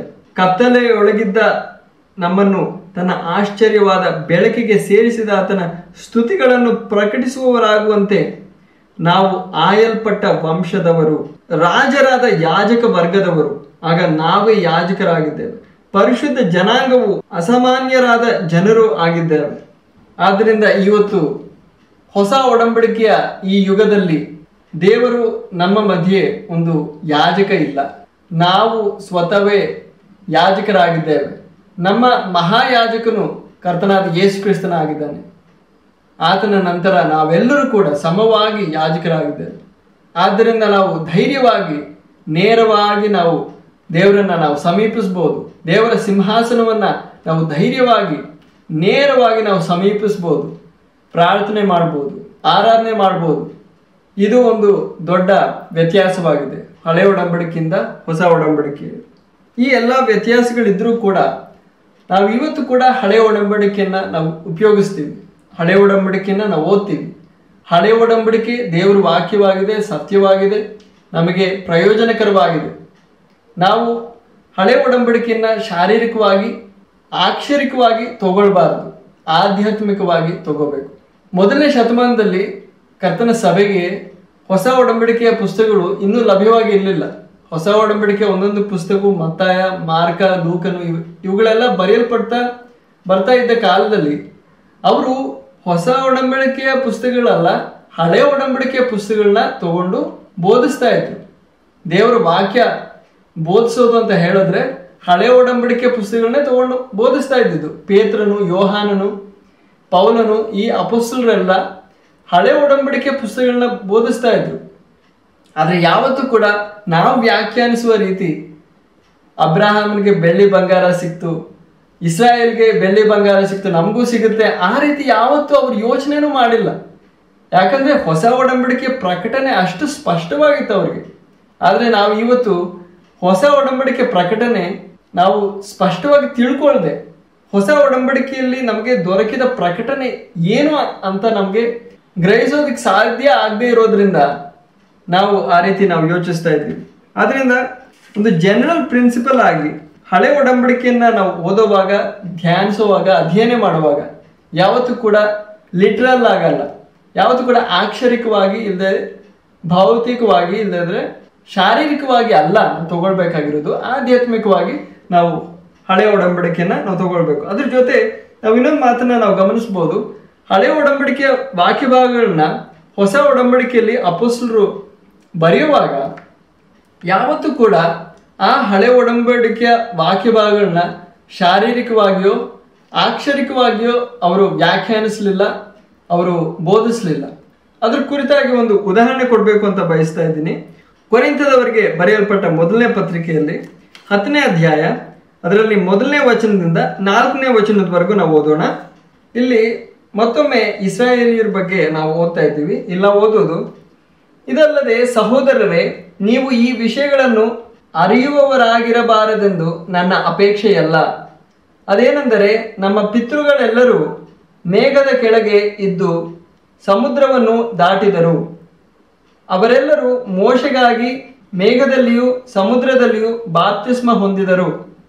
ಈ ವಿಷಯಗಳು ಇಸ್ರಾಯೇಲಿಯರ ಬಗ್ಗೆ ಬರೆಯಲ್ಪಟ್ಟಿವೆ. ಅವರು ಮೋಶೆಗಾಗಿ ಮೇಘದಲ್ಲಿಯೂ ಸಮುದ್ರದಲ್ಲಿಯೂ ಬಾಪ್ತಿಸ್ಮ ಹೊಂದಿದರು. ಹಳೆ ಒಡಂಬಡಿಕೆಯಲ್ಲಿ ಇಸ್ರಾಯೇಲಿಯರು ಕೆಂಪು ಸಮುದ್ರವನ್ನ ದಾಟಿದ್ರು. ದೇವರು ಮೇಘದ ಒಂದು ಕಂಬದ ಮೂಲಕ ಅವ್ರನ್ನ ನಡೆಸ್ತಾ ಇದ್ದ ಮರುಭೂಮಿಯಲ್ಲಿ. ಆ ವಿಷಯಗಳನ್ನ ಹೊಸ ಒಡಂಬಡಿಕೆಯಲ್ಲಿ ಬರೆಯಲ್ಪಟ್ಟಿವೆ. ಆಗ ಹಳೆ ಒಡಂಬಡಿಕೆಯ ವಿಷಯಗಳನ್ನ ಹೊಸ ಒಡಂಬಡಿಕೆಯಲ್ಲಿ ಬರೆಯುವಾಗ ಅವುಗಳು ಹೇಗೆ ಬರೆಯಲ್ಪಟ್ಟಿವೆ ಅಂತ ನಾವು ಗಮನಿಸಬೇಕು. ಇಲ್ಲಿ ನಾವು ಓದಿದ್ದು, ನಮ್ಮ ಪಿತೃಗಳೆಲ್ಲರೂ ಮೇಘದ ಕೆಳಗೆ ಇದ್ದು ಸಮುದ್ರವನ್ನು ದಾಟಿದರು. ಅವರೆಲ್ಲರೂ ಮೋಶೆಗಾಗಿ ಮೇಘದಲ್ಲಿಯೂ ಸಮುದ್ರದಲ್ಲಿಯೂ ಬಾಪ್ತಿಸ್ಮ ಹೊಂದಿದರು. ಆಗ ನಾವು ಇವತ್ತು ಬಾಪ್ತಿಸ್ಮ ಹೊಂತೀವಿ, ಅಂದರೆ ದೀಕ್ಷಾ ಸ್ನಾನ ಹೊಂತೀವಿ. ಆಗ ಆ ದೀಕ್ಷಾ ಸ್ನಾನಕ್ಕೆ ಒಂದು ಛಾಯೆಯಾಗಿ ಈ ಕೆಂಪು ಸಮುದ್ರವನ್ನು ದಾಟೋದನ್ನು ನಾವು ಇಲ್ಲಿ ನೋಡ್ಬೋದು. ಹಾಗೆ ಕೆಂಪು ಸಮುದ್ರವನ್ನು ನಾವು ಆಕ್ಷರಿಕವಾಗಿ ಇವತ್ತು ದಾಟ್ತಾ ಇಲ್ಲ, ಆದರೆ ನಾವು ಇವತ್ತು ನೀರಿನಲ್ಲಿ ದೀಕ್ಷಾ ಸ್ನಾನ ಹೊಂದ್ತಾ ಇದ್ದೀವಿ. ಅದ್ರ ಜೊತೆ ನಾವು 3ನೇ ವಚನ ಓದೋದಾದ್ರೆ, ಅವರೆಲ್ಲರೂ ಆತ್ಮಿಕವಾದ ಒಂದೇ ಆಹಾರವನ್ನು ತಿಂದರು. ಆಗ ಅವರು ಆತ್ಮಿಕವಾದ ಒಂದು ಆಹಾರ ಅಲ್ಲ ತಿಂದಿದ್ದು, ಅವರು ಶಾರೀರಿಕವಾದ ಮನ್ನಾ ಅನ್ನೋ ಒಂದು ಆಹಾರದ ಒಂದು ವಸ್ತುವನ್ನ ಅವರು ತಿಂದಿದ್ದು. ಆದರೆ ಇಲ್ಲಿ ಅದನ್ನ ಹೊಸ ಒಡಂಬಡಿಕೆಯಲ್ಲಿ ಬರೆಯುವಾಗ, ಅದನ್ನ ಅರ್ಥ ಮಾಡ್ಕೊಳ್ಳುವಾಗ ಅದನ್ನ ಆಧ್ಯಾತ್ಮಿಕವಾಗಿ ನಾವು ತಗೊಳ್ತಾ ಇದ್ದೀವಿ. ಆದ್ದರಿಂದ ಅಪೊಸ್ತಲನಾದ ಪೌಲನು ಅದ್ರ ವಿಷಯವಾಗಿ ಬರೀತಾ ಇರೋದು, ಅವರೆಲ್ಲರೂ ಆತ್ಮಿಕವಾದ ಒಂದೇ ಆಹಾರವನ್ನು ತಿಂದರು ಮತ್ತು ಅವರೆಲ್ಲರೂ ಆತ್ಮಿಕವಾದ ಒಂದೇ ಪಾನವನ್ನು ಕುಡಿದರು. ಇಲ್ಲಿ ಒಂದೇ ಪಾನವನ್ನು ಅಂತ ಹೇಳುವಾಗ ಅವರು ಆ ಬಂಡೆಯಿಂದ ನೀರು ಕುಡಿದ್ರು, ಆ ನೀರ್ ಬಗ್ಗೆ ಇಲ್ಲಿ ಬರೆಯಲ್ಪಟ್ಟಿದೆ. ಆದ್ರೆ ಇಲ್ಲಿ ಅದು ಒಂದು ಶಾರೀರಿಕವಾದ ಒಂದು ನೀರಲ್ಲ, ಆತ್ಮಿಕವಾದ ಒಂದೇ ಪಾನವನ್ನು ಕುಡಿದರು ಎಂಬುದಾಗಿ ಬರೆಯಲ್ಪಟ್ಟಿದೆ. ಯಾಕೆಂದರೆ ಅವರನ್ನು ಹಿಂಬಾಲಿಸಿದ ಆ ಆತ್ಮಿಕ ಬಂಡೆಯೊಳಗಿನಿಂದ ಅವರು ಕುಡಿದರು. ಆಗ ಆ ಬಂಡೆಯನ್ನು ಒಂದು ಆಧ್ಯಾತ್ಮಿಕವಾದ ರೀತಿಯಲ್ಲಿ ವಿವರಿಸ್ತಾ ಇದ್ದಾನೆ. ಆ ಆತ್ಮಿಕ ಬಂಡೆಯೊಳಗಿನಿಂದ ಅವರು ಕುಡಿದರು ಮತ್ತು ಆ ಬಂಡೆಯು ಕ್ರಿಸ್ತನೇ. ಆಗ ಅದರ ಅರ್ಥ ಆ ಬಂಡೆ ನಿಜವಾದ ಒಂದು ಬಂಡೆ ಆಗಿರ್ಲಿಲ್ಲ, ಆ ಬಂಡೆ ವಾಸ್ತವವಾಗಿ ಕರ್ತನಾದ ಯೇಸು ಕ್ರಿಸ್ತನು ಅಂತ ಅಲ್ಲ. ಹಳೆ ಒಡಂಬಡಿಕೆಯಲ್ಲಿ ಆ ಬಂಡೆ ನಿಜವಾದ ಒಂದು ಆಕ್ಷರಿಕವಾದ ಒಂದು ಬಂಡೆಯೇ ಆಗಿತ್ತು. ಆದರೆ ಆ ಬಂಡೆ ಒಂದು ಆಧ್ಯಾತ್ಮಿಕವಾದ ಒಂದು ವಿಷಯವನ್ನ ಸೂಚಿಸ್ತಾ ಇತ್ತು. ಅದು ಕ್ರಿಸ್ತನಿಗೆ ಒಂದು ಛಾಯೆಯಾಗಿತ್ತು. ಆಗ ನಾವು ಏನೆಲ್ಲ ಹಳೆ ಒಡಂಬಡಿಕೆಯಲ್ಲಿ ಓದ್ತೀವೋ, ಏನೆಲ್ಲ ಚರಿತ್ರೆ ನಾವು ಓದ್ತೀವೋ, ಅಬ್ರಹಾಮನು, ಇಸಾಕನು, ಯಾಕೋಬನ ಬಗ್ಗೆ, ಅದಲ್ಲದೆ ಯೋಸೇಫನ ಬಗ್ಗೆ, ಇಸ್ರಾಯೇಲಿಯರ ಚರಿತ್ರೆ, ಐಗುಪ್ತದಲ್ಲಿ, ಮರುಭೂಮಿಯಲ್ಲಿ, ಕನಾನ್ ದೇಶದಲ್ಲಿ ಅವರ ರಾಜರ ಬಗ್ಗೆ ನಾವು ಓದ್ತೀವಿ. ಇವುಗಳನ್ನೆಲ್ಲ ಓದುವಾಗ ನಮಗೆ ಆಧ್ಯಾತ್ಮಿಕವಾದ ಸಂದೇಶಗಳು ನಾವು ಗುರುತಿಸ್ಬೋದು. ಆಧ್ಯಾತ್ಮಿಕವಾದ ಪಾಠಗಳನ್ನ, ಆಧ್ಯಾತ್ಮಿಕವಾದ ಬಹುಮೂಲ್ಯವಾದ ಸತ್ಯಾಂಶಗಳನ್ನ ನಾವು ಗುರುತಿಸ್ಬೋದು. ಆದರೆ ಪ್ರಧಾನವಾಗಿ ಮುಖ್ಯವಾಗಿ ನಾವು ಕ್ರಿಸ್ತನನ್ನ ನಾವು ಕೇಂದ್ರವಾಗಿ ನಾವು ಹಳೆಯ ಒಡಂಬಡಿಕೆಯಲ್ಲಿ ನೋಡ್ಬೋದು. ಕ್ರಿಸ್ತನಿಗಾಗಿ ಹಲವಾರು ಛಾಯೆಗಳು ನಾವು ಹಳೆಯ ಒಡಂಬಡಿಕೆಯ ಗ್ರಂಥಗಳಲ್ಲಿ ನಾವು ನೋಡ್ಬೋದು. ಆದ್ರಿಂದಲೇ ನಾವು ಹೊಸ ಒಡಂಬಡಿಕೆಯಲ್ಲಿ ನಾವು ಹಳೆ ಒಡಂಬಡಿಕೆಯ ವಾಕ್ಯ ಭಾಗಗಳನ್ನ ನಾವು ನೋಡುವಾಗ ಎಲ್ಲೆಲ್ಲ ಅಪೊಸ್ತಲರು ಹಳೆ ಒಡಂಬಡಿಕೆಯ ವಾಕ್ಯ ಭಾಗಗಳನ್ನ ವಿವರಿಸ್ತಾ ಇದ್ದಾರೆ, ಅಲ್ಲೆಲ್ಲ ಅವುಗಳನ್ನೆಲ್ಲ ಆಧ್ಯಾತ್ಮಿಕವಾದ ಒಂದು ರೀತಿಯಲ್ಲಿ ಅವರು ಗ್ರಹಿಸಿದ್ದು, ವ್ಯಾಖ್ಯಾನಿಸಿದ್ದು ಅಂತ ನಾವು ಗಮನಿಸಬೇಕಾಗಿದೆ. ಆಗ ನಾವು ಹಳೆ ಒಡಂಬಡಿಕೆ ಬಿಟ್ಬಿಡ್ಬೇಕು ಅಂತಲ್ಲ. ನಾನು ಮುಂಚೆ ಹೇಳಿದಂತೆ 1ನೇ ಶತಮಾನದಲ್ಲಿ ದೇವರ ಸಭೆಗೆ ಹಳೆ ಒಡಂಬಡಿಕೆನೇ ಇದ್ದಿದ್ದು, ಅದು ಮಾತ್ರವೇ ಅವರು ಪ್ರಾರಂಭದಲ್ಲಿ ಉಪಯೋಗಿಸ್ತಾ ಇದ್ದಿದ್ದು. ಹೊಸ ಒಡಂಬಡಿಕೆ ಪುಸ್ತಕಗಳು ಇನ್ನೂ ಬರೆಯಲ್ಪಟ್ಟಿರಲಿಲ್ಲ. ಆದರೆ ಹೊಸ ಒಡಂಬಡಿಕೆಯ ಆ ದರ್ಶನ, ಹೊಸ ಒಡಂಬಡಿಕೆಯ ಆ ಪ್ರಕಟಣೆ ಅವರಿಗೆ ಸ್ಪಷ್ಟವಾಗಿ ಇತ್ತು. ಆದ್ದರಿಂದಾನೇ ನಾವು ಇಬ್ರಿಯರಿಗೆ ಬರೆಯಲ್ಪಟ್ಟ ಪತ್ರಿಕೆಯಲ್ಲೂ ನಾವು ನೋಡ್ಬೋದು, 11ನೇ ಅಧ್ಯಾಯದಲ್ಲಿ ಹಳೆ ಒಡಂಬಡಿಕೆಯಲ್ಲಿ ಇರುವ ಹಾನೋಕನು, ಅಬ್ರಹಾಮನು, ಇಸ್ರಾಯೇಲ್ಯರ ಬಗ್ಗೆ ಎಲ್ಲ ಬರೆಯಲ್ಪಟ್ಟಿದೆ. ಆದರೆ ಅಲ್ಲಿ ಎಲ್ಲೂ ನಾವು ಹೇಳೋ ಅಂತಹ ಒಂದು ವ್ಯಾಖ್ಯಾನ ನಾವು ನೋಡೋದಕ್ಕೆ ಸಾಧ್ಯ ಅಲ್ಲ. ಅಬ್ರಹಾಮನಿಗೆ ಈ ರೀತಿ ಬೆಳ್ಳಿ ಬಂಗಾರ ಸಿಕ್ತು, ಆದ್ರಿಂದ ನಮಗೂ ಸಿಗುತ್ತೆ ಅಂತ ಇಬ್ರಿಯರಿಗೆ ಬರೆಯಲ್ಪಟ್ಟ ಪತ್ರಿಕೆಯಲ್ಲಿ ಎಲ್ಲೂನೇ ಇಲ್ಲ. 1ನೇ ಶತಮಾನದಲ್ಲಿ ಅವ್ರು ಯಾವೊಂದು ಅಪೊಸ್ತಲನು ಆ ರೀತಿ ಬೋಧಿಸ್ತಾ ಇರಲಿಲ್ಲ. ಆದ್ರಿಂದ ಹಳೆ ಒಡಂಬಡಿಕೆಯಲ್ಲಿ ನಮಗೆ ಹಲವಾರು ಆಧ್ಯಾತ್ಮಿಕವಾದ ಪಾಠಗಳಿವೆ, ಅವುಗಳನ್ನ ನಾವು ಕಲಿಬೇಕು. ಆದರೆ ನಾವು ಅವುಗಳನ್ನೆಲ್ಲ ನಾವು ಆಕ್ಷರಿಕವಾಗಿ ಇಲ್ಲಾಂದ್ರೆ ಶಾರೀರಿಕವಾಗಿ ತಗೊಂಡ್ರೆ ನಾವು ಹೊಸ ಒಡಂಬಡಿಕೆಯಲ್ಲಿ ಒಳಗೊಂಡ ಸಿದ್ಧಾಂತಗಳನ್ನ ನಾವು ವಿರೋಧಿಸ್ತೀವಿ. ನಾವು ಹಳೆ ಒಡಂಬಡಿಕೆಯನ್ನ ಶಾರೀರಿಕವಾಗಿ ತಗೊಂಡ್ರೆ ನಾವು ಸಭೆಯ ಪ್ರಾರಂಭಿಕ ಚರಿತ್ರೆಯನ್ನ ನಾವು ಅದಕ್ಕೆ ವಿರೋಧವಾಗಿ ನಡೀತೀವಿ. ಹೊಸ ಒಡಂಬಡಿಕೆಯಲ್ಲಿ ಇರೋ ಸಿದ್ಧಾಂತಗಳೇನು, ಅಪೊಸ್ತಲರ ಕೃತ್ಯಗಳಲ್ಲಿ ಕರ್ತನ ಸಭೆಯ ಪ್ರಾರಂಭಿಕ ಚರಿತ್ರೆ ಇದೆ, ಆ ಚರಿತ್ರೆ ಏನು, ಅದಕ್ಕೆ ವಿರುದ್ಧವಾಗಿ ನಾವು ಹಳೆ ಒಡಂಬಡಿಕೆಯನ್ನ ನಾವು ವ್ಯಾಖ್ಯಾನಿಸಬಾರದು. ಆದರೆ ಕೆಲವರು ಇತ್ತೀಚೆಗೆ ಹಳೆ ಒಡಂಬಡಿಕೆ ಬೇಡವೇ ಬೇಡ, ಹಳೆ ಒಡಂಬಡಿಕೆ ತಗೊಂಡು ತುಂಬಾ ಜನರು ಈ ರೀತಿ ಬೆಳ್ಳಿ ಬಂಗಾರ ಸಿಗುತ್ತೆ, ನಮಗೆ ಸುಖ ಸಂತೋಷ ಈ ಲೋಕದಲ್ಲಿ ಸಿಗುತ್ತೆ ಅಂತ ಹೇಳ್ತಾ ಇದ್ದಾರೆ. ಸಭೆಯಲ್ಲಿ ಲೌಕಿಕತನ ಹೆಚ್ಚುತ್ತಾ ಇದೆ, ಅದು ನಿಜಾನೇ. ಇವತ್ತು ಸಭೆಯಲ್ಲಿ ತುಂಬಾ ಲೌಕಿಕತನ ಹೆಚ್ಚುತ್ತಾ ಇದೆ. ಸಭೆಯಲ್ಲಿರೋ ಜನರ ಹೃದಯಗಳಲ್ಲಿ ಲೋಕದ ಆಸೆ ಹೆಚ್ಚುತ್ತಾ ಇದೆ. ಆದ್ದರಿಂದ ಕೆಲವರು ಹೇಳೋದು, ನಾವು ಹೊಸ ಒಡಂಬಡಿಕೆ ಮೇಲೆ ಫೋಕಸ್ ಮಾಡಬೇಕು, ನಾವು ಹಳೆ ಒಡಂಬಡಿಕೆ ಓದೋದು ಬೇಡ, ಸ್ವಲ್ಪ ಓದಿದ್ರೆ ಸಾಕು, ಆದರೆ ನಾವು ಬೋಧಿಸೋದು ಬೇಡ, ನಾವು ಹೊಸ ಒಡಂಬಡಿಕೆ ಬೋಧಿಸಿದ್ರೆ ಸಾಕು ಅಂತ. ಆದರೆ ನಮ್ಮ ಲೌಕಿಕತನಕ್ಕೆ ಅದಲ್ಲ ನಿವಾರಣೆ, ದೇವರ ಚಿತ್ತಾನುಸಾರವಾದ ನಿವಾರಣೆ ಅದಲ್ಲ. ಯಾಕಂದರೆ ನಾನು ಮುಂಚೆ ಹೇಳಿದಂತೆ ಮೊದಲನೇ ಶತಮಾನದಲ್ಲಿ ದೇವರ ಸಭೆಗೆ ಪ್ರಾರಂಭಿಕವಾಗಿ ಹೊಸ ಒಡಂಬಡಿಕೆಯ ಪುಸ್ತಕಗಳು ಇರಲಿಲ್ಲ, ಹಳೆ ಒಡಂಬಡಿಕೆ ಮಾತ್ರನೇ ಇದ್ದಿದ್ದು. ಆದರೆ ಹಳೆ ಒಡಂಬಡಿಕೆ ಯಾವತ್ತೂ ಅವರಿಗೆ ಒಂದು ಉರುಲಾಗಿ ತೀರಲಿಲ್ಲ. ಯಾಕಂದರೆ ಹಳೆ ಒಡಂಬಡಿಕೆನ ಅವ್ರು ಸರಿಯಾಗಿ ಗ್ರಹಿಸ್ತಾ ಇದ್ರು. ಅವ್ರು ಯಾವ ರೀತಿ ಅದನ್ನ ಓದಬೇಕು, ವ್ಯಾಖ್ಯಾನಿಸ್ಬೇಕು, ಗ್ರಹಿಸ್ಬೇಕು, ಆ ರೀತಿ ಅವ್ರು ಓದ್ತಾ ಇದ್ರು. ಆದ್ದರಿಂದ ನಾವು ಸರಿಯಾದ ರೀತಿಯಲ್ಲೂ ಅದನ್ನು ಉಪಯೋಗಿಸಿದ್ರೆ, ಪವಿತ್ರಾತ್ಮನ ಸಹಾಯದಿಂದ ನಾವು ಹಳೆ ಒಡಂಬಡಿಕೆಯನ್ನು ಉಪಯೋಗಿಸಿದ್ರೆ ಯಾವತ್ತೂ ನಮ್ಮ ಜೀವನದಲ್ಲಿ ಲೌಕಿಕತನ, ಸ್ವಾರ್ಥತೆ ಉಂಟಾಗಲ್ಲ. ಆಗ ನಾವು ಗಮನಿಸಿದ್ದು, ಹಳೆ ಒಡಂಬಡಿಕೆಯಲ್ಲಿರೋ ವಿಷಯಗಳನ್ನ ನಾವು ಶಾರೀರಿಕವಾಗಿ ತಗೊಂಡ್ರೆ, ಆಕ್ಷರಿಕವಾಗಿ ಬೌದ್ಧಿಕವಾಗಿ ತಗೊಂಡ್ರೆ, ನಾವು ಹೊಸ ಒಡಂಬಡಿಕೆಯಲ್ಲಿರೋ ಸ್ಪಷ್ಟವಾದ ಸಿದ್ಧಾಂತಗಳನ್ನ ನಾವು ಅಲ್ಲೆಗೆಳೆದು ಹೊಸ ಒಡಂಬಡಿಕೆಯಲ್ಲಿ ಇರೋ ಆ ಸಿದ್ಧಾಂತಗಳಿಗೆ ವಿರುದ್ಧವಾಗಿ ನಾವು ವ್ಯಾಖ್ಯಾನಿಸ್ತೀವಿ.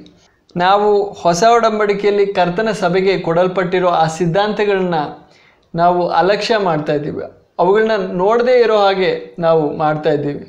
ಆದ್ದರಿಂದ ಯಾವೊಂದು ಅನುಮಾನವೂ ಇಲ್ಲ, ನಮ್ಮ ಕ್ರೈಸ್ತ ಜೀವನದಲ್ಲಿ ನಾವು ದೇವರಿಗೆ ವಿಧೇಯರಾಗಿ ನಡೆಯೋದ್ರಿಂದ ಆ ವಿಧೇಯತ್ವಕ್ಕೆ, ಆ ನಂಬಿಗಸ್ತಿಕೆಗೆ ದೇವರು ನಿಶ್ಚಯವಾಗಿ ಪ್ರತಿಫಲ ಕೊಡ್ತಾನೆ. ಆದರೆ ಈ ಲೋಕದಲ್ಲ, ಈ ಲೋಕದಲ್ಲಿ ಬೆಳ್ಳಿ ಬಂಗಾರ ಸುಖ ಸೌಕರ್ಯ ಕೊಟ್ಟು ಅಲ್ಲ ದೇವರು ನಮಗೆ ಆ ಪ್ರತಿಫಲ ಕೊಡೋದು.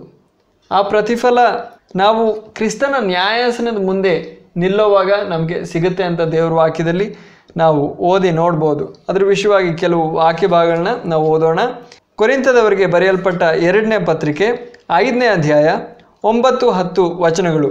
ಆದ್ದರಿಂದ ನಾವು ದೇಹವೆಂಬ ಮನೆಯಲ್ಲಿದ್ದರೂ ಸರಿಯೇ, ಅದನ್ನು ಬಿಟ್ಟಿದ್ದರೂ ಸರಿಯೇ, ಆತನನ್ನು ಮೆಚ್ಚಿಸುವವರಾಗಿರಬೇಕೆಂದು ನಾವು ಪ್ರಯಾಸ ಪಡುತ್ತೇವೆ. ಆಗ ಅಪೊಸ್ತಲನಾದ ಪೌಲನು ಹೇಳೋದು, ನಾವು ಯಾವಾಗಲೂ ಪ್ರಯಾಸ ಪಡುತ್ತೇವೆ. 10ನೇ ವಾಕ್ಯ ಹೇಳೋದು, ಯಾಕೆಂದರೆ ಪ್ರತಿಯೊಬ್ಬನು ತನ್ನ ದೇಹದ ಮೂಲಕ ನಡೆಸಿದ ಒಳ್ಳೆಯದಕ್ಕಾಗಲಿ ಇಲ್ಲವೇ ಕೆಟ್ಟದ್ದಕ್ಕಾಗಲಿ ಸರಿಯಾದದನ್ನು ಹೊಂದುವುದಕ್ಕೋಸ್ಕರ ನಾವೆಲ್ಲರೂ ಕ್ರಿಸ್ತನ ನ್ಯಾಯಾಸನದ ಮುಂದೆ ಕಾಣಿಸಿಕೊಳ್ಳಲೇಬೇಕು. ಆಗ ನಮ್ಮ ಕ್ರೈಸ್ತ ಜೀವನದಲ್ಲಿ ನಾವು ಕ್ರಿಸ್ತನಿಗೋಸ್ಕರ ಏನೆಲ್ಲ ಮಾಡಿದ್ದೇವೋ, ಒಳ್ಳೆಯದಾಗಲಿ ಕೆಟ್ಟದ್ದಕ್ಕಾಗಲಿ, ಅವುಗಳಿಗೆಲ್ಲ ಪ್ರತಿಫಲ ದೇವರು ಕೊಡೋದು ನಾವು ಕ್ರಿಸ್ತನ ನ್ಯಾಯಾಸನದ ಮುಂದೆ ನಾವು ಕಾಣಿಸಿಕೊಳ್ಳುವಾಗ. ಆ ಸಮಯದಲ್ಲಿ ನಮಗೆ ದೇವರು ಪ್ರತಿಫಲ ಕೊಡ್ತಾನೆ. ಅದರ ವಿಷಯವಾಗಿ ಕರ್ತನಾದ ಯೇಸು ಕ್ರಿಸ್ತನು ಸ್ವತವೇ ಪ್ರಕಟಣೆಯ ಗ್ರಂಥದಲ್ಲಿ ಹೇಳೋ ಒಂದು ಮಾತುಂಟು, ಅದನ್ನು ನಾವು ಓದೋಣ. ಪ್ರಕಟಣೆಯ ಗ್ರಂಥ 22ನೇ ಅಧ್ಯಾಯ ಅದರಲ್ಲಿ 12ನೇ ವಚನ. ಈಗೋ ನಾನು ಬೇಗ ಬರುತ್ತೇನೆ, ನಾನು ಪ್ರತಿಯೊಬ್ಬನಿಗೆ ಅವನವನ ಕೆಲಸದ ಪ್ರಕಾರ ಕೊಡತಕ್ಕ ಪ್ರತಿಫಲವು ನನ್ನಲ್ಲಿದೆ. ಆಗ ಈ ವಾಕ್ಯ ಭಾಗದಲ್ಲಿ ನಾವು ನೋಡೋದು, ಕರ್ತನ ಬರೋಣ ಮತ್ತು ನಾವು ನಮ್ಮ ಪ್ರತಿಫಲವನ್ನು ಹೊಂದುವುದು ಎರಡು ಸಂಬಂಧಪಟ್ಟದ್ದಾಗಿವೆ. ಆಗ ಯಾವತ್ತು ಕರ್ತನು ನಮ್ಮನ್ನು ಸೇರಿಸಿಕೊಳ್ಳುವುದಕ್ಕಾಗಿ ಬರುತ್ತಾನೋ, ಮೇಘಗಳಲ್ಲಿ ಬರುತ್ತಾನೋ, ಮಧ್ಯಾಕಾಶದಲ್ಲಿ ಬರುತ್ತಾನೋ, ನಾವು ಆತನನ್ನು ಸೇರುವುದಕ್ಕಾಗಿ, ಆತನನ್ನು ಭೇಟಿ ಮಾಡುವುದಕ್ಕಾಗಿ ಮಧ್ಯಾಕಾಶಕ್ಕೆ ಏರಿಸಲ್ಪಡ್ತೇವೆ. ಕ್ರಿಸ್ತನಲ್ಲಿ ಸತ್ತಿರೋವರು ಪುನರುತ್ಥಾನ ಹೊಂದಿ ಅವರು ಏರಿಸಲ್ಪಡ್ತಾರೆ. ನಾವು ಜೀವಂತವಾಗಿರೋ ನಾವು ರೂಪಾಂತರ ಹೊಂದಿ, ನಮ್ಮ ದೇಹಗಳು ರೂಪಾಂತರ ಹೊಂದಿ ನಾವು ಕೂಡ ಮಧ್ಯಾಕಾಶದಲ್ಲಿ ಕರ್ತನನ್ನು ಭೇಟಿ ಮಾಡೋದಕ್ಕಾಗಿ ನಾವು ಏರಿಸಲ್ಪಡ್ತೀವಿ. ಅದರ ನಂತರವೇ ಕ್ರಿಸ್ತನ ನ್ಯಾಯಾಸನದ ಮುಂದೆ ನಾವು ನಿಲ್ಲುವಾಗ ಮಾತ್ರವೇ ನಾವು ಪ್ರತಿಫಲ ನಾವು ಹೊಂದೋದು. ಅದುವರೆಗೂ ಈ ಲೋಕದಲ್ಲಿ ನಮಗೆ ಬೇಕಾಗಿರುವುದನ್ನು, ನಮ್ಮ ಅವಶ್ಯಗಳನ್ನ ದೇವರು ನೆರವೇರಿಸ್ತಾನೆ. ಆದರೆ ನಮ್ಮ ವಿಧೇಯತ್ವಕ್ಕೆ, ನಮ್ಮ ಸೇವೆಗಾಗಿ, ನಮ್ಮ ನಂಬಿಕೆಗಾಗಿ ದೇವರು ಖಂಡಿತವಾಗಿ ನಿಶ್ಚಯವಾಗಿ ಪ್ರತಿಫಲ ಕೊಡ್ತಾನೆ. ಕ್ರಿಸ್ತನ ನ್ಯಾಯಾಸನದ ಮುಂದೆ ನಾವು ನಿಲ್ಲುವಾಗ ಮೊದಲನೇ ಶತಮಾನದಿಂದ ಹಿಡಿದು ಇವತ್ತುವರೆಗೂ ಕೊನೆಯ ಶತಮಾನದವರೆಗೂ ಇರೋ ಎಲ್ಲ ದೇವಜನರು, ದೇವರ ಸಭೆ ಸಮಸ್ತವಾಗಿ ದೇವರ ಮುಂದೆ ನಿಲ್ಲುತ್ತೆ. ಆಗ ಬಹಿರಂಗವಾಗಿ ಎಲ್ಲರ ಮುಂದೆ ಒಬ್ಬೊಬ್ಬರಿಗೂ ಕರ್ತನು ಯೋಗ್ಯವಾದ ಪ್ರತಿಫಲವನ್ನು ಕೊಟ್ಟು ಒಬ್ಬೊಬ್ಬರನ್ನು ಸನ್ಮಾನಿಸುತ್ತಾನೆ. ಅದಲ್ಲದೆ ಮತ್ತಾಯನು ಬರೆದ ಸುವಾರ್ತೆಯಲ್ಲಿ ನಾವು ಆ ವಾಕ್ಯ ಮುಂಚೆನೂ ನಾವು ಓದಿದ್ವಿ, ಮತ್ತೊಮ್ಮೆ ಓದೋಣ. ನಮ್ಮ ಪ್ರತಿಫಲ ಎಲ್ಲಿದೆ ಎಂಬುದಾಗಿ ಕರ್ತನ ವಾಕ್ಯವು ಎಷ್ಟು ಸ್ಪಷ್ಟವಾಗಿ ತಿಳಿಸುತ್ತೆ. ಮತ್ತಾಯನು ಬರೆದ ಸುವಾರ್ತೆ 5ನೇ ಅಧ್ಯಾಯ 11-12 ವಚನಗಳು. ನನ್ನ ನಿಮಿತ್ತವಾಗಿ ಜನರು ನಿಮ್ಮನ್ನು ದೂಷಿಸಿ ಹಿಂಸಿಸಿ ನಿಮಗೆ ವಿರೋಧವಾಗಿ ಎಲ್ಲ ಥರದ ಕೆಟ್ಟದ್ದನ್ನು ಸುಳ್ಳಾಗಿ ಹೇಳಿದರೆ ನೀವು ಧನ್ಯರು, ಸಂತೋಷಿಸಿರಿ, ಅತಿ ಉಲ್ಲಾಸದಿಂದಿರ್ರಿ, ಯಾಕೆಂದರೆ ಸ್ವರ್ಗದಲ್ಲಿ ನಿಮ್ಮ ಪ್ರತಿಫಲವು ದೊಡ್ಡದಾಗಿದೆ. ಯಾಕೆಂದರೆ ನಿಮಗಿಂತ ಮುಂಚೆ ಇದ್ದ ಪ್ರವಾದಿಗಳನ್ನು ಹೀಗೆಯೇ ಅವರು ಹಿಂಸಿಸಿದರಲ್ಲ. ಆಗ ಇಲ್ಲಿ ದೇವ್ರ ವಾಕ್ಯ ಎಷ್ಟು ಸ್ಪಷ್ಟವಾಗಿ ನಮಗೆ ತಿಳಿಸುತ್ತೆ, ನಮ್ಮ ಪ್ರತಿಫಲವು ದೊಡ್ಡದಾಗಿದೆ, ಅದು ಸ್ವರ್ಗದಲ್ಲಿ ಇದೆ. ಯಾಕೆಂದರೆ ಸ್ವರ್ಗದಲ್ಲಿ ನಿಮ್ಮ ಪ್ರತಿಫಲವು ದೊಡ್ಡದಾಗಿದೆ. ಆದ್ದರಿಂದ ನನ್ನ ಪ್ರಿಯ ಸಹೋದರರೇ ಸಹೋದರಿಯರೇ, ಈ ಲೋಕದಲ್ಲಿ ದೇವರು ನಮ್ಮನ್ನು ಆಶೀರ್ವದಿಸಿ ನಮಗೆ ಸಿಗಬೇಕಾಗಿರೋ ಪ್ರತಿಫಲ ಈ ಲೋಕದಲ್ಲಿ ಯಾವತ್ತೂ ಕೊಡಲ್ಲ. ನಮ್ಮ ಪ್ರತಿಫಲ ಸ್ವರ್ಗದಲ್ಲಿದೆ. ಆದರೆ ಈ ಪ್ರತಿಫಲ ನನಗೆ ಸಿಗುತ್ತೆ ಅಂತ ನೋಡಿ ಅಲ್ಲ ದೇವರಿಗೆ ನಾವು ವಿಧೇಯರಾಗಿ ದೇವರನ್ನು ಮೆಚ್ಚಿಸೋದಕ್ಕೆ ಪ್ರಯಾಸ ಪಡಬೇಕಾಗಿರುವಂಥದ್ದು. ಅದಕ್ಕೆ ಬದಲಾಗಿ ದೇವರನ್ನು ನಾವು ಪ್ರೀತಿಸಿ ಆ ಪ್ರೀತಿ ನಮ್ಮನ್ನು ಒತ್ತಾಯ ಮಾಡಬೇಕು. ಅದರ ವಿಷಯವಾಗಿ ನಾವು ಒಂದು ವಚನ ನಾವು ಮುಂಚೆನೇ ಓದಿದ್ವಿ. ಆ ವಚನ ಮತ್ತೆ ನಾವು ಓದೋಣ. ಕೊರಿಂಥದವರಿಗೆ ಬರೆಯಲ್ಪಟ್ಟ 2ನೇ ಪತ್ರಿಕೆ 5ನೇ ಅಧ್ಯಾಯ ಅದರಲ್ಲಿ 14-15 ವಚನಗಳು. ಇಲ್ಲಿ ಅಪೊಸ್ತಲನಾದ ಪೌಲನು ಹೇಳೋ ಒಂದು ಮಾತು ಕ್ರಿಸ್ತನ ಪ್ರೀತಿ ನಮ್ಮನ್ನು ಹೇಗೆ ಒತ್ತಾಯ ಮಾಡುತ್ತೆ ಎಂಬುದಾಗಿ. ಯಾಕೆಂದರೆ ಕ್ರಿಸ್ತನ ಪ್ರೀತಿಯು ನಮ್ಮನ್ನು ಒತ್ತಾಯ ಮಾಡುತ್ತದೆ. ಹೀಗೆ ಎಲ್ಲರಿಗೋಸ್ಕರ ಒಬ್ಬನು ಸತ್ತದ್ದರಿಂದ ಎಲ್ಲರೂ ಸತ್ತಂತಾಯಿತೆಂದು ನಾವು ಹೀಗೆ ನಿಶ್ಚಯಿಸಿಕೊಳ್ಳುತ್ತೇವೆ. ಜೀವಿಸುವವರು ಇನ್ನು ಮೇಲೆ ತಮಗಾಗಿ ಜೀವಿಸದೆ ತಮಗೋಸ್ಕರ ಸತ್ತು ತಿರುಗಿ ಎದ್ದು ಬಂದಾತನಿಗಾಗಿ ಜೀವಿಸಬೇಕೆಂತಲೇ ಆತನು ಎಲ್ಲರಿಗೋಸ್ಕರ ಸತ್ತನು. ಆಗ ಕರ್ತನಾದ ಯೇಸು ಕ್ರಿಸ್ತನು ನಮಗೋಸ್ಕರ ಸತ್ತಿದ್ದು, ನಮಗೋಸ್ಕರ ಯಜ್ಞವಾಗಿದ್ದು, ನಮಗೋಸ್ಕರ ಜೀವಿಸೋದಕ್ಕೋಸ್ಕರ ಅಲ್ಲ, ಆತನಿಗೋಸ್ಕರ ಜೀವಿಸಬೇಕೆಂದು ಉದ್ದೇಶಿಸಿ ಆತನು ನಮಗೋಸ್ಕರ ಯಜ್ಞವಾದ. ಆದ್ದರಿಂದ ಆ ಪ್ರೀತಿ ಕ್ರಿಸ್ತನು ನಮ್ಮನ್ನು ಯಾವ ರೀತಿ ಪ್ರೀತಿಸ್ದ, ತಂದೆಯಾದ ದೇವರು ತನ್ನ ಒಬ್ಬನೇ ಮಗನನ್ನು ಹೇಗೆ ಕೊಟ್ಟು ನಮ್ಮನ್ನು ಪ್ರೀತಿಸ್ದ, ಆ ಪ್ರೀತಿಯನ್ನು ನೋಡಿ ಆ ಪ್ರೀತಿಯಿಂದ ತುಂಬಲ್ಪಟ್ಟವರಾಗಿ ನಾವು ಕೂಡ ಆತನನ್ನು ಪ್ರೀತಿಸಿ ಆ ಪ್ರೀತಿಯಿಂದ ಒತ್ತಾಯ ಮಾಡಲ್ಪಟ್ಟವರಾಗಿ ನಾವು ಆತನಿಗೆ ವಿಧೇಯರಾಗಿ ಆತನ ಆಜ್ಞೆಗಳನ್ನ ನಾವು ಅನುಸರಿಸಬೇಕು. ಇದರ ವಿಷಯವಾಗಿ ಕರ್ತನಾದ ಯೇಸು ಕ್ರಿಸ್ತನ ಸ್ವತವೇ ಹೇಳೋ ಒಂದು ಮಾತನ್ನು ನಾವು ನೋಡೋಣ. ಯೋಹಾನನು ಬರೆದ ಸುವಾರ್ತೆ 14ನೇ ಅಧ್ಯಾಯ ಅದರಲ್ಲಿ 15ನೇ ವಚನ. ನೀವು ನನ್ನನ್ನು ಪ್ರೀತಿಸುವುದಾದರೆ ನನ್ನ ಆಜ್ಞೆಗಳನ್ನು ಕೈಕೊಳ್ಳಿರಿ. ಇಲ್ಲಿ ಕರ್ತನು ನಮಗೆ ತಿಳಿಸೋದು ನಾವು ಕರ್ತನ ಆಜ್ಞೆಗಳನ್ನ ಏನಕ್ಕೋಸ್ಕರ ಕೈಕೊಳ್ಬೇಕು. ನಾವು ಆತನನ್ನು ಪ್ರೀತಿಸುವುದಾದರೆ, ನಾವು ಆತನನ್ನು ಪ್ರೀತಿಸೋದ್ರಿಂದ ಆತನಿಗೆ ವಿಧೇಯರಾಗಿ ನಡಿಬೇಕು ಹೊರತು ನಮಗೆ ಪ್ರತಿಫಲ ಸಿಗುತ್ತೆ ಅಂತ ಅಲ್ಲ. ಈ ಲೋಕದ ಸುಖ ಸೌಕರ್ಯಕ್ಕಾಗಿ ಅಲ್ಲ, ಬೆಳ್ಳಿ ಬಂಗಾರಕ್ಕಾಗಿ ಅಲ್ಲ. ಅದು ಮಾತ್ರವಲ್ಲದೆ ಸ್ವರ್ಗದಲ್ಲೂ ಕೂಡ ನಮಗೆ ಪ್ರತಿಫಲ ಸಿಗುತ್ತೆ. ಆದರೆ ಆ ಪ್ರತಿಫಲವನ್ನು ನೋಡಿ ಅಲ್ಲ ನಾವು ಆತನ ಮುಂದೆ ನಡಿಬೇಕಾಗಿರೋದು, ಆತನ ಹಿಂಬಾಲಿಸಬೇಕಾಗಿರೋದು. ಆತನ ನಾವು ಹಿಂಬಾಲಿಸುವಾಗ ನಮ್ಮ ಗುರಿ ಆತನ ನಾನು ಮೆಚ್ಚಿಸಬೇಕು. ಆತನನ್ನು ಎಷ್ಟು ಪ್ರೀತಿಸಿದ್ದಾನೆ, ನನಗೋಸ್ಕರ ತನ್ನನ್ನು ತಾನೇ ಯಜ್ಞವಾಗಿ ಅರ್ಪಿಸಿದ್ದಾನೆ. ನಾನು ಆತನನ್ನು ಪ್ರೀತಿಸ್ತಾ ಇದ್ದೀನಿ. ಈ ಪ್ರೀತಿ ನನ್ನನ್ನು ಒತ್ತಾಯ ಮಾಡುತ್ತಿದೆ. ಅದೇ ಮಾತು ಅಪೊಸ್ತಲನಾದ ಪೌಲನು ಕೂಡ ಹೇಳೋದು, ಆ ಪ್ರೀತಿ ನನ್ನನ್ನು ಒತ್ತಾಯ ಮಾಡುತ್ತಿದೆ. ಆ ಪ್ರೀತಿ ನಮ್ಮೆಲ್ಲರನ್ನು ಒತ್ತಾಯ ಮಾಡಲಿ. ಆಗ ಆ ಪ್ರತಿಫಲ ನೋಡಿ ಅಲ್ಲ, ಪ್ರತಿಫಲ ಖಂಡಿತವಾಗಿ ನಿಶ್ಚಯವಾಗಿ ಸಿಗುತ್ತೆ. ಆದರೆ ಕರ್ತನ ಪ್ರೀತಿಯಿಂದ ತುಂಬಲ್ಪಟ್ಟವರಾಗಿ ನಮ್ಮ ಸಮಸ್ತವನ್ನು ಆತನಿಗೋಸ್ಕರ ಖರ್ಚು ಮಾಡುತ್ತಾ ನಾವೇ ಆತನಿಗಾಗಿ ಖರ್ಚಾಗುತ್ತಾ ಆತನ ಪ್ರೀತಿಯಿಂದ ಒತ್ತಾಯ ಮಾಡಲ್ಪಟ್ಟವರಾಗಿ ಆತನಿಗಾಗಿ ಜೀವಿಸೋಣ, ಆತನಿಗೆ ವಿಧೇಯರಾಗಿ ಜೀವಿಸೋಣ. ಆತನ ಆಜ್ಞೆಗಳನ್ನು ಆತನನ್ನು ಪ್ರೀತಿಸುತ್ತಾ ಕೈಕೊಳ್ಳೋಣ. ಅದಕ್ಕಾಗಿ ಕರ್ತನು ನಮ್ಮೆಲ್ಲರಿಗೂ ಸಹಾಯ ಮಾಡಲಿ, ನಮ್ಮನ್ನು ಬಲಪಡಿಸಲಿ ಎಂದು ನಾ ಪ್ರಾರ್ಥಿಸುತ್ತೇನೆ, ಆಶಿಸ್ತೇನೆ. ಮತ್ತೆ ಭೇಟಿ ಆಗೋದ್ವರೆಗೂ ಕರ್ತನು ನಿಮ್ಮೆಲ್ಲರ ಜೊತೆ ಇರಲಿ. ಕರ್ತನು ನಿಮ್ಮೆಲ್ಲರನ್ನು ಅತ್ಯಧಿಕವಾಗಿ ಆಶೀರ್ವದಿಸಲಿ.